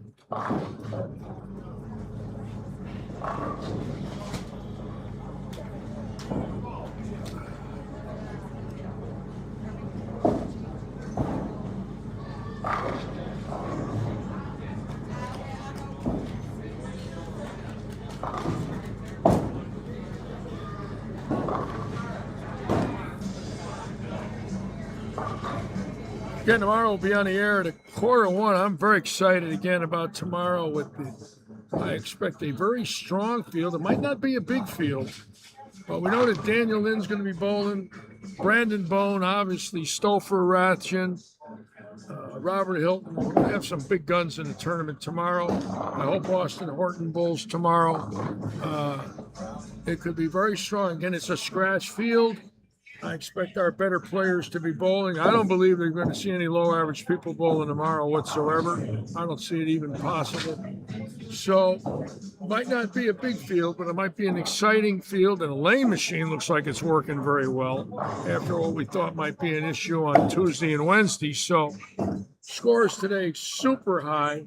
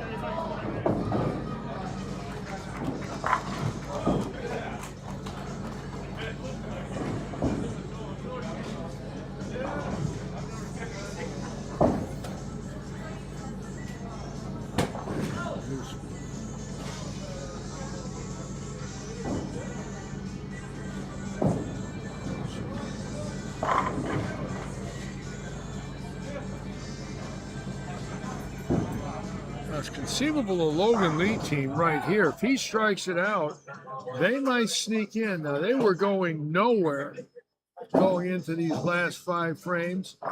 But interestingly enough, Hunter Lushart did get some spares. He is striking out for 240, and the anchor man behind him has 230. That'll get them in there, a full handicap team. So it looks like the Donegan team, and it looks like Logan Lee might sneak in here.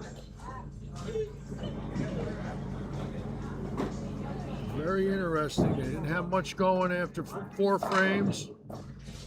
They had 1, 2, well, I don't know now. It's going to be close with them. Got to really see here.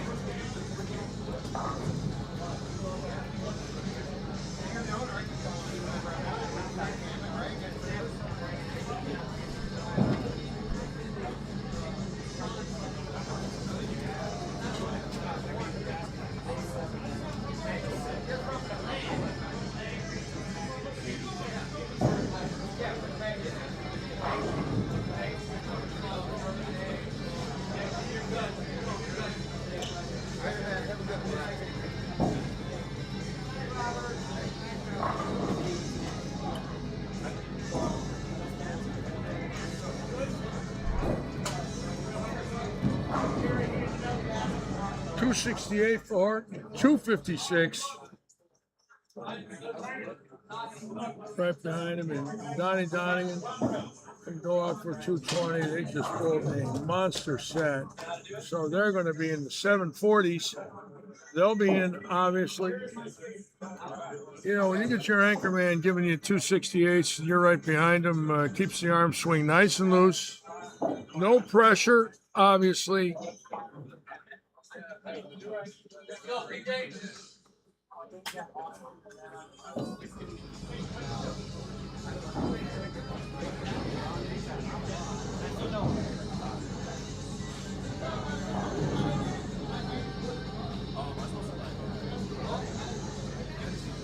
They also pulled a heck of a game. They only had 1 open there, if you'll notice. Donnie in the 8th frame. That's some real good bowling for a semifinal match. That's going to get him into the last game. That's what you want to do. Fill the frames, no spare misses.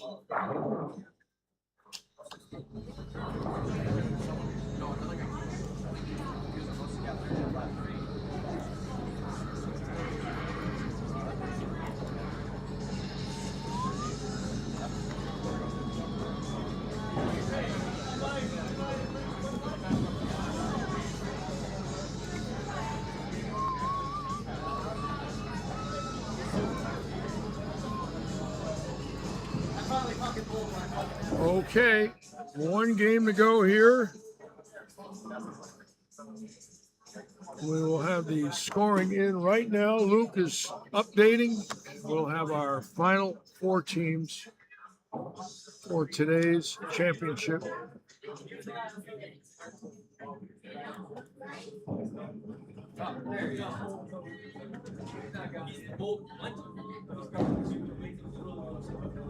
Look at that 739, boys. That stick out. Hunter and Logan got in automatically. Ryan, Bill, and Caden. We don't know about Ron Collins, Steve Medeiros. That's obviously a couple more teams to come in. I think the first 3 teams are secure. 2 more scores come in, and we'll see what we got. Obviously, Seymour and Randall will make it. Renicky, Collins, and Medeiros at 719 are the bump number with 2 more teams and their scores. They're either going to be just in or just out, and there it is. they did make it. And look at the first 4 teams at 7, and after that, the next team at Randall and Seymour 103, 106, and Janino, Rice, and Julian just never got out of their own way. But look at the leader at 785, just running away and hiding, 739 scratch. The next highest scratch score, 651. So right now, obviously the edge going to Horton, Hamilton, and Donegan going into the last game.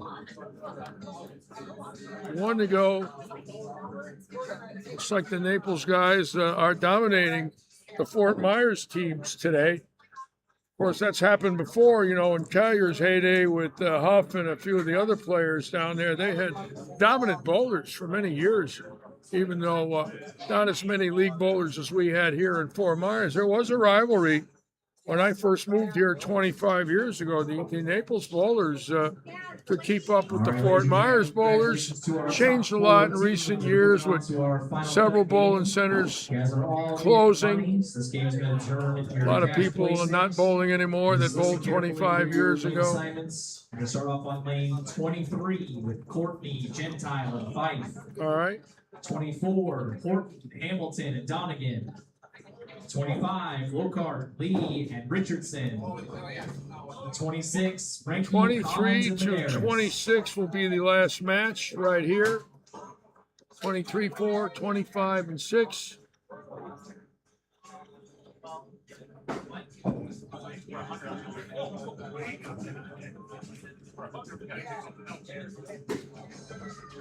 Four teams left, and we'll call it another Saturday here at the living room. Paul Zulke's on. Welcome aboard, Paul. Hope everything's well.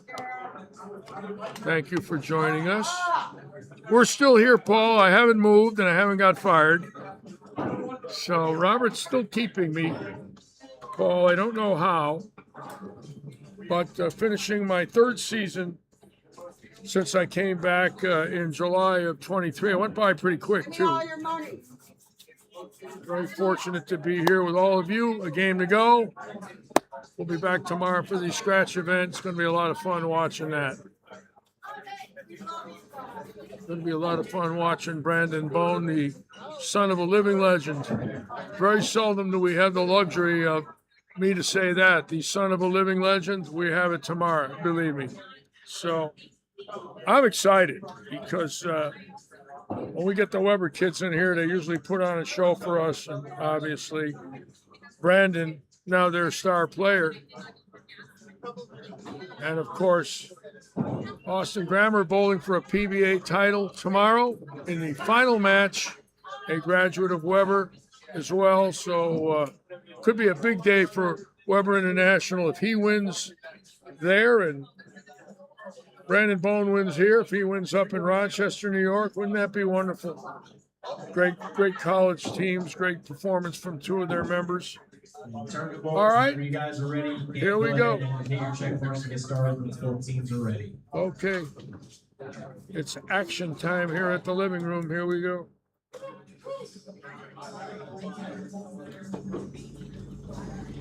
I have to pick the Horton team, and I don't know why anybody would say I'm wrong after they just shot 785. So that is a monster. If you look again here, look at that 739, 785 with handicap.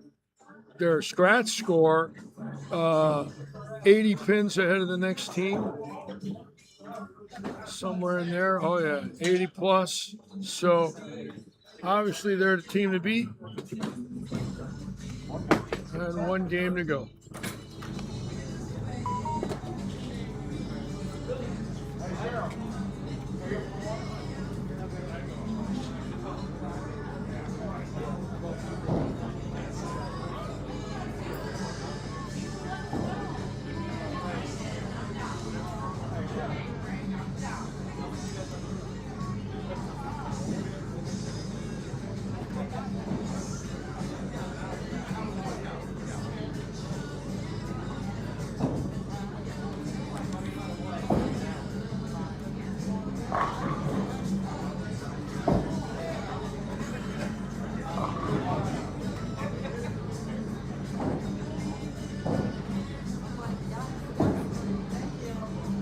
Thanks, honey. Thank you.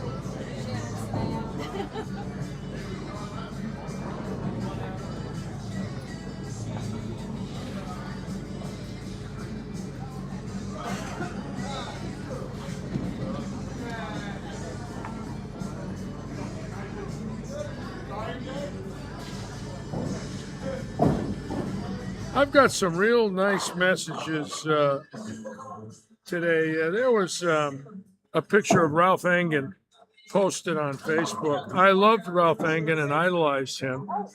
He was a 3-time PBA champion. He was out of Muncie, New York.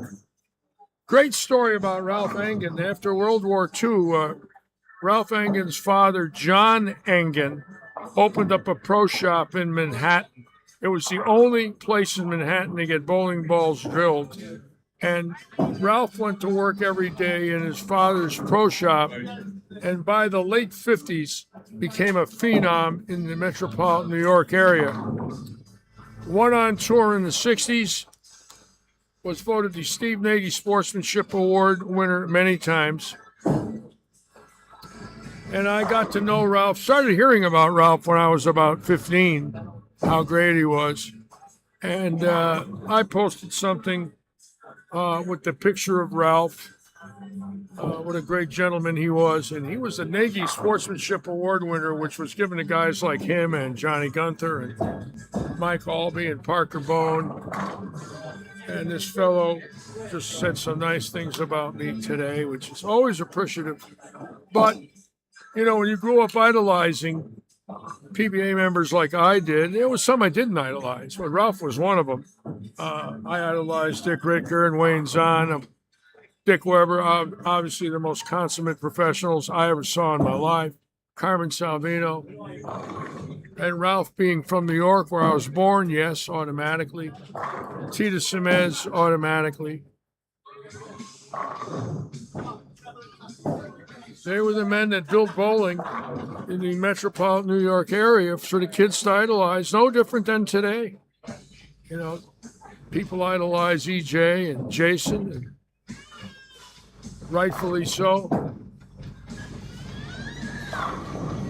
Imagine those kids in Indiana watching EJ as youngsters, all wanting to bowl like him, just like when I was a kid watching Dick Weber. Same thing, different generation, same thing. So I want to thank everybody for the kind words. I try to stay out of controversial statements, although I have made them occasionally. They're never enough to get the keyboard warriors, you know, after me.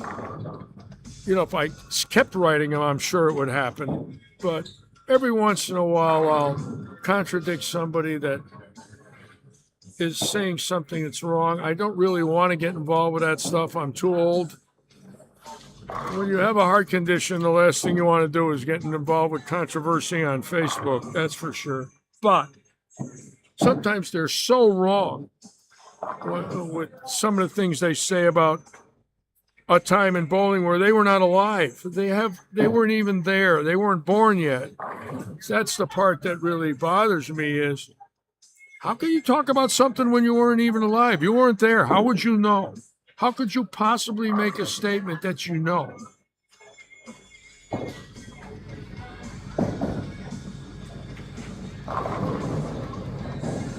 That's usually when I get a little rattled. But all in all, everything's good.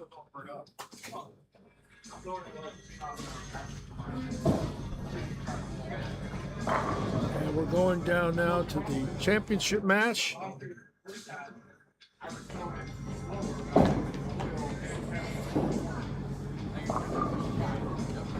Long day today. We've been on the air good 5 hours, 5.5 hours. By the time we're done, it'll be 6 hours.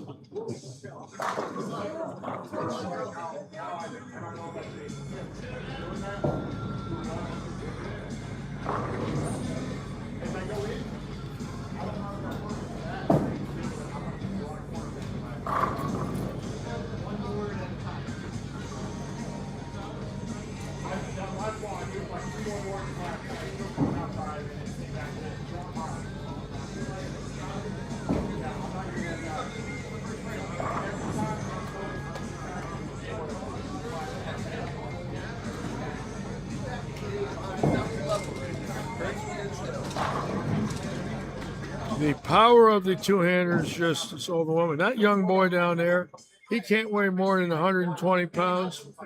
He's got 450 coming off his hand.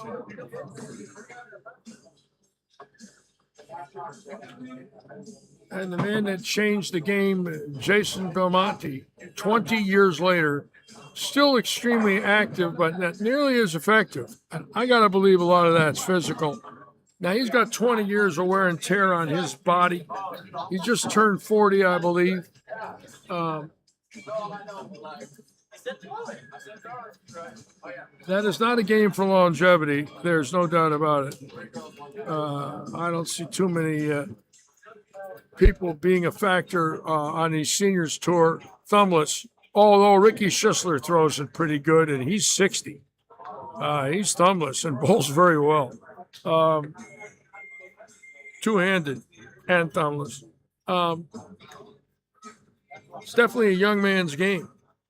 And these kids today that are thumbless, when you look at Spencer Robarge winning his 7th tournament last week, and Austin Grammer has a chance to win tomorrow, and he's bowled 5 or 6 tournaments. So you got people thumbless winning before they bowl 10 events. Well, the next thing you'd ask yourself is, how many times has that happened in PBA history where somebody won in their first 7 events? Well, not too many. I know James Miller did it. Brian Davis did it. Brandon Bonta did it. There's been several, but not a lot. But we have a chance to see it tomorrow where 2 times in 2 weeks, somebody with under 10 titles or 10 tournament entries can win. 2 times in 2 weeks. Well, that's never happened in PBA history.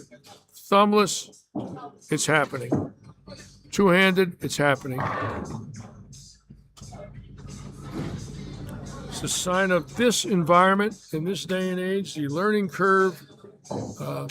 A young man could come out, learn how to bowl at 15, and by 18 he could beat anybody in the world. And we're seeing it. And of course, going to the colleges doesn't hurt because of the training and the fact that they're bowling on different patterns all the time and learning that at a young age, where years ago you never had a chance to do that either. So it's a different environment. It's fair. It's for any youngster that decides they want to be dedicated. And I'm not against it. It's different and unique, but I'm not against it. I look at it this way. It's simple. Bowlers just bowl. They don't build the environment. They don't build the balls. They don't build the lanes. They don't build the patterns. They just bowl. So there's no reason for them to be knocked. The people that knock them are very wrong for doing it. Like this young boy here on 23, he just bowls. He's not responsible for anything else other than throwing the ball. And you know what? That's the way it is.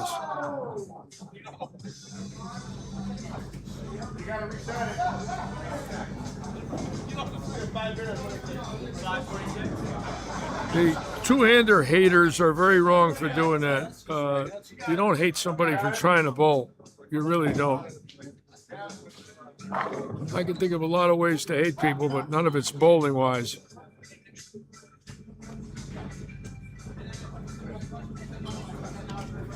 It's funny how it evolved to that, too. It should have never done that. Our game is so beautiful for what it gives you. The fact that somebody can go out there and strike and have a thrill of a lifetime, they should never be ridiculed for that.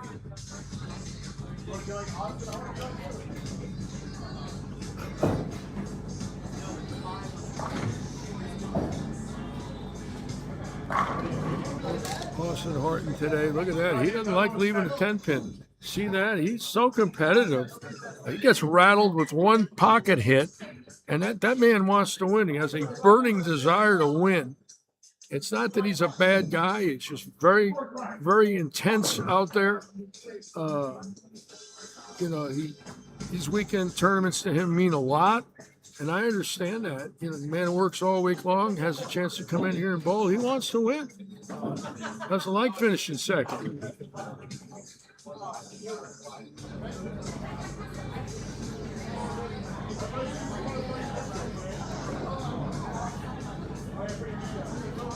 This is going to go right down to the wire, too.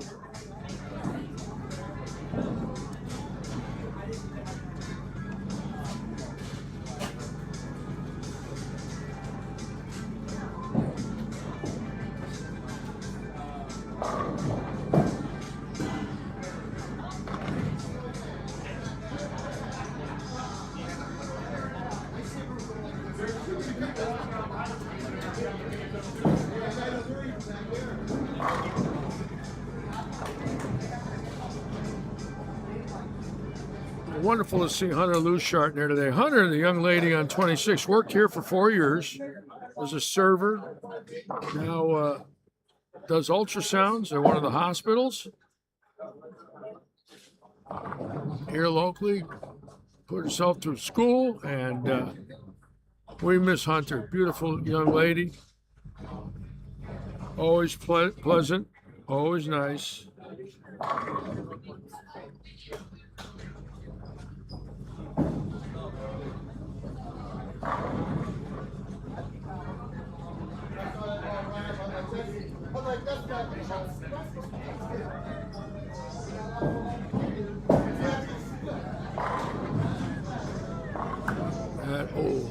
Good try there for Hunter. Again, 5 300s today. Very high scoring day. There's Billy Seymour. And the lanes really held up today. They hardly broke down at all. Of course, you're only getting 3 bowlers, on a lane instead of 4. That makes some difference. But they've held up all day. I don't see anything on fire. Back end's beautiful. Great ball reaction off the oil.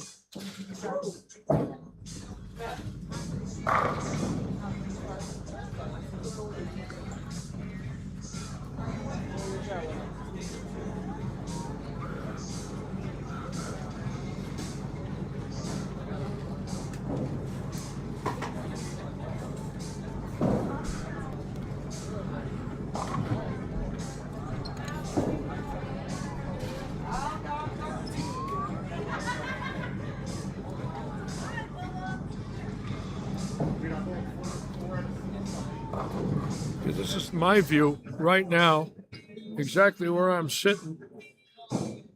Pretty cool view too. I get it every week.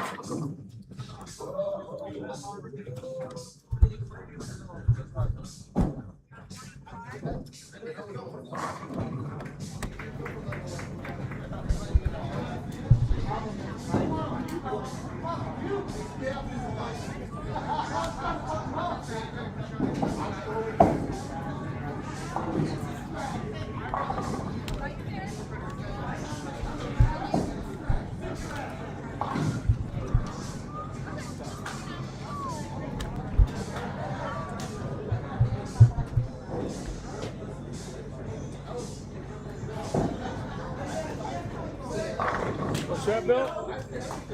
I know, 5. We haven't had that in a long time. Not even close. I know. I did not expect it either. After Tuesday and Wednesday, the scores were so low. They were spotty. I didn't ever expect anything like it. And all of a sudden today, they're just beautiful. Back end reaction, perfect. Push through the front, no breakdown, nothing crazy. What a shot today. Was that his first? Yeah. Anyways, this is my view, and I love it, as you can see.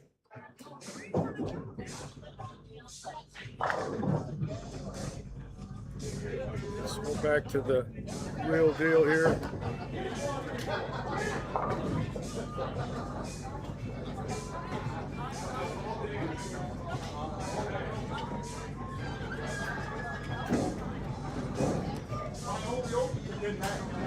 I love watching this young lefty right here. He's not that big, but boy, does he catch all of it. Look at this shot. Watch this. Oh, a little light there.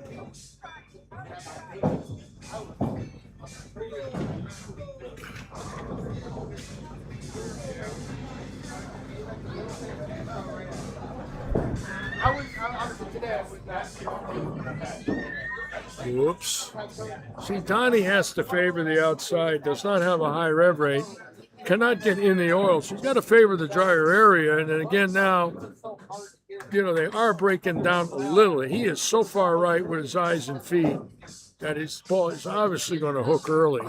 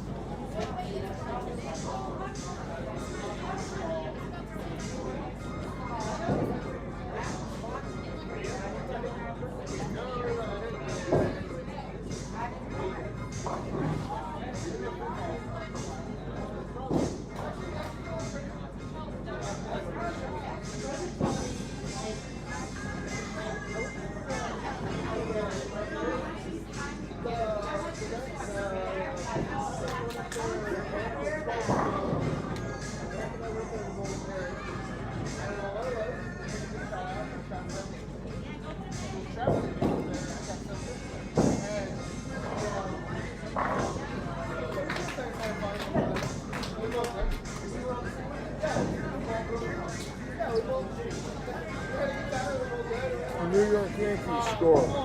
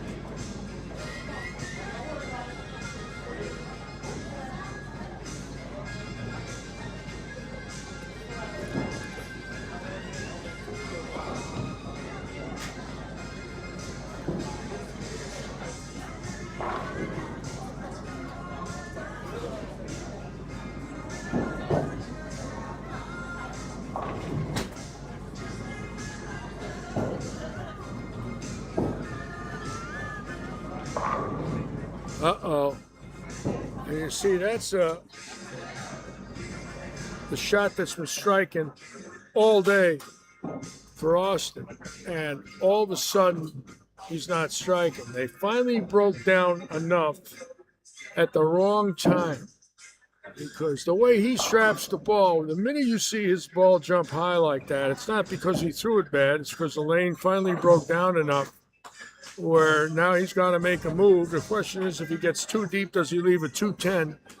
So luckily, the man in second here is holding his own by striking. He doesn't quite have the rev rate. He can pretty much play the lanes the same. So now it's up to Austin, because this gentleman's going to do what he's been doing. The question is, can Austin carry the load on his end? Right now, not shooting 200. He's not carrying the load. This is going to go down to the 10th frame. No one's running away with this game.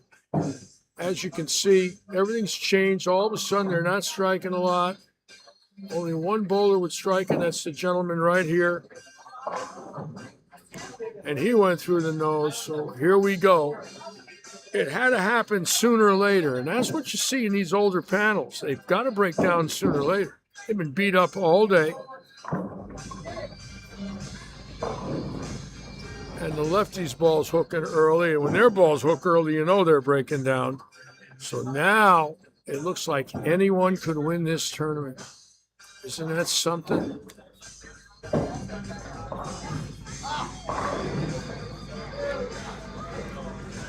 Austin had 739 last game.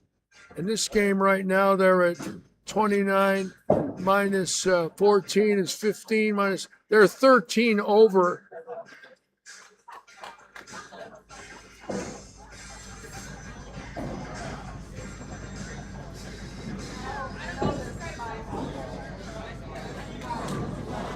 That's with Donnie on a strike. They could go to 23 over. Last game, they were 140 over.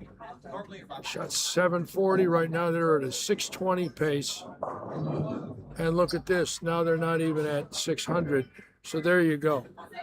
It had to happen. The question was when. And now you see it. I see it every week. It's just a question, how long does it take? And it finally hit this game. Now see, he's way in. And that was light. He did make the move. But he was like 7, 8 boards farther left than it was last game.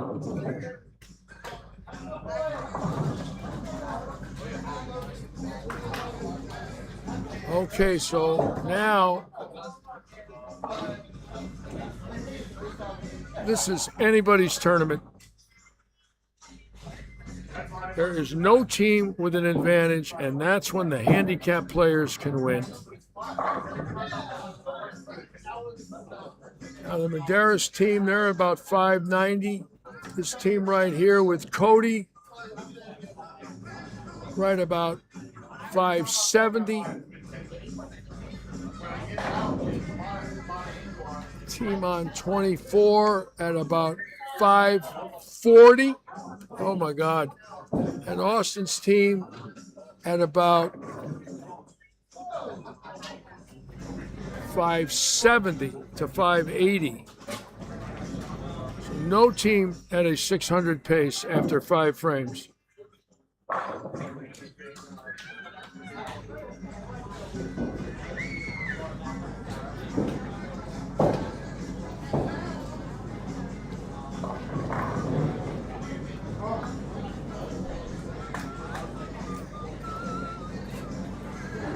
Hunter and Logan, actually, even though they don't have high scores right now because of Hunter's low average, she shoots 180, they could win this tournament. I kid you not. With her pins, her handicap alone could carry him to the win.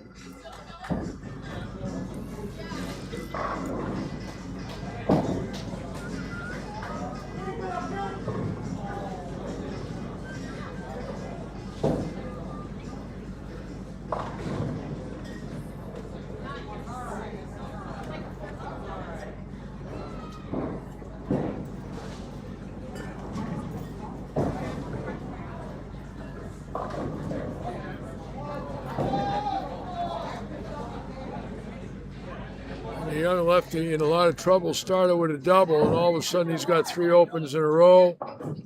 Oh, wow. No, he doesn't have 3 opens in a row. And that could be the difference. He goes 7-7, 6-7, his last 4 first balls. He starts with a double, 7-7, 6-7.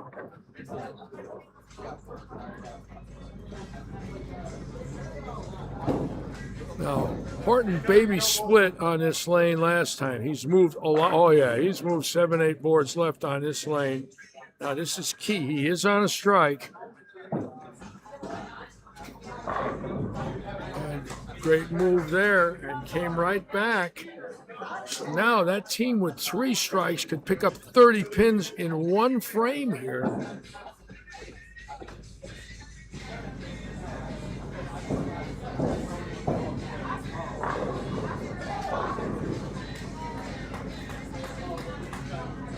And the left-hander Collins coming back and picking his team up with Medeiros. This is going to be a dogfight, no doubt about it.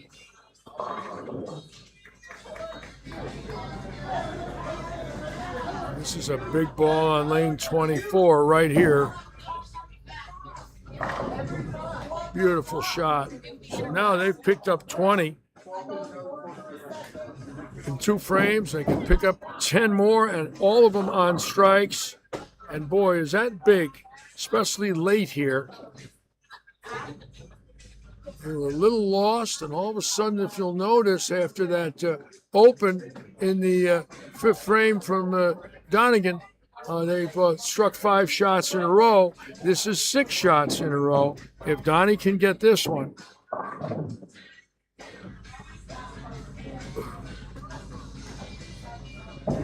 See, he's moved way left too also. And again, see, he doesn't have that high enough rev rate to get it to come off the oil and go left. Soft hand, accurate.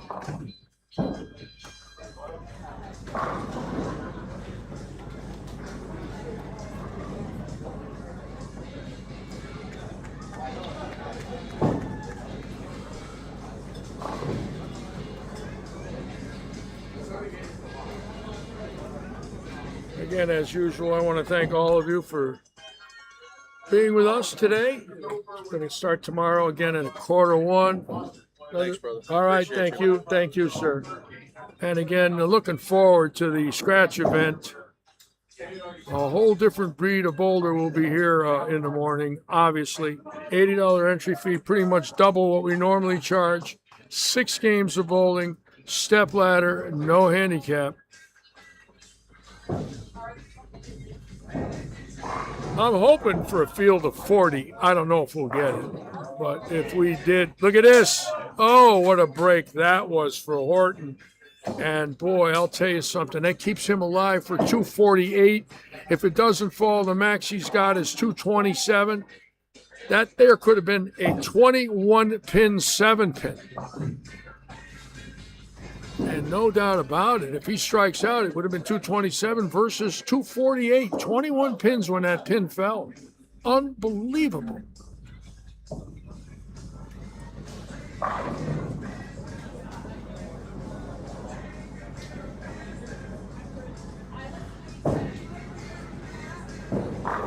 Anyways, hoping for 40 tomorrow. I'd be very disappointed if it stayed in the low 20s. I do feel we should draw from Naples, from Punta Gorda, and possibly up the road a little bit after Punta Gorda in the Northport, probably Allshire and a few other people. But we'll find out.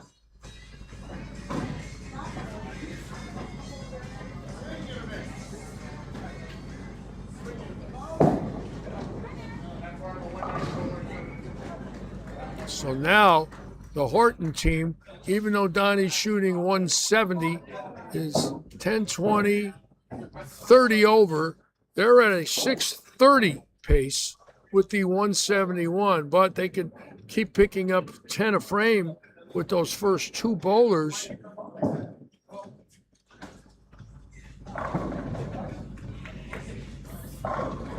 Attaboy, Donnie. So here's the situation. Donnie's shooting 171, which is minus 29. But their second bowler's plus 29. So he's 20, 40. They're 40 over. They're at 640. The Medeiros team is at 175, 83. They're at 565. They're in a lot of trouble. The team with the young left-hander had a shot, but all of a sudden he's lost. Look at this young man. Bowled so good earlier. Started with a double, and just had his third open. So he's at 166. They can't win it. It's down to the Medeiros team and the Horton team. And it looks like the Horton team, if Austin can get this one here, if they all strike in the 9th, I believe they're going to win the tournament regardless of what they do in the 10th.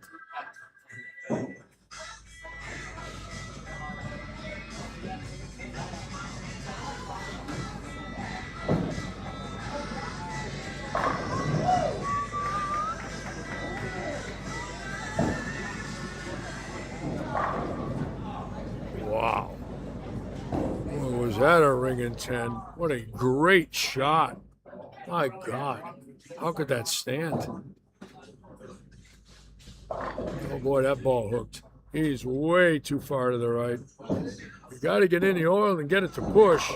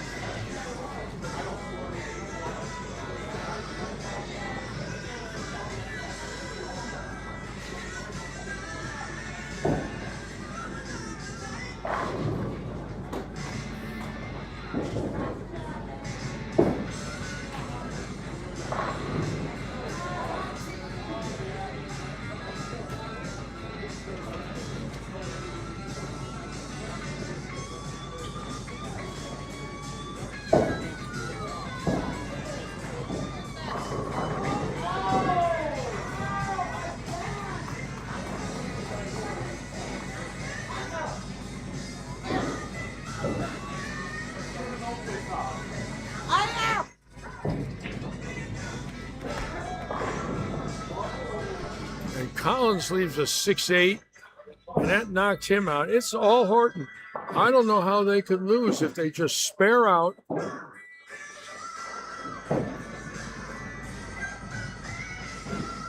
Oh, boy.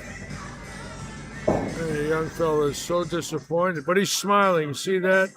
That's what it takes, too. You got to be able to accept it and come back again. Don't blame the game. Take it like a man and start over. That's all you can do. Donnie gets this one. I believe they're locked.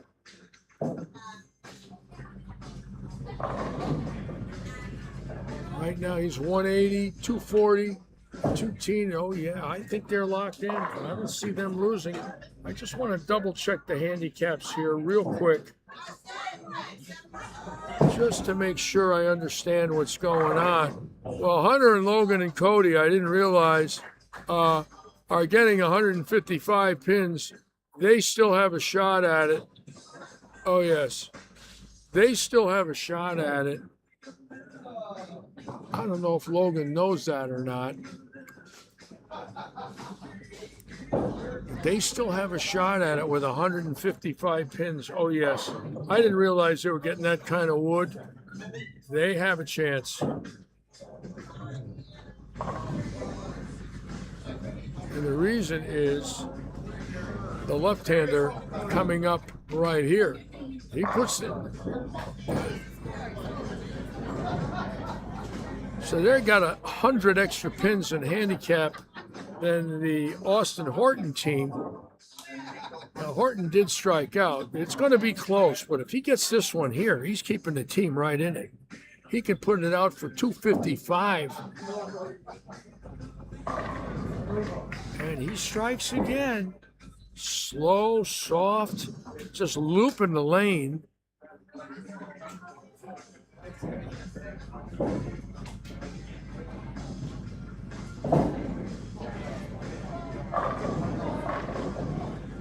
Wow, that was a good shot by Hunter. It's going to go down to the wire. No doubt about it. Horton goes to 225. Excellent game. Clean. The gentleman right next to him is at 248. 58.68 is 73. Donnie's at 80. They're at 653. And with 50 pins, they're at 700.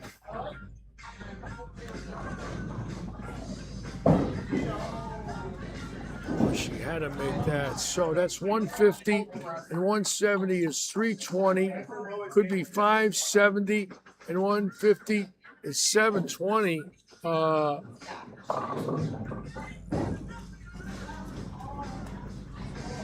tell you right now, they could shut him out. If Logan can double and the left-hander right behind him strikes out, they're going to win the tournament. They're going to go around Horton, even though those guys went 470 the first two, because Donnie might have to strike out. So the way it looks to me is, just doing fast math, they're a lot closer than I thought. And this is a big shot for Logan Lee right here, because the middleman struck again. Now Logan struck. Now he's going to pick up 10 if he strikes here.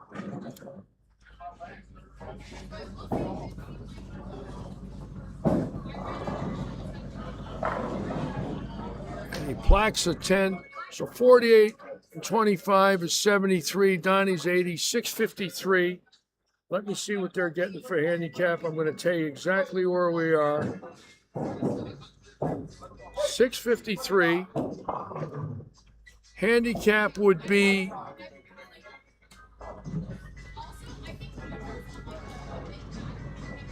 $46, $699. So $699, $698. Logan and Hunter are 173, 150 is 323, 423, 523, 573. It's close. It's extremely, extremely close. Cannot pick a winner yet. There's no way to know. One thing's for certain: if Donnie Donegan can get a double right here, that might sew it up. Let's see what he does on this first ball. And that's a pretty good shot for Donnie. So now he's in the 190s.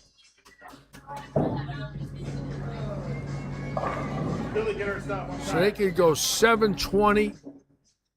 That's 150, 100 over, 70 over, 720. This is going to go down to the left-hander right here. If Cody strikes, it's going to be under 10 pins between him and the Donnie Donegan team, if he strikes. Donnie doubles. Oh, my God, look at this shot. He just lost the tournament there.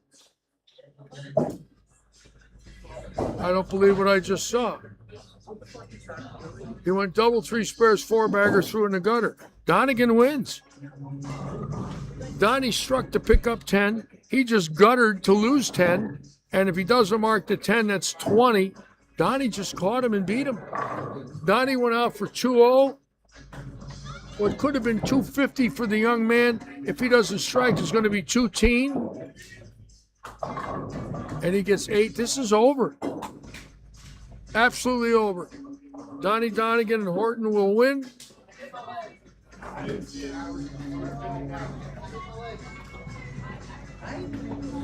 Scores will come in. And it looks like Horton, Donegan are the winners. I'm not 100%, but we'll know momentarily.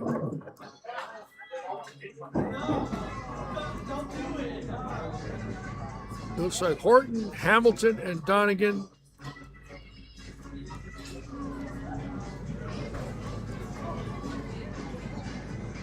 Boy, the last thing he wanted to do is throw that ball in the gutter. I don't think he realized what was going on.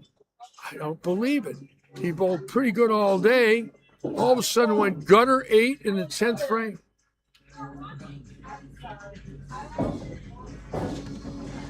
Gutter 8. When was the last time you saw somebody go gutter 8 to lose here? I haven't seen it.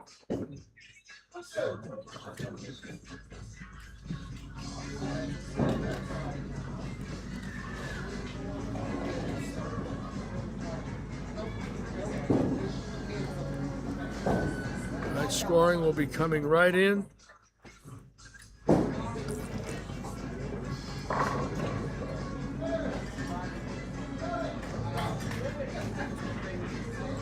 And the Medeiros team at 03 and 05 is 08 and 05 is 13. I don't think they have enough. Let me check their handicaps out. 613 and 70, 680. Nope, they don't have enough. Right now, it looks like the Horton team is the winner.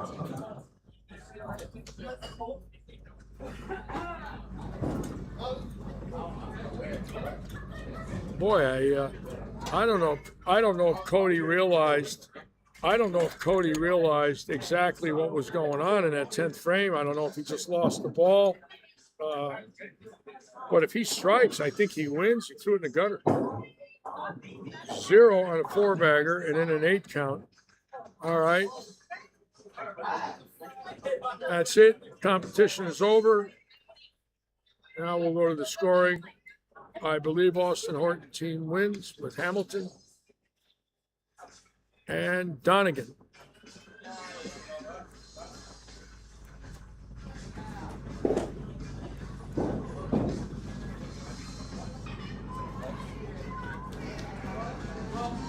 Luke's right next to me, just doing it right here on his laptop. There it is.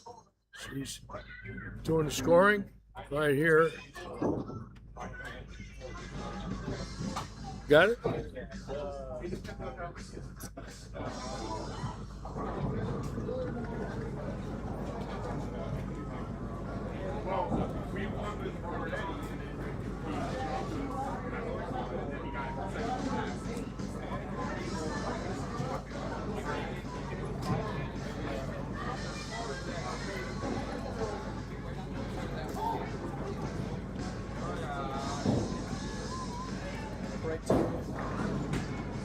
There it is, the Horton team, and I believe they locked it in. Here we go. Check it out, 719. And that gutter ball for Cody, oh my God. If he goes the last game, he went 211. If he goes 231, there at 09, he needed a strike. So when he didn't strike, it was over. He needed to shoot his last game in order to win.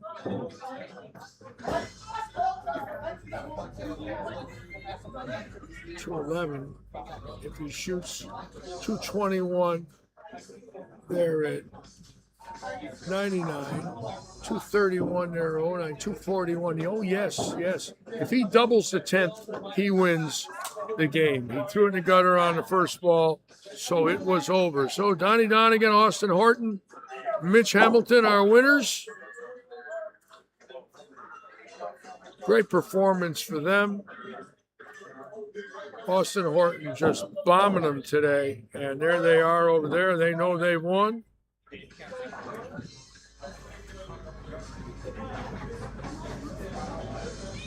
What are you doing there, bud? Oh, I tell you what, I'm tired. I'm tired too. You got two guys at 60. I'm 63. Yeah. Ron's 60. Yeah. And Keith is 70. We're like we're tired. You're old, man? We're tired. They don't have shots of Geritol or Ensure here. We have a Geritol tournament coming.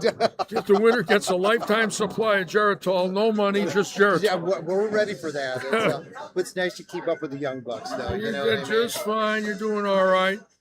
Threw it pretty good today. Yeah, tried your heart out. I didn't throw it very good today. Well, tried your heart out. I've been struggling, but I've been struggling too. I'm just saying that because I got nothing better to say. You're not struggling. You have the world by the butt there, Larry. I'm telling you. I don't know what's going on, Steve, but I'm still able to do this. You know that. How Dutch. unfortunate. I mean, come on, I can't this believe is a great thing to do, I man. can't believe it. I beat all the odds. You know, You beat cancer. Cancer. You know, I beat divorces, Yep. cancer, and bankruptcies all at the same and time. you're yours to working in the bowling alley. And I'm Get still to be working. around the sport you love. I'm lucky. I'm lucky. I tell people I'm lucky. I wake up every day, thank God. Sober. I'll tell you what. And Sober. Too. Listen to this one. I start month 88 of sobriety on. I remember when you quit. I remember April that. 15th. I start month 88. I'm a year away from 100 months. Oh my gosh. Yeah. Do you remember? Because I remember. It didn't do anything for my hair though. No, well, you know But what? my attitude's good. But you know what? Bald is beautiful, right? Bald is beautiful. But remember, out at Sobriety's beautiful. Remember when I was out at Lehigh, I was going to buy you a glass of wine, and you go, "No, Steve." Yeah. This is like 4 years ago. Yeah, something yeah, like I that. can't do it. And you said, "Nope, Steve, not doing it." You know what? I tell everybody, you know what my biggest fear is? What do you think my biggest fear is if I have a drink? What do you think? It's so simple. Getting an accident. No. It's so simple. I want to get our camera right because you're towering over me. I know. I'm too damn tall. Well, that's all right. You want to know what my biggest fear is if I slip? I swear to you. Day one. I'm 3,000 days. You know, I'm right now about 2,600 days. Impressive. Day one. If I slip, I got to wake up tomorrow saying, what did I just do? Right. I'm never going to get this record again. No. You know, I'm 77. I'd have to wait until I'm 83 or 4 because of one slip.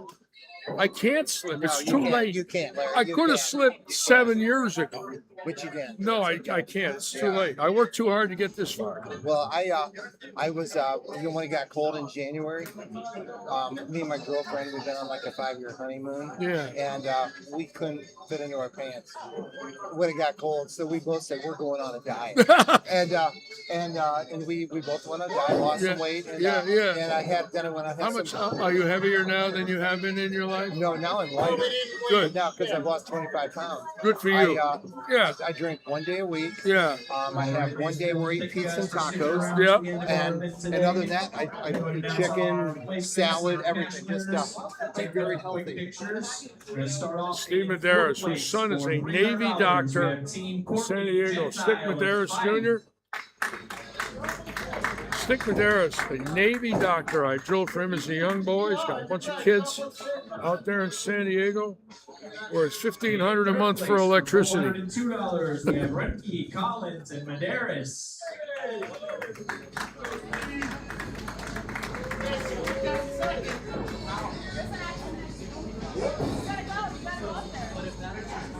In second place for $501, we have Team Lockhart, Lee, and Richardson.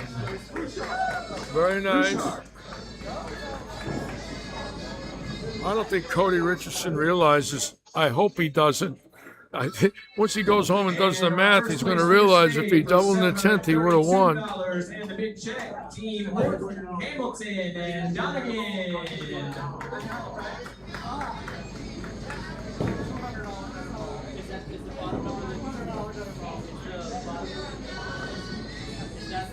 Austin Horton with a mammoth day in brackets. He bombed them today. And there's Donnie, who was our GM for about a year here. I'm sure he's thrilled to win. It's probably the first time he's been back here since he left. And now runs the facility for head pins in Naples. Good for Donnie. I'm happy he had a great day. He's a great guy. We love him.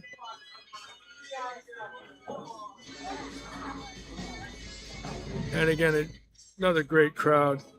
Everybody smiling. Nice people. All happy to be out there. Weekend warriors, as we call them. And there they are. Our weekend warriors. Look at that group. How about that, huh? That's the way it should be. Everybody smiling. Hurts to lose, but they're out there. They're all good sports.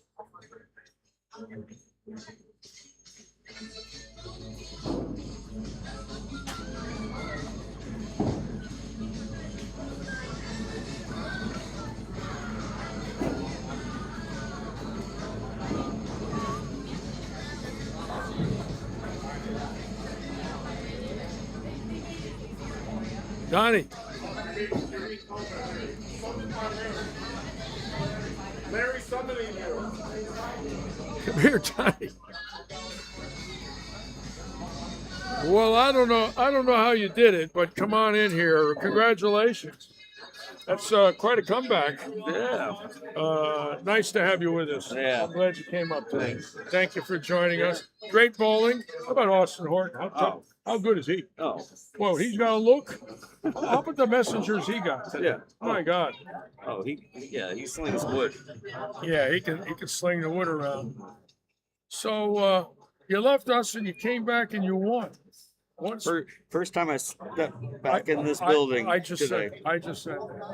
Well, we miss you, but we're glad you miss came all you back. guys. We're glad you came back. It was such a warm welcome coming back. Oh yeah, everybody liked you. They still like you. Oh yeah. Even though you just beat them in their own house. I've never won. Well, I've never won? Never won. No way. Yep. Wow. I didn't know we won until, yeah. Really? Didn't know. Yeah, I thought we second or third. What a day the big guy had here. Yep. Whoa. Mr. 300 Did over you here. did you whack him today or what? He had a mess. He shot a Wow. 1,000 for the first four. What a day. A lot of messengers today, bro. Got a few of them. Yeah, They needed it. Yeah, you're both fantastic. I think you missed the pocket maybe 3-4 times all day. I mean, you were in the hole all day long. Almost, yeah. No, I missed a move here that last game. I'm 310, cleaned it up. Yeah, you're both great. Thank you. That gentleman down there throws the ball fantastic. Oh, yeah. Yes, he does. Let's bring him over. Mitch. Bring him over here. He throws the ball fantastic. Yes. He's got a beautiful game. A beautiful game. Oh, I got Nice some going, green Mitch. peppers. Hey, thanks a lot. You Appreciate throw the ball great, Mitch. I You appreciate that. have a great game. Just so you know, I took a 23-year break. You did? I just came back at the end of last year. You took a 23-year break? Wow. Your physical game's fantastic. Great knees, follow through, balance, accurate. I don't feel like it all the time, but I'm trying. Well, you throw it very good. Very It'll take me a impressive. little while to catch up to Austin. Well, you guys bowled fantastic today. We had fun. You dodged a bullet. You know, the young lefty, if he doubles, he beats you. I know. He threw in the drink. I mean, he needed to strike twice, but he was locked in. He had 4 in a row, so you know he's going to get to the pocket, right? Got her. I went, what happened? Just lost a little focus there. A little pressure. That pressure gets Well, you. yeah, pressure got me. I had a full head of hair before I started today. You and me both. Oh, look at you. Congratulations. Thank you. Thank you for joining Great us. tournament. Thank you, sir. Congratulations. Thank you. Hey, Nice always a going. pleasure, Larry. Nice going, you guys. Good seeing you. All right, nice people out of Naples. We're honored when we get the out-of-towners to join us. It means a lot. It means we're doing something right. Again, we want to thank all of you for being with us. See you tomorrow at 1:45 on Brandon Bone Day. See you tomorrow. Good luck and good bowling.